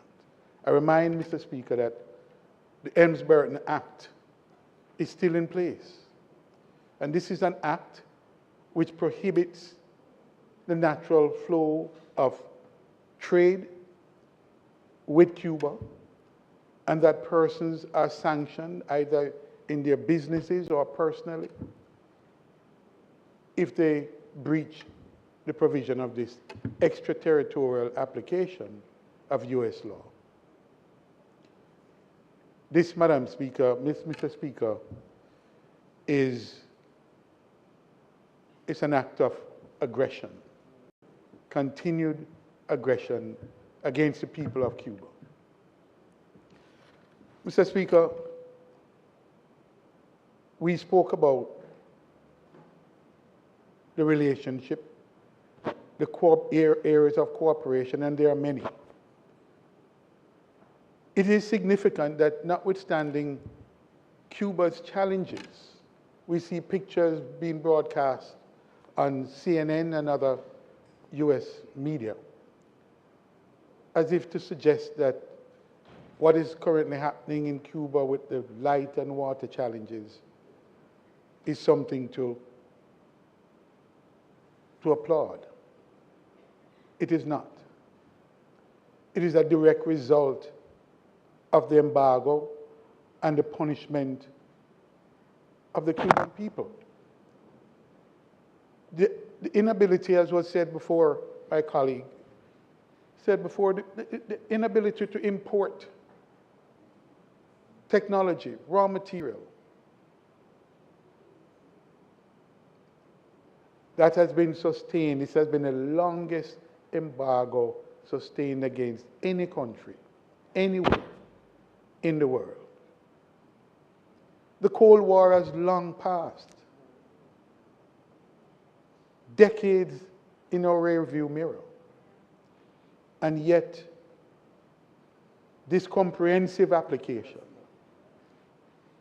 of an embargo, of economic, financial, commercial blockade, an entire system of law.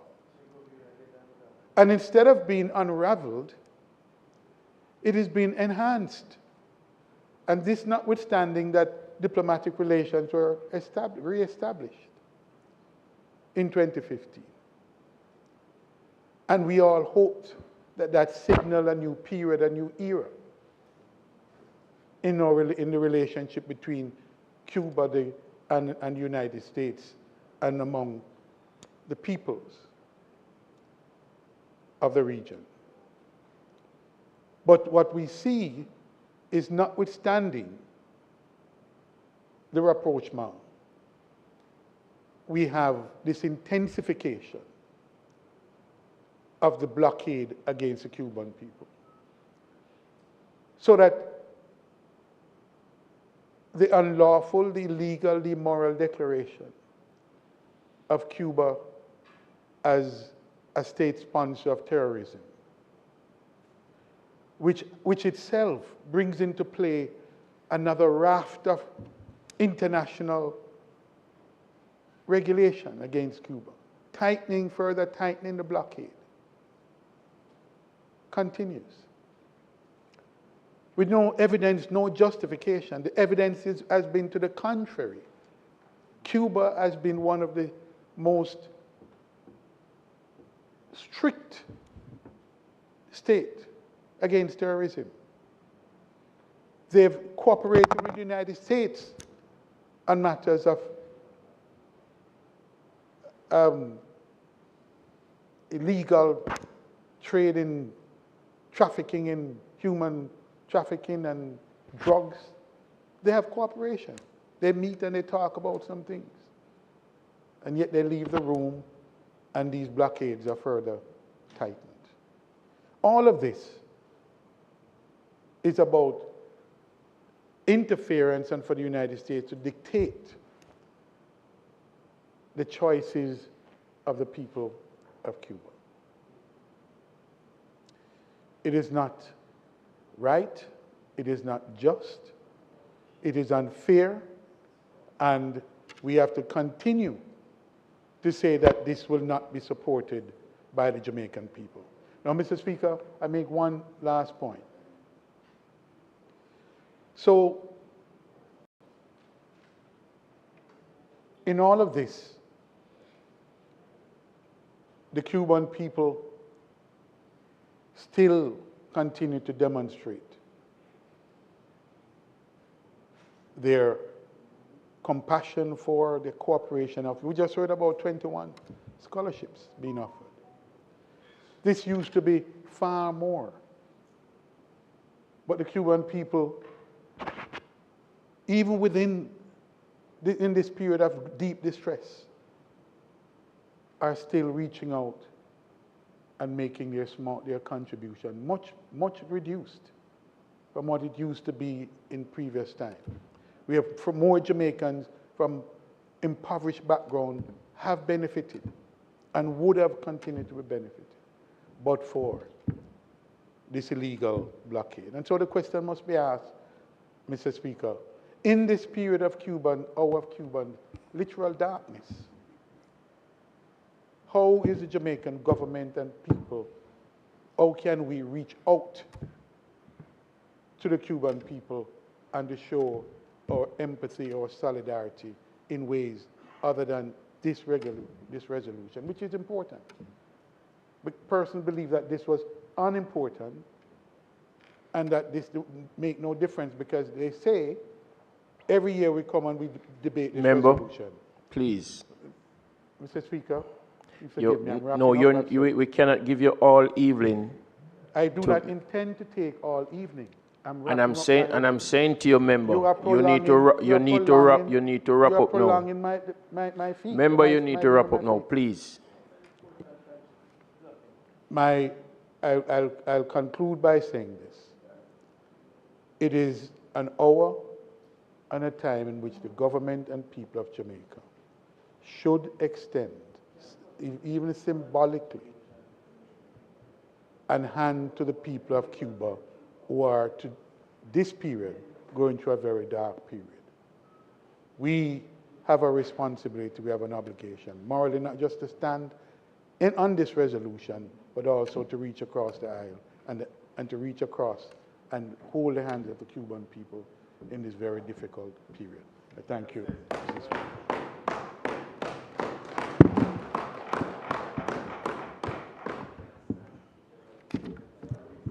One way to find out who is first.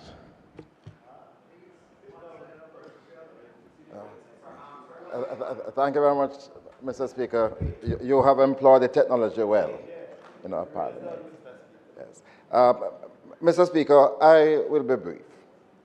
It is the custom that we meet here to discuss this matter, and even though this subject matter is painful, it's heart-rending, it's indeed very sad, because it highlights the unjust, unfair, unreasonable, and indeed immoral treatment of the Cuban government and people.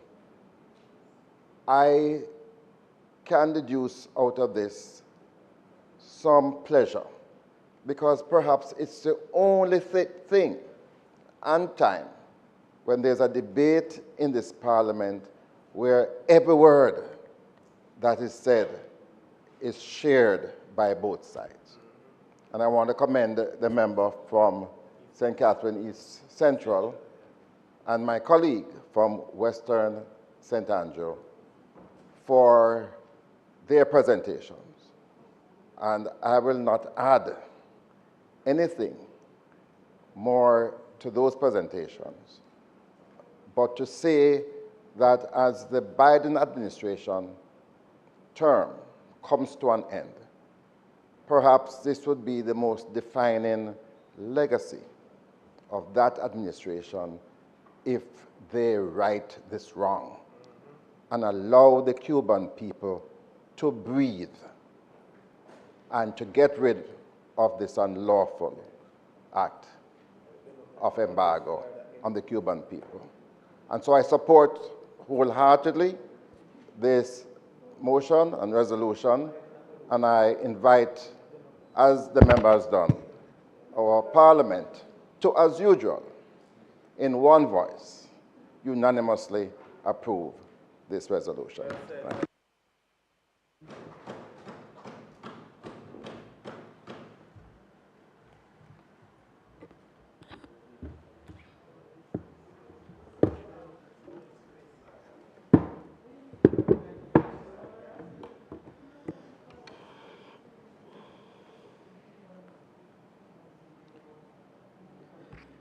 Mr. Speaker, I rise to support the motion and to lend my voice to the call for the lifting of the embargo against Cuba and the people of Cuba now.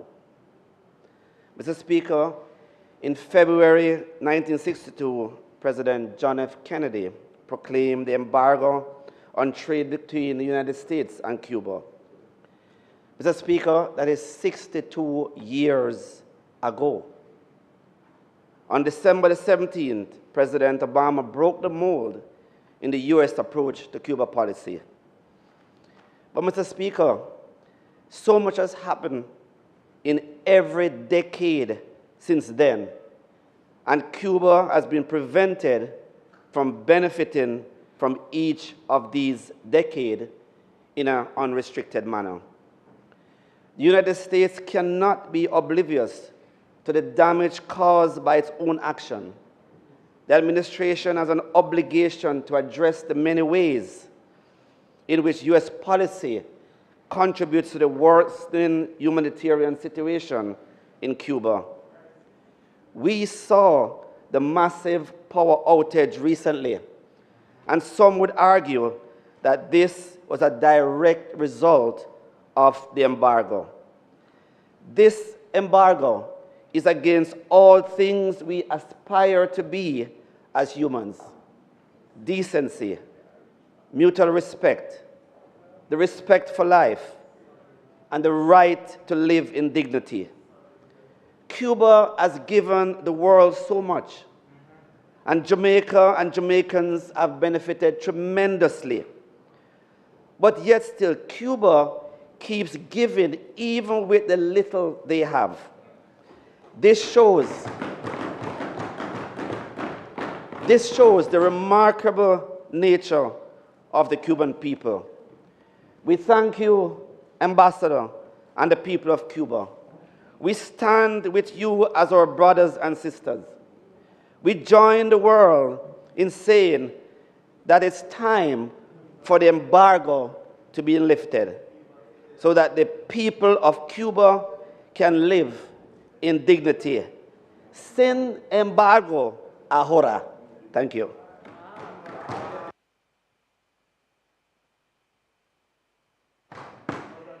Mr. Speaker, I stand with my colleague MPs in the continuing call for the ending of the embargo by the U.S. against Cuba. As has been said before, Jamaica and Cuba have a very long relationship. The important one for me is what we have in education. Each year we recruit a certain number of teachers from Cuba, and they come to Jamaica and they teach Spanish, they teach the sciences, they teach math, and they are a staple in the education sector. We thank them for the service each year. They come to our country.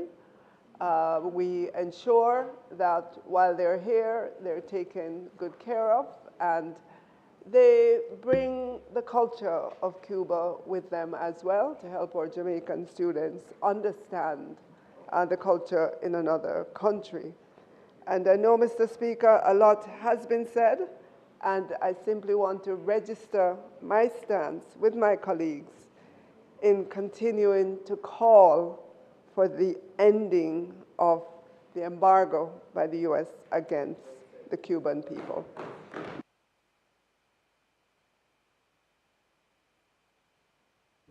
Minister.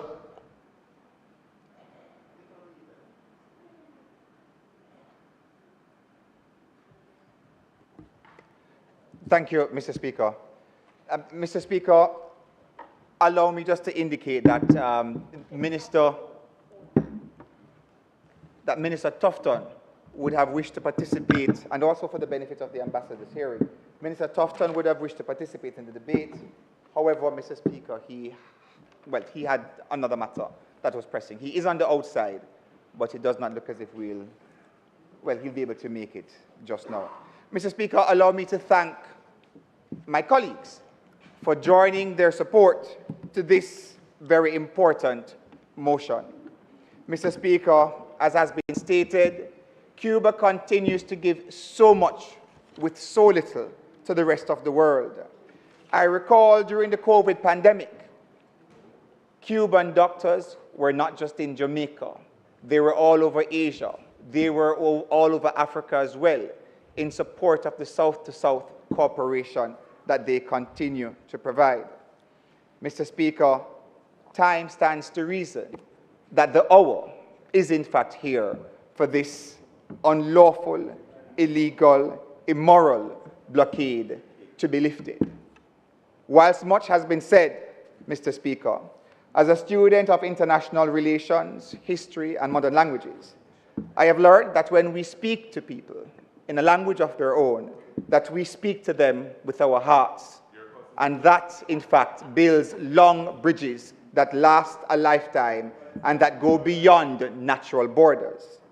To that end, Mr. Speaker, as is tradition, were I permitted to speak in a language other than English in this House, I would say, for the benefit of our Cuban ambassadors and brothers and sisters, a nuestros hermanos y a nuestras hermanas que viven en Cuba, nunca olvides que siempre Jamaica está aquí con ustedes. Siempre ustedes tienen un amigo en Jamaica. Nunca olvides que estamos aquí a su lado, luchando para ti, peleando para tus propios derechos humanos. Juntos estamos seguros que tendremos un gran éxito contra esta guerra del bloqueo ilegal. Juntos estamos seguros que un día la gente cubana, los niños cubanos, vivrán libres, sin opresión y con todos los derechos que ellos merecen. Hasta la victoria, siempre, Cuba libre. Gracias. If I were permitted, I thank you, Mr. Speaker. You were permitted. Thank you, Mr. Speaker. Will you now ask that? Mr. Speaker, having regard to the motion raised and to the discussions had in this House, Mr. Speaker, none of which were prejudicial to the sovereignty of Jamaica, might I ask that the motion be passed? Be approved. Be approved. The question is that the motion, notice of which the minister gave earlier, be approved. Those in favor? Those against? Ayes have it. Mr. Speaker.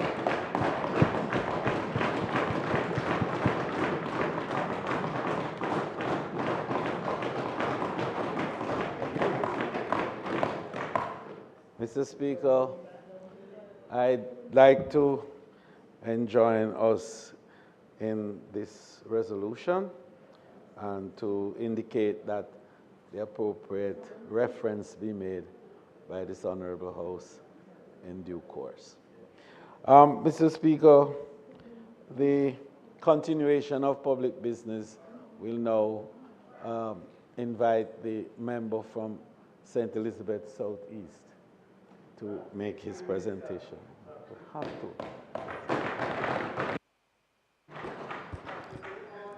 Member from Southeast St. Elizabeth, you now have the floor.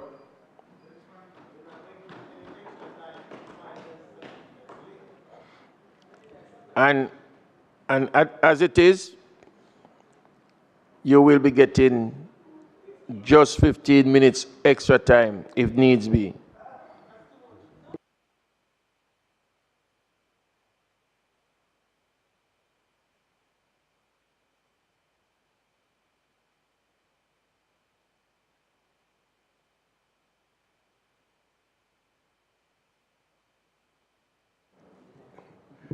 Thank you very much, Mr. Speaker. And I won't exceed my time. I'm a very disciplined man.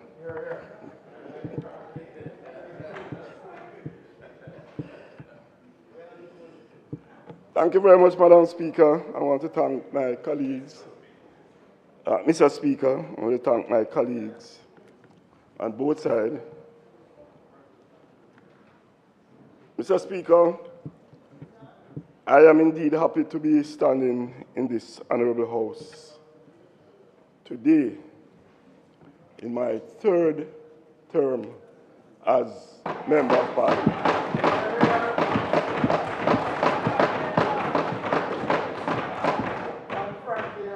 Representing the people of St. Elizabeth Southeastern. And I deliberately, Mr. Speaker, use the word third term because I believe that this is in keeping in what is going to be a very historic event in the near future, when the Jamaica Labour Party will be returned as government of Jamaica for their third consecutive term.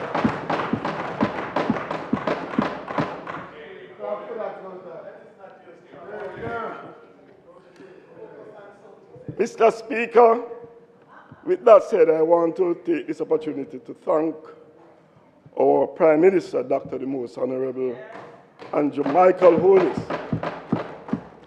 for having reposed in me the confidence that allows me to provide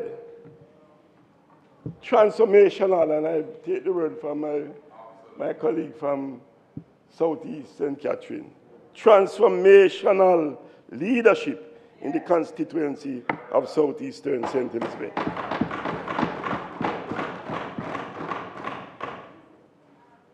Mr. Speaker, special recognition must be afforded my 3 councillors, all 3 who were returned in February of this year. Namely, Sitani Holness of the Junction Division, Councillor Donald Sims of the Malvern Division, who is also the Deputy Mayor of Black River, and Albert Williams of the Southfield Division. My constituency executive and management team, PD workers, constituency secretary, CDF officer, personal assistant, and my close protection officer, all of whom would have played a significant role in my success as a Member of Parliament in the constituency. Mr. Speaker, I want to thank my immediate family, especially my wife, Normaline,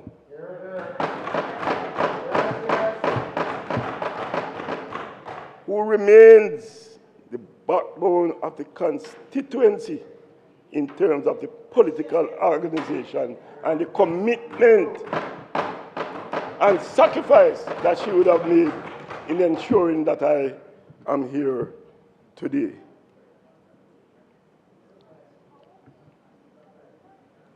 I must give thanks also, Madam Speaker, Mr. Speaker, to the Almighty God for his guidance and protection throughout this journey.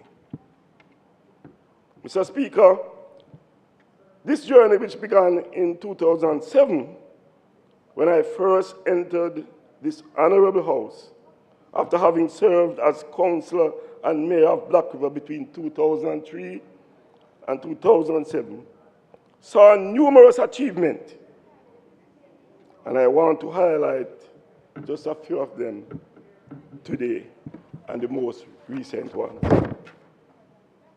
Mr. Speaker, there has been tremendous improvements in the lives of the people of St. Elizabeth Southeastern under my stewardship.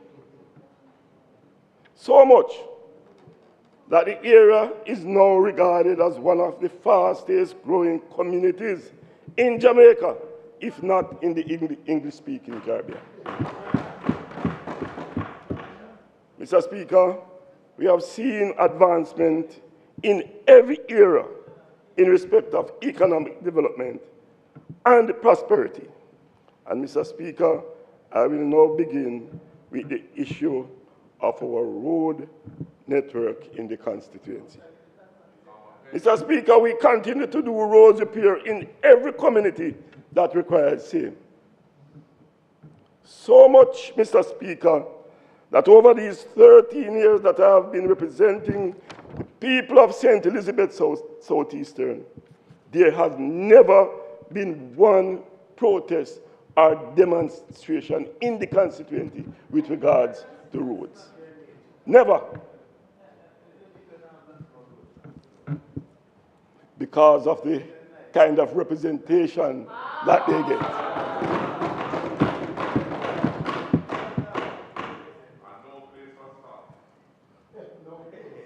When the roads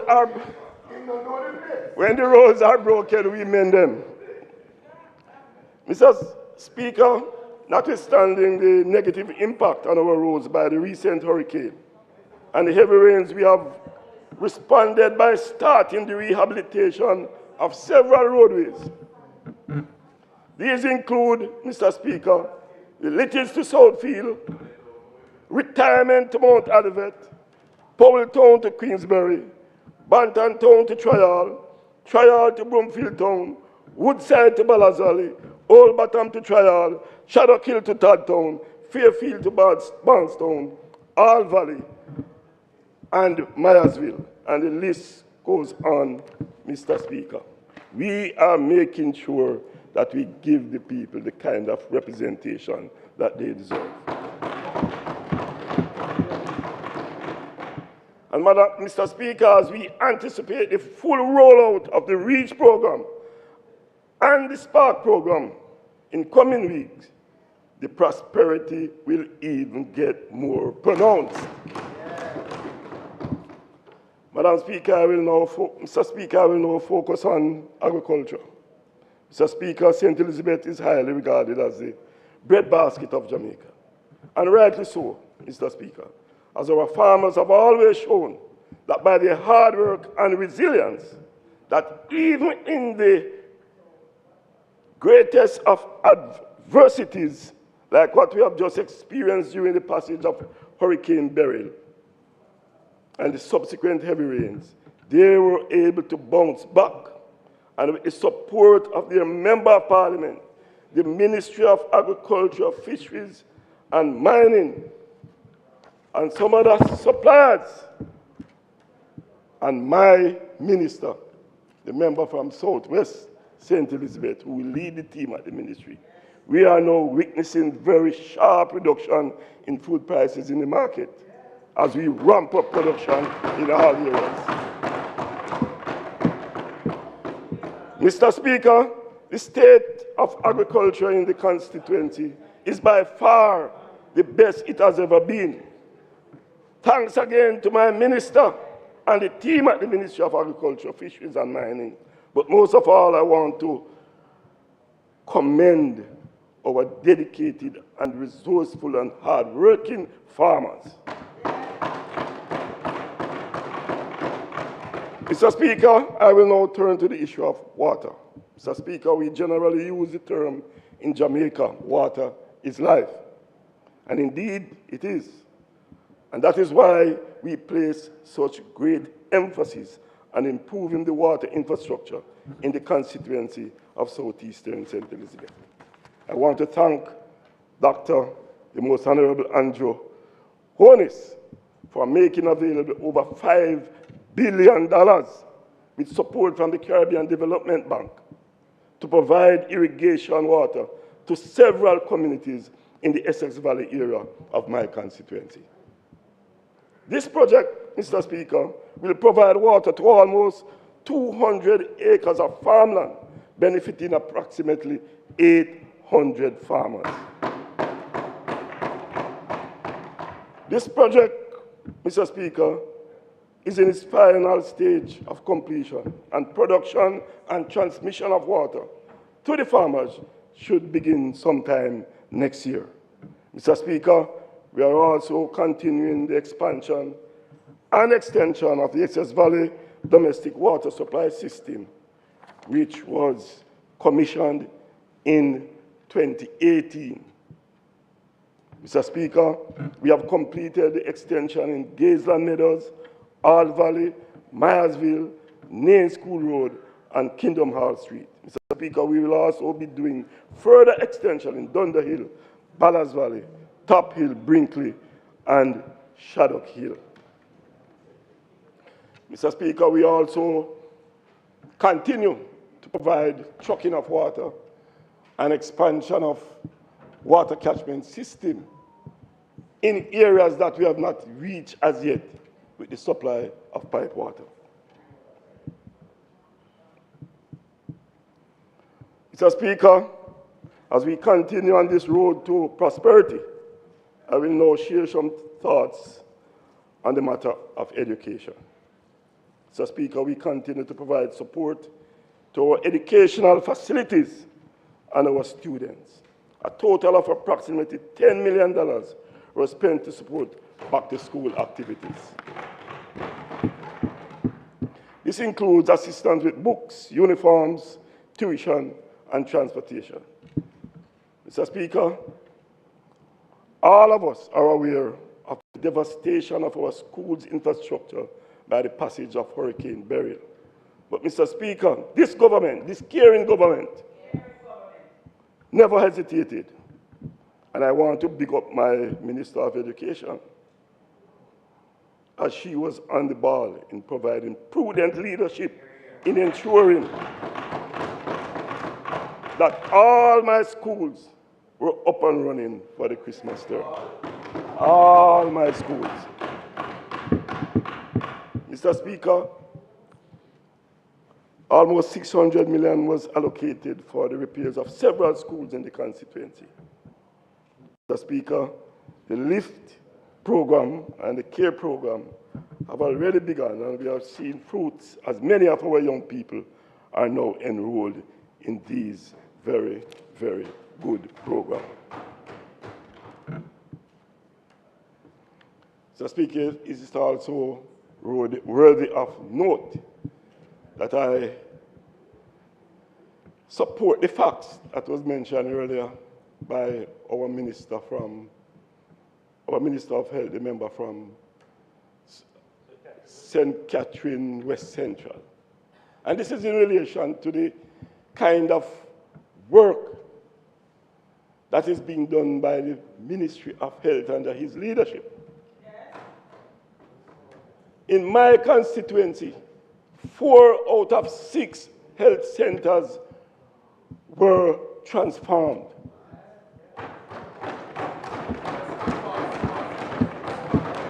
And I can tell you, Mr. Speaker, that if you were to walk into the Malvern Health Center, you would believe that you're stepping into a brand new hotel in the constituency.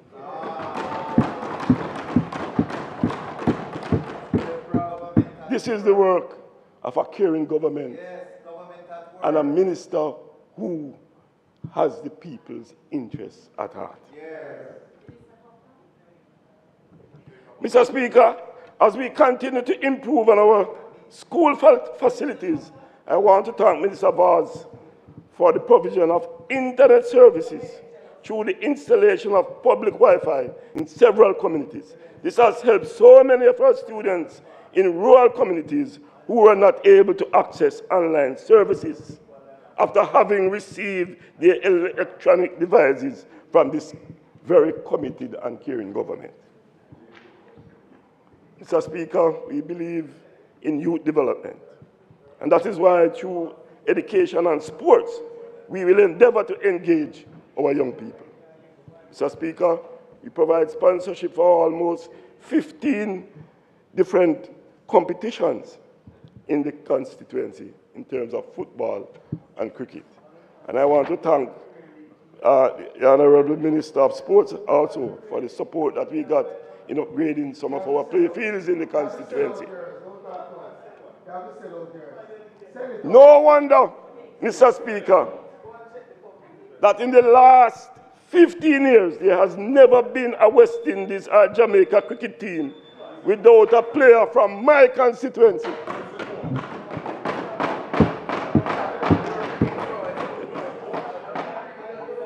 One minute. Mr. Speaker, I ask that the member be given sufficient time to complete his presentation. Member, the request is on the floor to give you sufficient time, but I will give you 5 minutes in which to wrap up. Those in favor? Those against? I have it. Thank you very much, Mr. Speaker and my colleagues, and I just want to repeat the last line. The improvement in the sporting facilities in the constituency would have caused us that in the last 15 years, there has never been a Jamaica or West Indies cricket team that was selected without at least one member of the team coming from Southeast St. Elizabeth.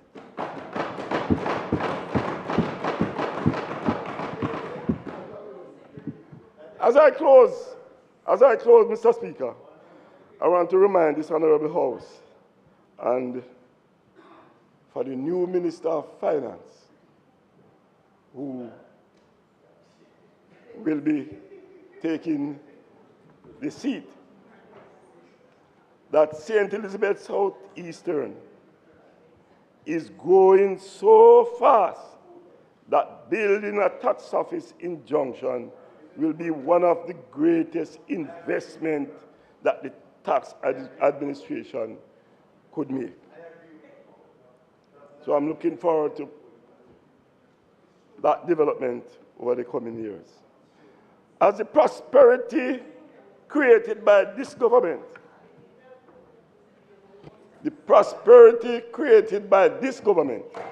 is far advanced in my constituency, and there shall be no turning back. Forward ever, backward never. Thank you very much. God bless you all. Well done, Frank. Well done. Well done. Well done. Well done. Well done, Franco. No turning back. No turning back. Member from Manchester. Member from Manchester Southern.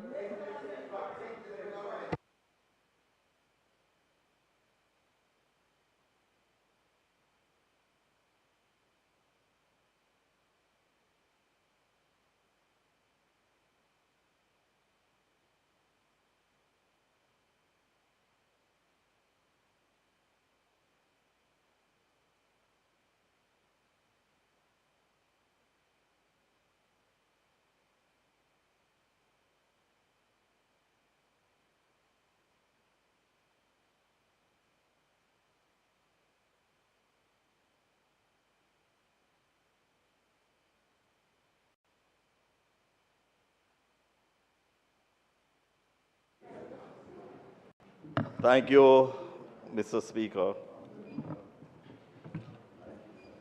Mr. Speaker, as I humbly stand once again to address this honorable House, to make my fourth of many presentations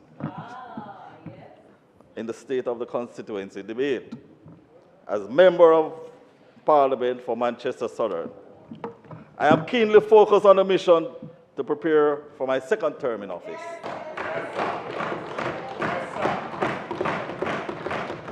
To offer proper representation to the constituents of Manchester Southern, and by extension, the current administration, third term at Jamaica House, and the people of Jamaica. As I work steadfastly and oftentimes unnoticed, I reflect on the words from the song by Rachel Platten, like a small boat on the ocean, sending big waves into motion. like how a single word can make a heart open. I might have one match, but I can make an explosion. Mr. Speaker, permit me to recognize and acknowledge the loyal and dedicated people of Manchester Southern who are responsible for my presence in this chamber here today. My divisional leaders, Councillor Icevall Cherry Brown of the Grovetown Division, Councillor Claudia Marant Baker of the Porous Division, Councillor Caretaker Martin Tomlinson of the Newport Division, and my newly appointed coordinator of the Alligator Pond Division, Ms. Sophia Francis, for their commitment, loyalty, ethics, and keeping grounded with the constituents in their divisions. I'd like to thank also my administration staff, under the guidance of Mr. Roshane Morgan, my administrative assistants, Ms. Denvelyn Tomlinson and Caroline Evans, who assist me on a daily basis to ensure that the needs of the constituency are met. And I'd just like to acknowledge that they're all here, with the exception of Councillor Cherry Brown, who has some medical challenges. To my over 1,200 party workers comprising of cluster supervisors, PD captains, indoor agents, outdoor agents, runners, drivers, and riders who remain loyal to the aims and objectives of this great party we represent. Mr. Speaker, my constituents who elected me to represent them in this honorable house, I cannot say thank you enough. Without you, there would be no me here standing here today. And last but not by no means least, let me acknowledge the presence of the Almighty God, who I acknowledge as the supreme ruler, who has made everything possible as I execute my duties to the glory and welfare of the people. Mr. Speaker, on the 3rd day of July 2024, southern coast of Jamaica was severely affected by the outer bands of Hurricane Beryl. Beryl caused major damages to houses, businesses, farms, fishing, livestock, the road infrastructure, schools, health centers, several days of heavy rain causing widespread flooding, further misery to the lives of the constituents. Unfortunately, we have had one fatality, and I offer my sincere condolences to the family of Stanley Cassels, who died when a wall collapsed on him during the hurricane. Mr. Speaker, good policies matter. The government of Jamaica responded with the Disaster Relief Fund in record time and with record allocations of $400,000, $150,000, and $50,000, depending on the severity of the damage. Through the Ministry of Labor and Social Security and the Rural Agricultural Development Agency, over 440 affected households have benefited from housing reliefs through the monetary assistance based on the category of damages that they receive, alongside in kinds of assistance including bedding, toiletry, food, supplies, etc. Over 140 have benefited from agricultural relief. Additionally, 75 fisher folks are to receive disaster relief totaling $3 million through the National Fisheries Authority. However, there is still more to be done. The lives of some constituents have not returned to normal. There are some who are still living under tarpaulins, some who are still living with relatives. There are some who are still living under pieces of zinc and are at the mercy of the elements of the weather. I still get calls, messages, and confrontation from every day from persons who have reported their damage and have not yet been assessed or have been assessed and have not yet received any relief. I'm disappointed, however, at the utterances of those who seek to challenge for representation of the constituency. they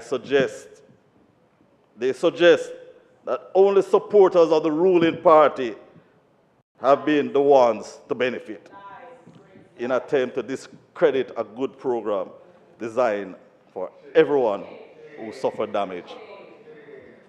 In consultation with the Minister of Labour, Social and Security, and I must commend that he's a very responsive minister, I requested a listing of what exists at the ministry and compare them with what exists at my office to identify discrepancy and work towards a fairer solution that will benefit the people. Mr. Speaker, on the examination of that list, I will caution those who are making those utterances to cease and desist of the label they put on these people, as I'm not aware of any comrade who likes to be called a laborite, the amount of comrades on the list. There were 3 schools that were badly damaged and placed on the priority 1 list to be repaired before they can reopen. Rose Hill Primary at a cost of 20 million, Snowden Primary at a cost of 14 million were both completed. However, the contractor for the Prattville Primary backed out at the last minute, and with assistance of the Minister of Education, and I'd like to thank her greatly, a new contractor was identified for the Prattville Primary, and the contractor have assured me that students can occupy that school by the end of this week. Students are currently being facilitated at the 2 churches in the community. Mr. Speaker, I turn to infrastructure. South Manchester comprises of a major network of approximately 165 kilometers, and the road network throughout the constituency remain in a deplorable condition for many long years, and it will take approximately $4.5 billion to rehabilitate every single road in the constituency. There are some who would like to convince people that it is Mr. Chin who brought the bad roads from China to South Manchester. It is always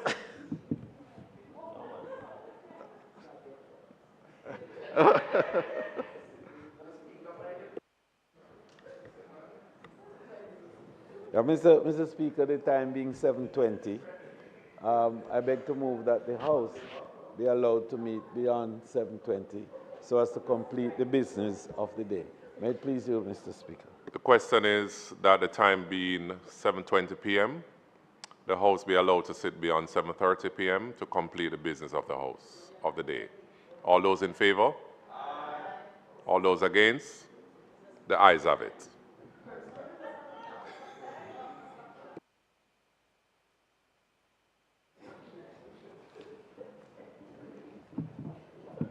Mr. Speaker, it is always useful to remind people that it has been 31 years of neglect by the other party, and we're working assiduously to fix it.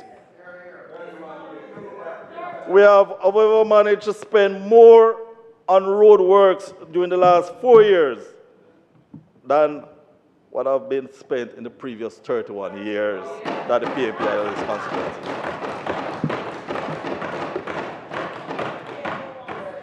During this year, we have rehabilitated sections of Harmon, Claremont, Bourne, Mount Endeavour, Marley Hill, and Prospect roads. And patching was carried out in Frankfield, Harmons, Spur Tree to French Park, North Hope, Gutters Lane, Rose Corner, Plowden, and Down Square to the community center. There are three major road works that are in the tender process at the National Work Agency and will be executed as soon as the process is finalized. These are the Campbell's Field to Pusey Hill, Pewsey Hill to Warwick, which I would like to refer to as Bussell Lane Phase 2, Porous to Redberry, totaling approximately $200 million. We are scheduled to implement the Spark and REACH programs again during this year. The Spark program, at a cost of $150 million, we have the people of South Manchester have selected roads, and I list them: Horton Upon Road, Digley in Mansfield, Smithfield Road, Claremont Road, New Balbeck Road, Spur Tree to Bottom Providence, Ebenezer Road, Top Hill in Rose Hill, Scott's Pass to St. Toulis, Retrieve Road in Victoria Town. Mr. Speaker, it has become an annual event at the start of every school year in September for the PNP operatives, supported by the leadership of the PNP in the constituency, to mount roadblocks on sections of the roadway from Pewsey Hill to Newport. This roadway is one of the most important roads in the constituency. And although we have done work to patch sections every year, and it is in a better condition than how I found it, much more work needs to be done. The National Work Agency has already done the scoping for Spark program, and we are waiting funds to proceed. The REACH program is another program that will be carried out in 3 phases of $10 million each, totaling $30 million. Phase 1, we see roads such as St. Jago to Harmons, Lane in New Forest, Mount Pelias Circle, Bethel Isles, Rose Hill to Wellington, Wales, Woodstock to Windsor, Crawl, Perrin, Hermitage, Grovetown, Cocoa Walk, Plowden, and Buttup. Roads to be patched in Phase 2, which is in December, and Phase 3, which is January to March next year, will be submitted for implementation. Madam Speaker, or Mr. Speaker, sorry. The magnitude of road work that is expected to be completed this financial year will surely give road users a more comfortable journey and thus reducing the misery index significantly. The South Coast Highway Improvement Project, which was officially opened on September 14 last year, and thankfully it remains free to pass at this time. However, the almost 5,000 residents of Porous and its environs were not afforded an entrance or exit to the highway, and the residents are still appealing to the National Road Operating and Construction Company, NROC, to quickly rectify this apparent oversight. Mr. Speaker, the National Water Commission is currently working on a bidding or tender document for the whole island for non-revenue water reduction project. They have reported that they need new sources, and they also need to eliminate some of the leaks that exist. There's a high level of leak along several legs of the pipeline from Warwick to Cross Keys, which is currently out of use. The project design for the tendering process was completed by the engineering department, and it will cost $100 million. This will be placed in the 2025-26 budget. The tender is to be sent out before the start of the financial year. Alligator Pond will be supplied by additional water from a well drilled at the New Forest pumping station in 2021 at a cost of $33 million. Pump and electric controls were procured, and this project is to be implemented by the second quarter of 2025-2026. The engineer design to upgrade the porous water supply system was placed on hold, but design costing will be done in 2025-2026 with budget submission for the 26-27 financial year. However, smaller projects will be the main focus of the Water Commission during this year. the Redberry, which in-house pipe works have started by the NWC local team, in-house pipe work for the extension of water supply.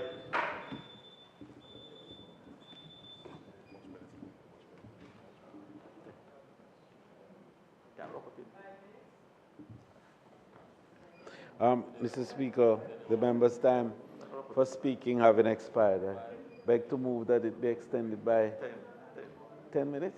10 minutes to allow him to complete his presentation. May it please you, Mr. Speaker.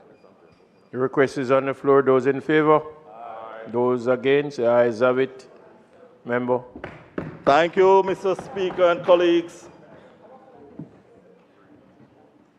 So, in-house pipe works to extend the water supply in the sections of Spring Grove, Mount Pelier, and Elgilton that are without water, never seen water before. That will be done in this year.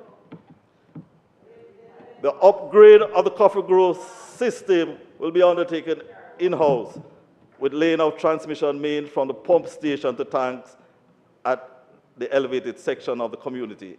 A new pump unit will be installed. All works will be executed in 25-26 financial year.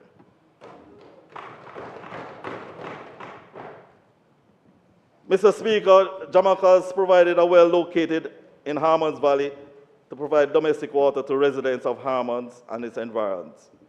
With a collaborated effort involving the Minister, PIOJ, JBI, Ministry of Finance, NWC, Rural Water, Jamaica, and other stakeholders to ensure the necessary funding is secured. A revised estimate was submitted to the project department at the Ministry of Agriculture, Fisheries and Minery, and Rural Water was tasked to see the project through to completion.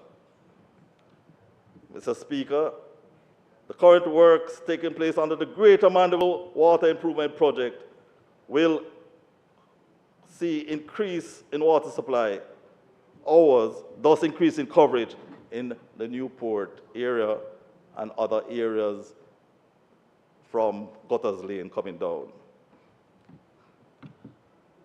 The issue of additional water for porous community and other combined communities between South Manchester and adjoining constituencies remain a major outstanding matter for the Water Commission. The acquisition of Windalco wells is needed to address this situation. Mr. Speaker, agriculture remains the main way of life for the majority of residents in the constituency. Hence, greater consideration is necessary to ensure the survival of this critical sector, especially as we bring into focus the country's food security. Our farms are extremely volatile, and many may farm but do not get to reap what they sow. They suffer from droughts, and they suffer from floods, and they suffer from those 2-foot, yeah, you know them. We continue to provide assistance to farmers with irrigation system, water tanks, seeds, fertilizers. Mr. Speaker, I've committed $2.5 million from the CDF to assist over 100 farmers during this fiscal year. Despite this, additional resources are needed to provide for our farmers. The UK government, Mr. Speaker, invested £53 million into 2 agricultural development projects. The infrastructure work on this project, which focuses to ensure access to irrigation, water, and farming communities while adapting to challenges of climate change and upgrading drainage system, has been completed in South Manchester. And our farmers in these communities are extremely pleased. Mr. Speaker, I firmly believe that education is a key to ending poverty, socializing a nation into a civil, more caring society, and ultimately ending the scourge of crime and violence. And I must pause to offer condolences to one of the constituents, Ms. Melissa Merchant, who was killed outside of the constituency in the Mandeville market on the 4th of October. And she, a practical nurse, and it was such a sad story. They purchased a ticket for her to go to Canada to pick up a 3-year contract, and she was killed before she could travel the end of the month. To fulfill this education mission, I've spent over $10 million on educational grants, school supplies, and school books. The goal of the academic success, regardless of where they are, we intend to support our teachers and their students. Through the CDF and other private donations, we were able to provide education assistance in a number of ways, reaching the most vulnerable students in the constituency through educational grants, tablet, laptops, and school supply. In my Top Performers Scholarship Program, I continue to award the top performing boy and girl at all the primary schools in the constituency with educational grants. And in my higher level scholarship program, 30 students at the tertiary level were awarded grants of $100,000 each on the basis of performance and merit.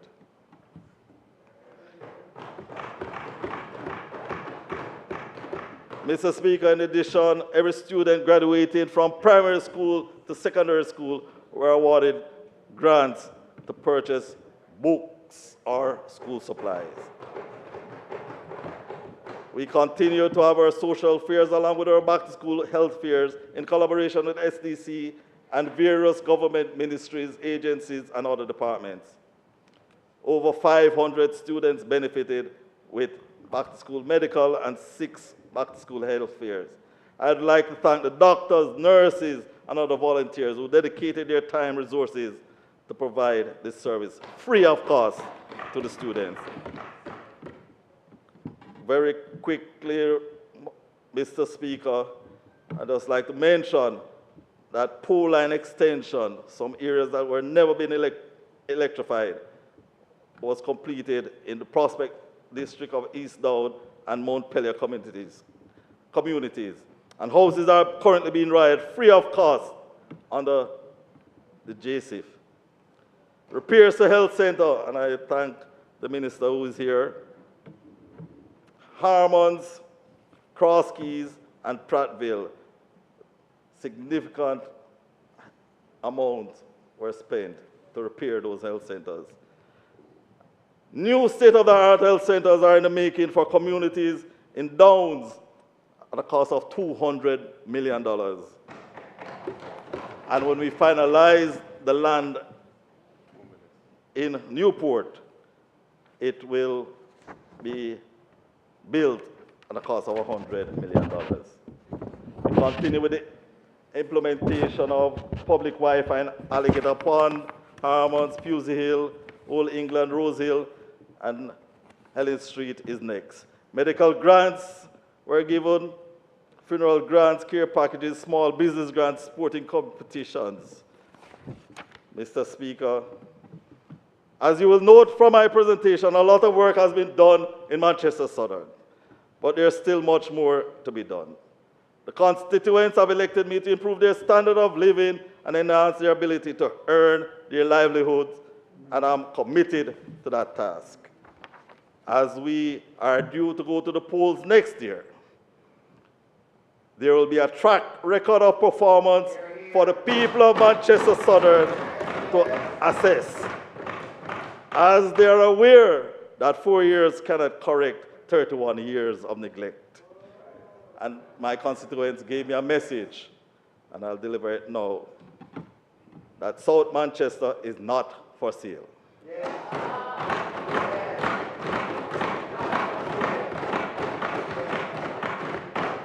And when I'm back to participate in next year's State of the Constituency debate, from this side of the aisles, the great and glorious work will continue. we have one of the greatest leaders in the person of our Honorable Prime Minister, and Jamaicans at home and the world at large are thankful for his leadership, competence, integrity, and loyalty to Jamaica. I thank you, Mr. Speaker and colleagues, for listening, and I pray that the blessings of the Supreme Ruler may rest upon Jamaica and sanctify its labors. Thank you.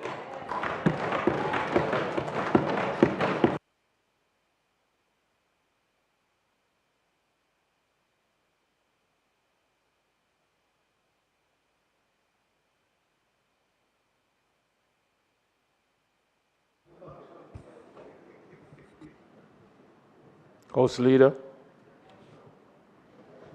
Mr. Speaker, the final item for the evening will be the debate on the bill, the Trade Act, which will be piloted by the Minister of Education. May it please you. Minister.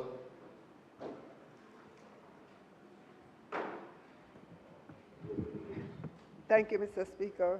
Mr. Speaker, I now move for the suspension of the standing orders to enable me to take second reading of the bill, notice of which... Madam, sorry. Can we have the... Madam, member, would you permit me, Mr. Speaker, to move for the suspension of the constituency, the state of constituency debate until next week, November 5th, when the speakers will be the member from St. Catherine East Central. Yes? That's your constituency. St. Catherine East Central? Yes. And also the member from Manchester Central and the member from Clarendon North Central. Those members will be the contributors to the continuation of the State of Constituency debate on November 5th, 2024. May it please you, Mr. Speaker. The request is on the floor. Those in favor? Those against? The ayes have it. At this time, we will now take the Minister. Mr. Speaker, I now move for the suspension of the standing orders to enable me to take second reading of the bill, notice of which I gave earlier, and also take it through all its concluding stages.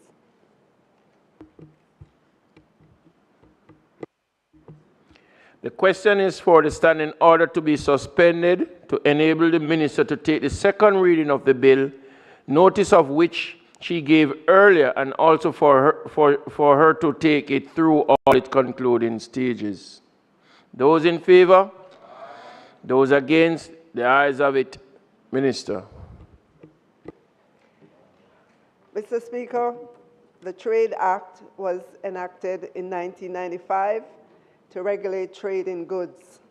Section 8.1 of the Act, among other things, empowers the Minister to prohibit by order, whether absolutely or except under the authority of a license granted by the Minister, the importation and exportation of goods or any class or description of goods from or to another country. In 2018, the government of Jamaica announced the implementation of a ban on the importation, manufacture, and distribution of specific types of single-use plastic products with the objective of safeguarding human health and the environment from the adverse impacts of plastic in accordance with World Trade Organization agreement obligations. On December 24, 2018, the Trade Plastic Packaging Materials Prohibition Order 2018 order was published, prohibiting the importation of classes of plastic goods on a phased basis. The order was subsequently amended in 2022, 2023, and 2024. In January 2024, the government of Jamaica announced the implementation of the fourth phase of the ban on single-use plastics, which would eliminate from the domestic market single-use plastic food containers that replaced styrofoam containers, as well as cosmetic care or personal care products for which microbeads or microplastics have been intentionally added. The government further indicated to the public that consignments ordered prior to the effective date of the prohibition would be allowed to be landed. In keeping with the main objective, the Trade Plastic Packaging Materials Amendment Order 2024, the order, was promulgated on July 11, 2024, which effected an absolute prohibition on the importation of plastic food containers effective as of that date. The order did not reflect the position that consignments ordered prior to the effective date of the prohibition would be allowed to be landed. As a result, the prohibition has adversely affected importers who ordered or purchased consignments before the prohibition, which arrived or will arrive in Jamaica after the prohibition was in effect. Recognizing the need to facilitate trade within Jamaica, while at the same time safeguarding human health and the environment from the adverse impact of plastics, to address the issue, it was proposed that Section 8 of the Act be amended to empower the minister to make orders having retrospective effect. In light of the above, the bill therefore seeks to amend Section 8 of the Act to empower the minister to make orders having retrospective effect, to remove the consequences of the prescribed absolute prohibition for imported consignments of goods ordered or purchased prior to the effective date of the prescribed prohibition under Section 8(1)(a) of the Act, which arrived in Jamaica on or after the effective date of the prohibition. So the bill clause-by-clause analysis. Clause 1, short title and construction. This clause provides for the short title of the Act and directs that the Act should be read in conjunction with the Trade Act and all amendments thereto. Clause 2, amendment of Section 8 of the Principal Act. The clause provides for the insertion of new subsections 4, 5, and 6, which provide for the following. Subsection 4 provides that where an order was made providing for an absolute prohibition on the importation of goods pursuant to subsection 1A, the minister may by order specify that the consignments be treated in the same manner as goods imported prior to the effective date of such prohibition, if the minister is satisfied of the matter in subsection 5. Subsection 5 provides that the matter to which the minister must be satisfied is that the relevant prohibited goods were ordered or purchased prior to the effective date of the prohibition. Subsection 6 provides that no criminal liability shall be imputed in respect of goods that are subject to an order made under subsection 4. These clauses will allow the Minister of Industry, Investment, and Commerce to facilitate importers who had ordered or purchased consignments prior to the effective date of the prohibition order to import these goods without consequence. Memorandum of Objects and Reasons. The memorandum stipulates that the key objective of the Act, as stated above.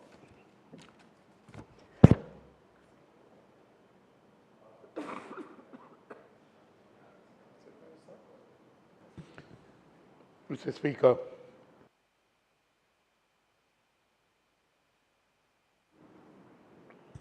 Mr. Speaker, the legislation seems very simple and uncomplicated on its face. In its operations, Mr. Speaker, it raises some troubling issues. I want to point out that what this is in effect doing is where an order, where a good, a class of good has been prohibited. In this case, plastics and styrofoam have been prohibited in their importation and use. In the particular instance, this has occurred over a period of time. The first was in 2018, and a series of amendments has occurred.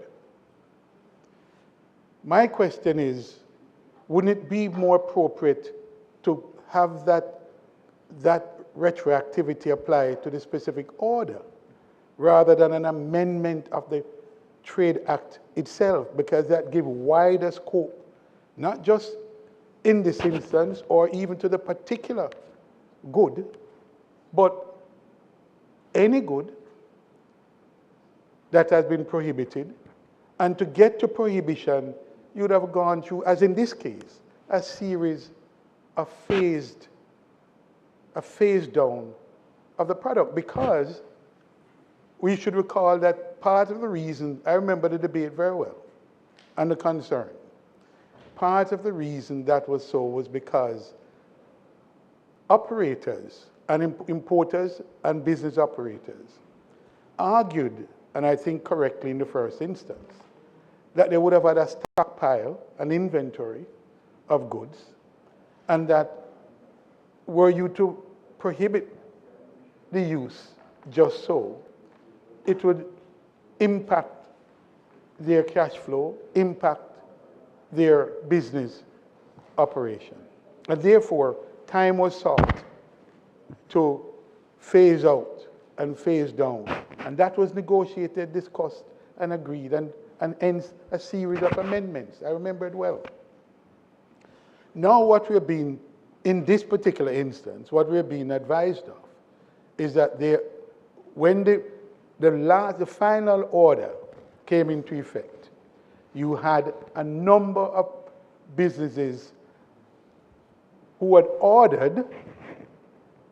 Purchase is one thing, meaning if you purchase, you pay for.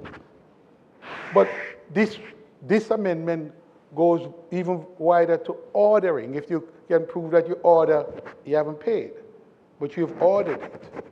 You can therefore, it allows you to apply that retroactively from the time the gazetted order took effect. Mr. Speaker, I'm suggesting it's a very dangerous situation. It could have the effect of totally unraveling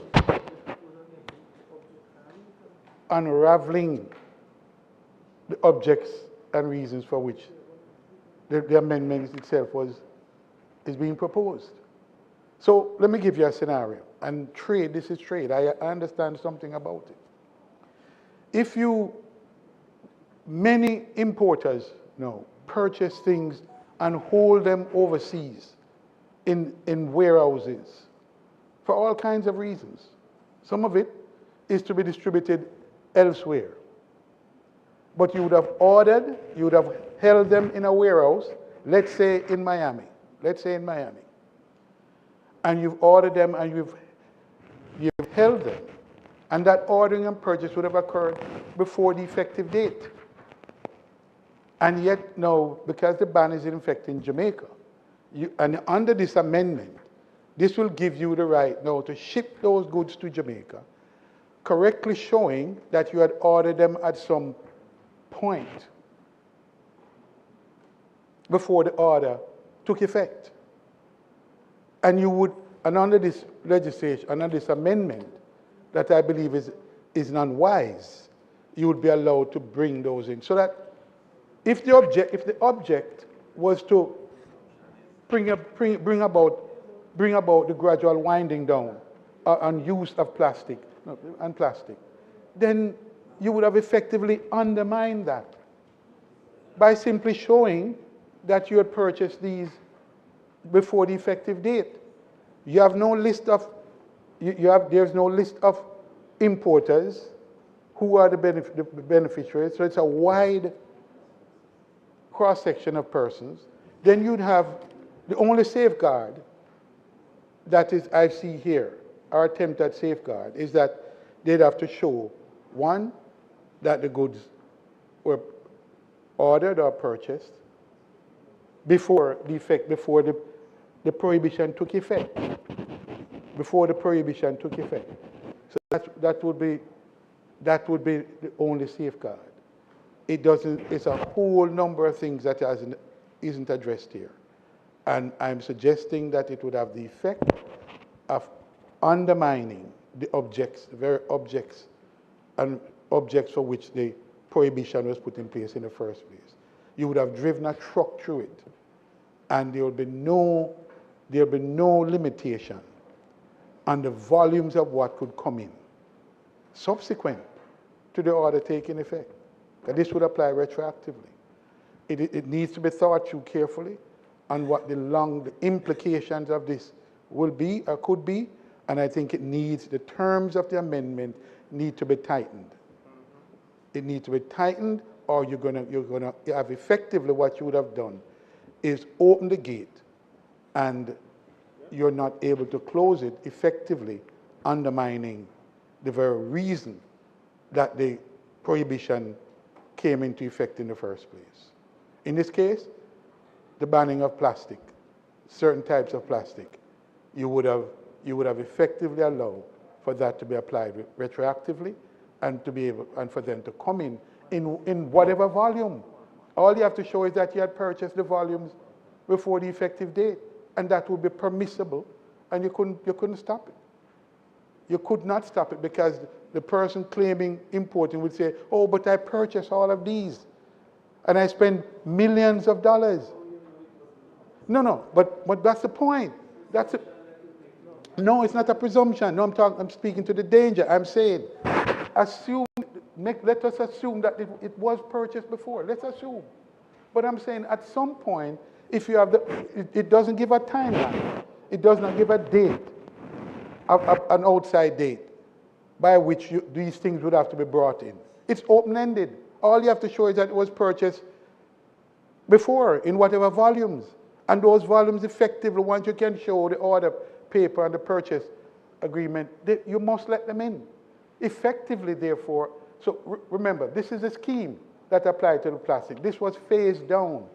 It was phased down precisely for that reason, to avoid that problem. You phased it down, so you had several amendments. Now you come to the final amendment where it's not a phase now. You say, all right, we have, by the agreement that we've worked out.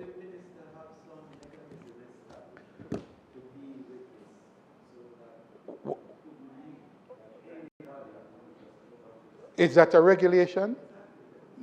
Well, where's the regulation? No, but anyway, I'm pointing out that this amendment, standing as it is, effectively undermines the prohibition that you seek to put in place in the first place. I'm pointing that out very clearly. The terms of this amendment is wide enough to drive a truck through this whole scheme of prohibition. You effectively undermining the very prohibition you intended to put in place in the first place.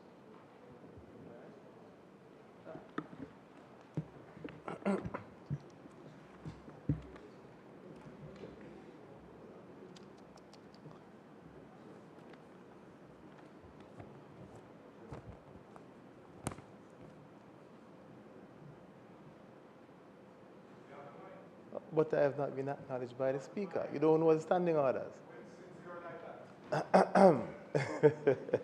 Thank you, Mr. Speaker. Minister, I want to join with the member from Western St. Andrew, and I'm going to direct it to the Memorandum of Objects and Reasons, because I too thought it was a very simple amendment, but when I saw the word ordered, and I think that is where the issue is, ordered, it conflicts what is here in the Memorandum of Objects and Reasons. And I'll read it for you. It says that this prohibition has adversely affected importers who had consignments en route before the prohibition. This is the very same act, says this, en route before the prohibition, which arrived in Jamaica shortly after the prohibition was in effect. So when you look at what the Memorandum of Objects and Reasons states here, and when you compare to what is in the body of the Act, it is contrary to what is in the body of the Act. And so I'm going to have to stand and join with the member from Western St. Andrew in putting forward this position that the word ordered as it is in the current Act, proposed amendment, is in direct contradiction of the Memorandum of Objects and Reasons and the reasons which are preferred for this amendment. And so therefore, I believe, Minister, that the proper approach to take now is for us to actually take a relook carefully at what we are proposing to amend, because in this very body of document that you have put forward, there are contradictions. So I don't see how we can go forward as a House, as a member of this Parliament who is here, to ensure that the laws are properly passed, that we could respectfully agree with the use of the word ordered, because ordered leaves a lot of opening, Ordered means that somebody can simply say ordered, therefore you should allow it to come in. Who is going to check to ensure that it was actually ordered? Especially when you have unscrupulous persons overseas who want the sale. They're going to say, of course it was ordered. They want the sale. So I believe if we stick to what is in the Memorandum of Objects and Reasons, stating that it was en route to Jamaica before the prohibition, then I think we should be fine. But by having this loosely tabled and produced, the simple thing is just the word ordered. Look at it, Minister, I'm urging you, because as far as I'm concerned, what is being proposed does not accord with the Memorandum of Objects and Reasons. Those are my contributions. Minister. Thank you, Mr. Speaker. Thank you to colleague MPs for your contribution to the bill. With regards to your observation, what I would love to say is that I am sure the minister responsible for this,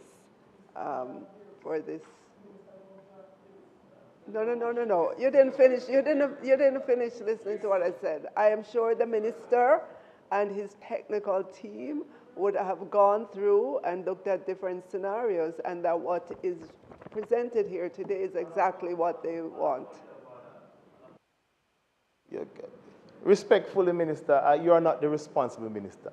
So I don't think that you saying that the minister and his team would have, that's speculating. And I think that is not really permissible. That is why we need to ensure that the ministers are sitting in this house, Right? The point of order is that the minister is misleading the house, because she cannot say what was in the intention, and speculating that is misleading us, because she don't know what the technocrats and the minister would have discussed. Minister.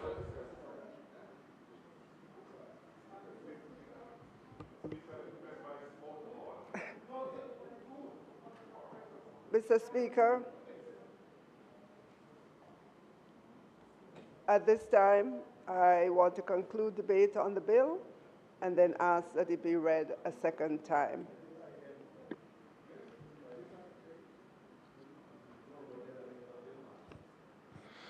The question is that the bill be read a second time.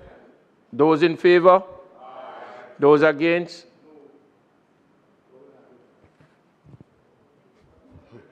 A bill entitled An Act to Amend the Trade Act read a second time. The House will now resolve itself into a committee of the whole House to consider the bill clause by clause.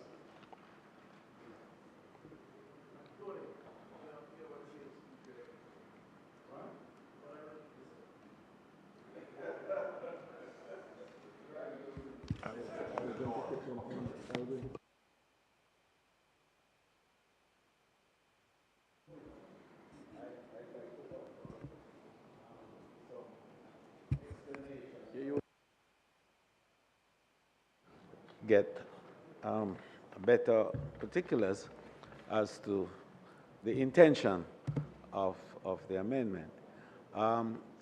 What I gather had happened is that when the Minister of the Environment made the policy statement with regards to single-use plastic, the prohibition covered everything as of the date and did not take into account orders that had already been made, purchases that had already been made.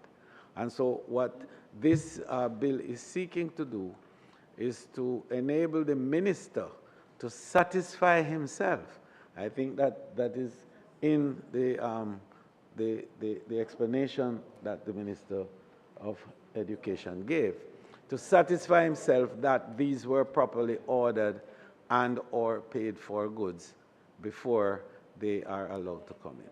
So there's a system, I'm advised, to determine this, so that the law is not really just open-endedly saying to everybody, yes, you can just bring the goods.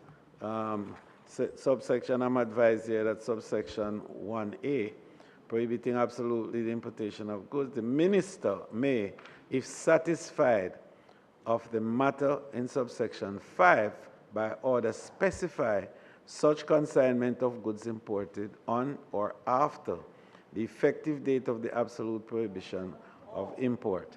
You follow? And shall be treated in all respects and in the same manner as the goods imported prior to the effective date.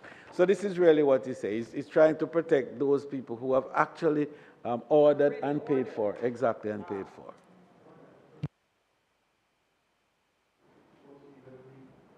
Oh, hold on. My mic is on first, Tony. Tamika was before. You sure? Go ahead, Tamika. Go ahead, Tamika. Whose mic was on first, speaker? Honestly, I didn't see member from Western Hanover's mic, so I'll take you after.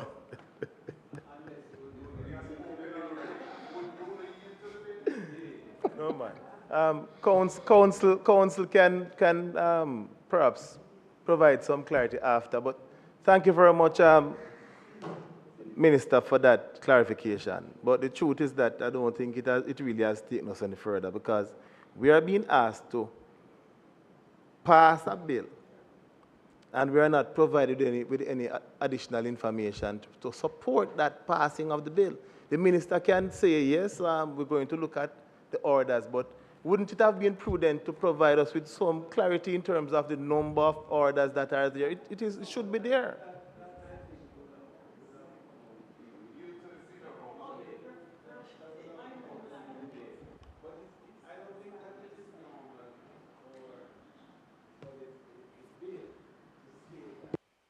I know, but just for our.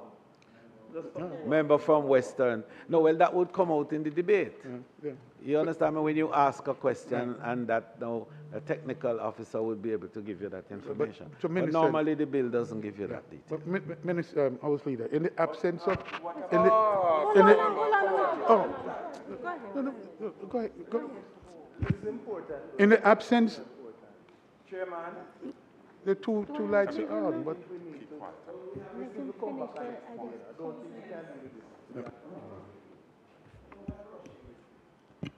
No bill is being rushed. Don't call it that. Member from Western Hanover, you have the floor. Thank you so much. I really just wanted to respond to what was raised earlier, because Section 5 is clear, and it was just read, but just to reemphasize the intent, because it's not open-ended as you're suggesting. It says clearly that the minister is to be satisfied. Yeah. Hold on, even without more. It goes on to say that the goods imported were ordered or purchased prior to the effective date of the prohibition. So it tells you that there is a specific time, and that is what is required. So it is not that a person can say, I purchased the goods on a particular date without more.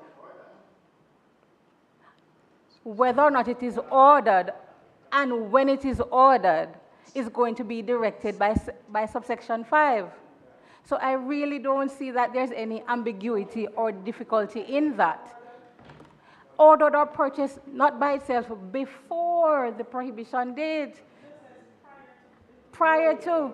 So if the prohibition date then, for example, is the 1st of November, you would have to show proof that it was ordered before the prohibition date, and that can be easily satisfied. Just to let you know also, I'm seeking to give clarification to some of the areas and to make you feel a little more comforted, because I'm advised that there's a subsequent order which is to come, which will rectify exactly what other deficiencies there are. But that this particular order had to be made in order to deal with the immediate situation of those orders and payments which were made prior to the date of the prohibition order, and so as to allow for those to come in. Right?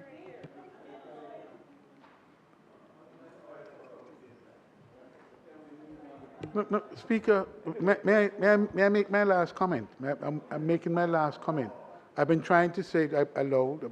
I've been trying to make my comment. It's a simple proposition, which is, I point out that the risk and the mischief, this doesn't cure. That your explanation doesn't cure the concern I have. I make the point that what the object and reason is much clearer and give me more comfort, not the terms. The terms of the act is what it is. It's not, it goes beyond policy, this is law.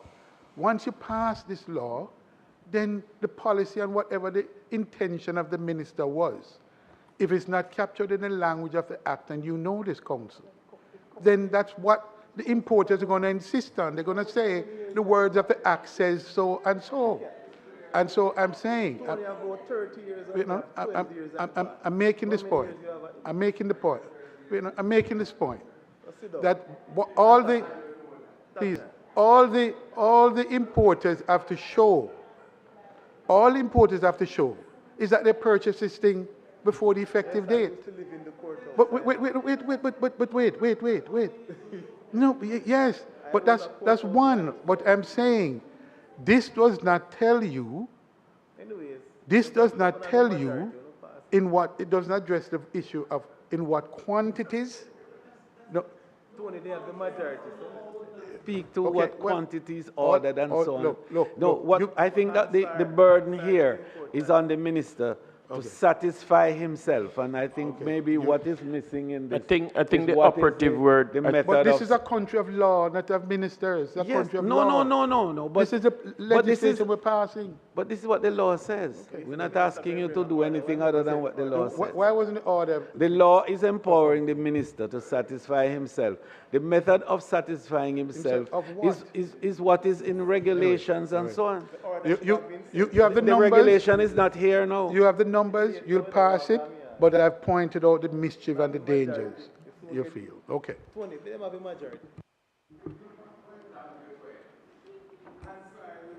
I now put clause 1. Those in favor? Those against? Ayes have it. I put clause 2. Those in favor?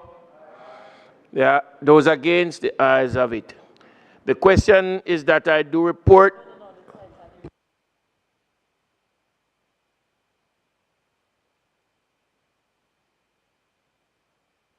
I now put the title and the enacting clause. Those in favor? Those against? The ayes have it. The question is that I do report the bill as having passed committee stage without amendments. Those in favor? Those against? The ayes have it.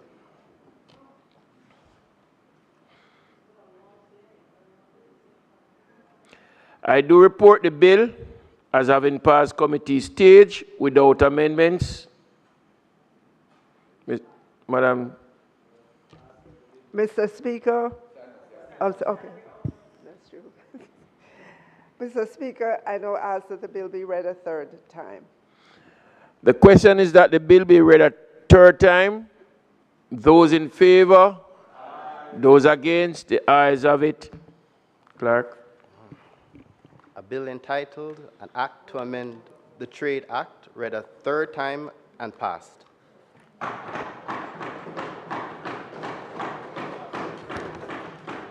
House Leader. Mr. Speaker, it's not intended to do any further business for the day. I beg to move that this House be adjourned until Tuesday, November 5 at 2 p.m. November, yes, at 2 p.m. when we will continue the state of constituency debate. Mr. Speaker, just to say to members that I really want to thank you for staying the course this evening. It's well after 8 o'clock and members still here to ensure that we have a quorum, and the opposition members stayed and still showed some rigor in debating the last bill that we just had. So thank you, and I want to wish you a good week as you continue wherever you go and whatever you do. Mr. Speaker, may it please you. The request is as it is that this House now adjourn until Tuesday, 5th of November, when the state of the constituency debate will continue. Those in favor? Those against? The ayes have it. This House now stands adjourned.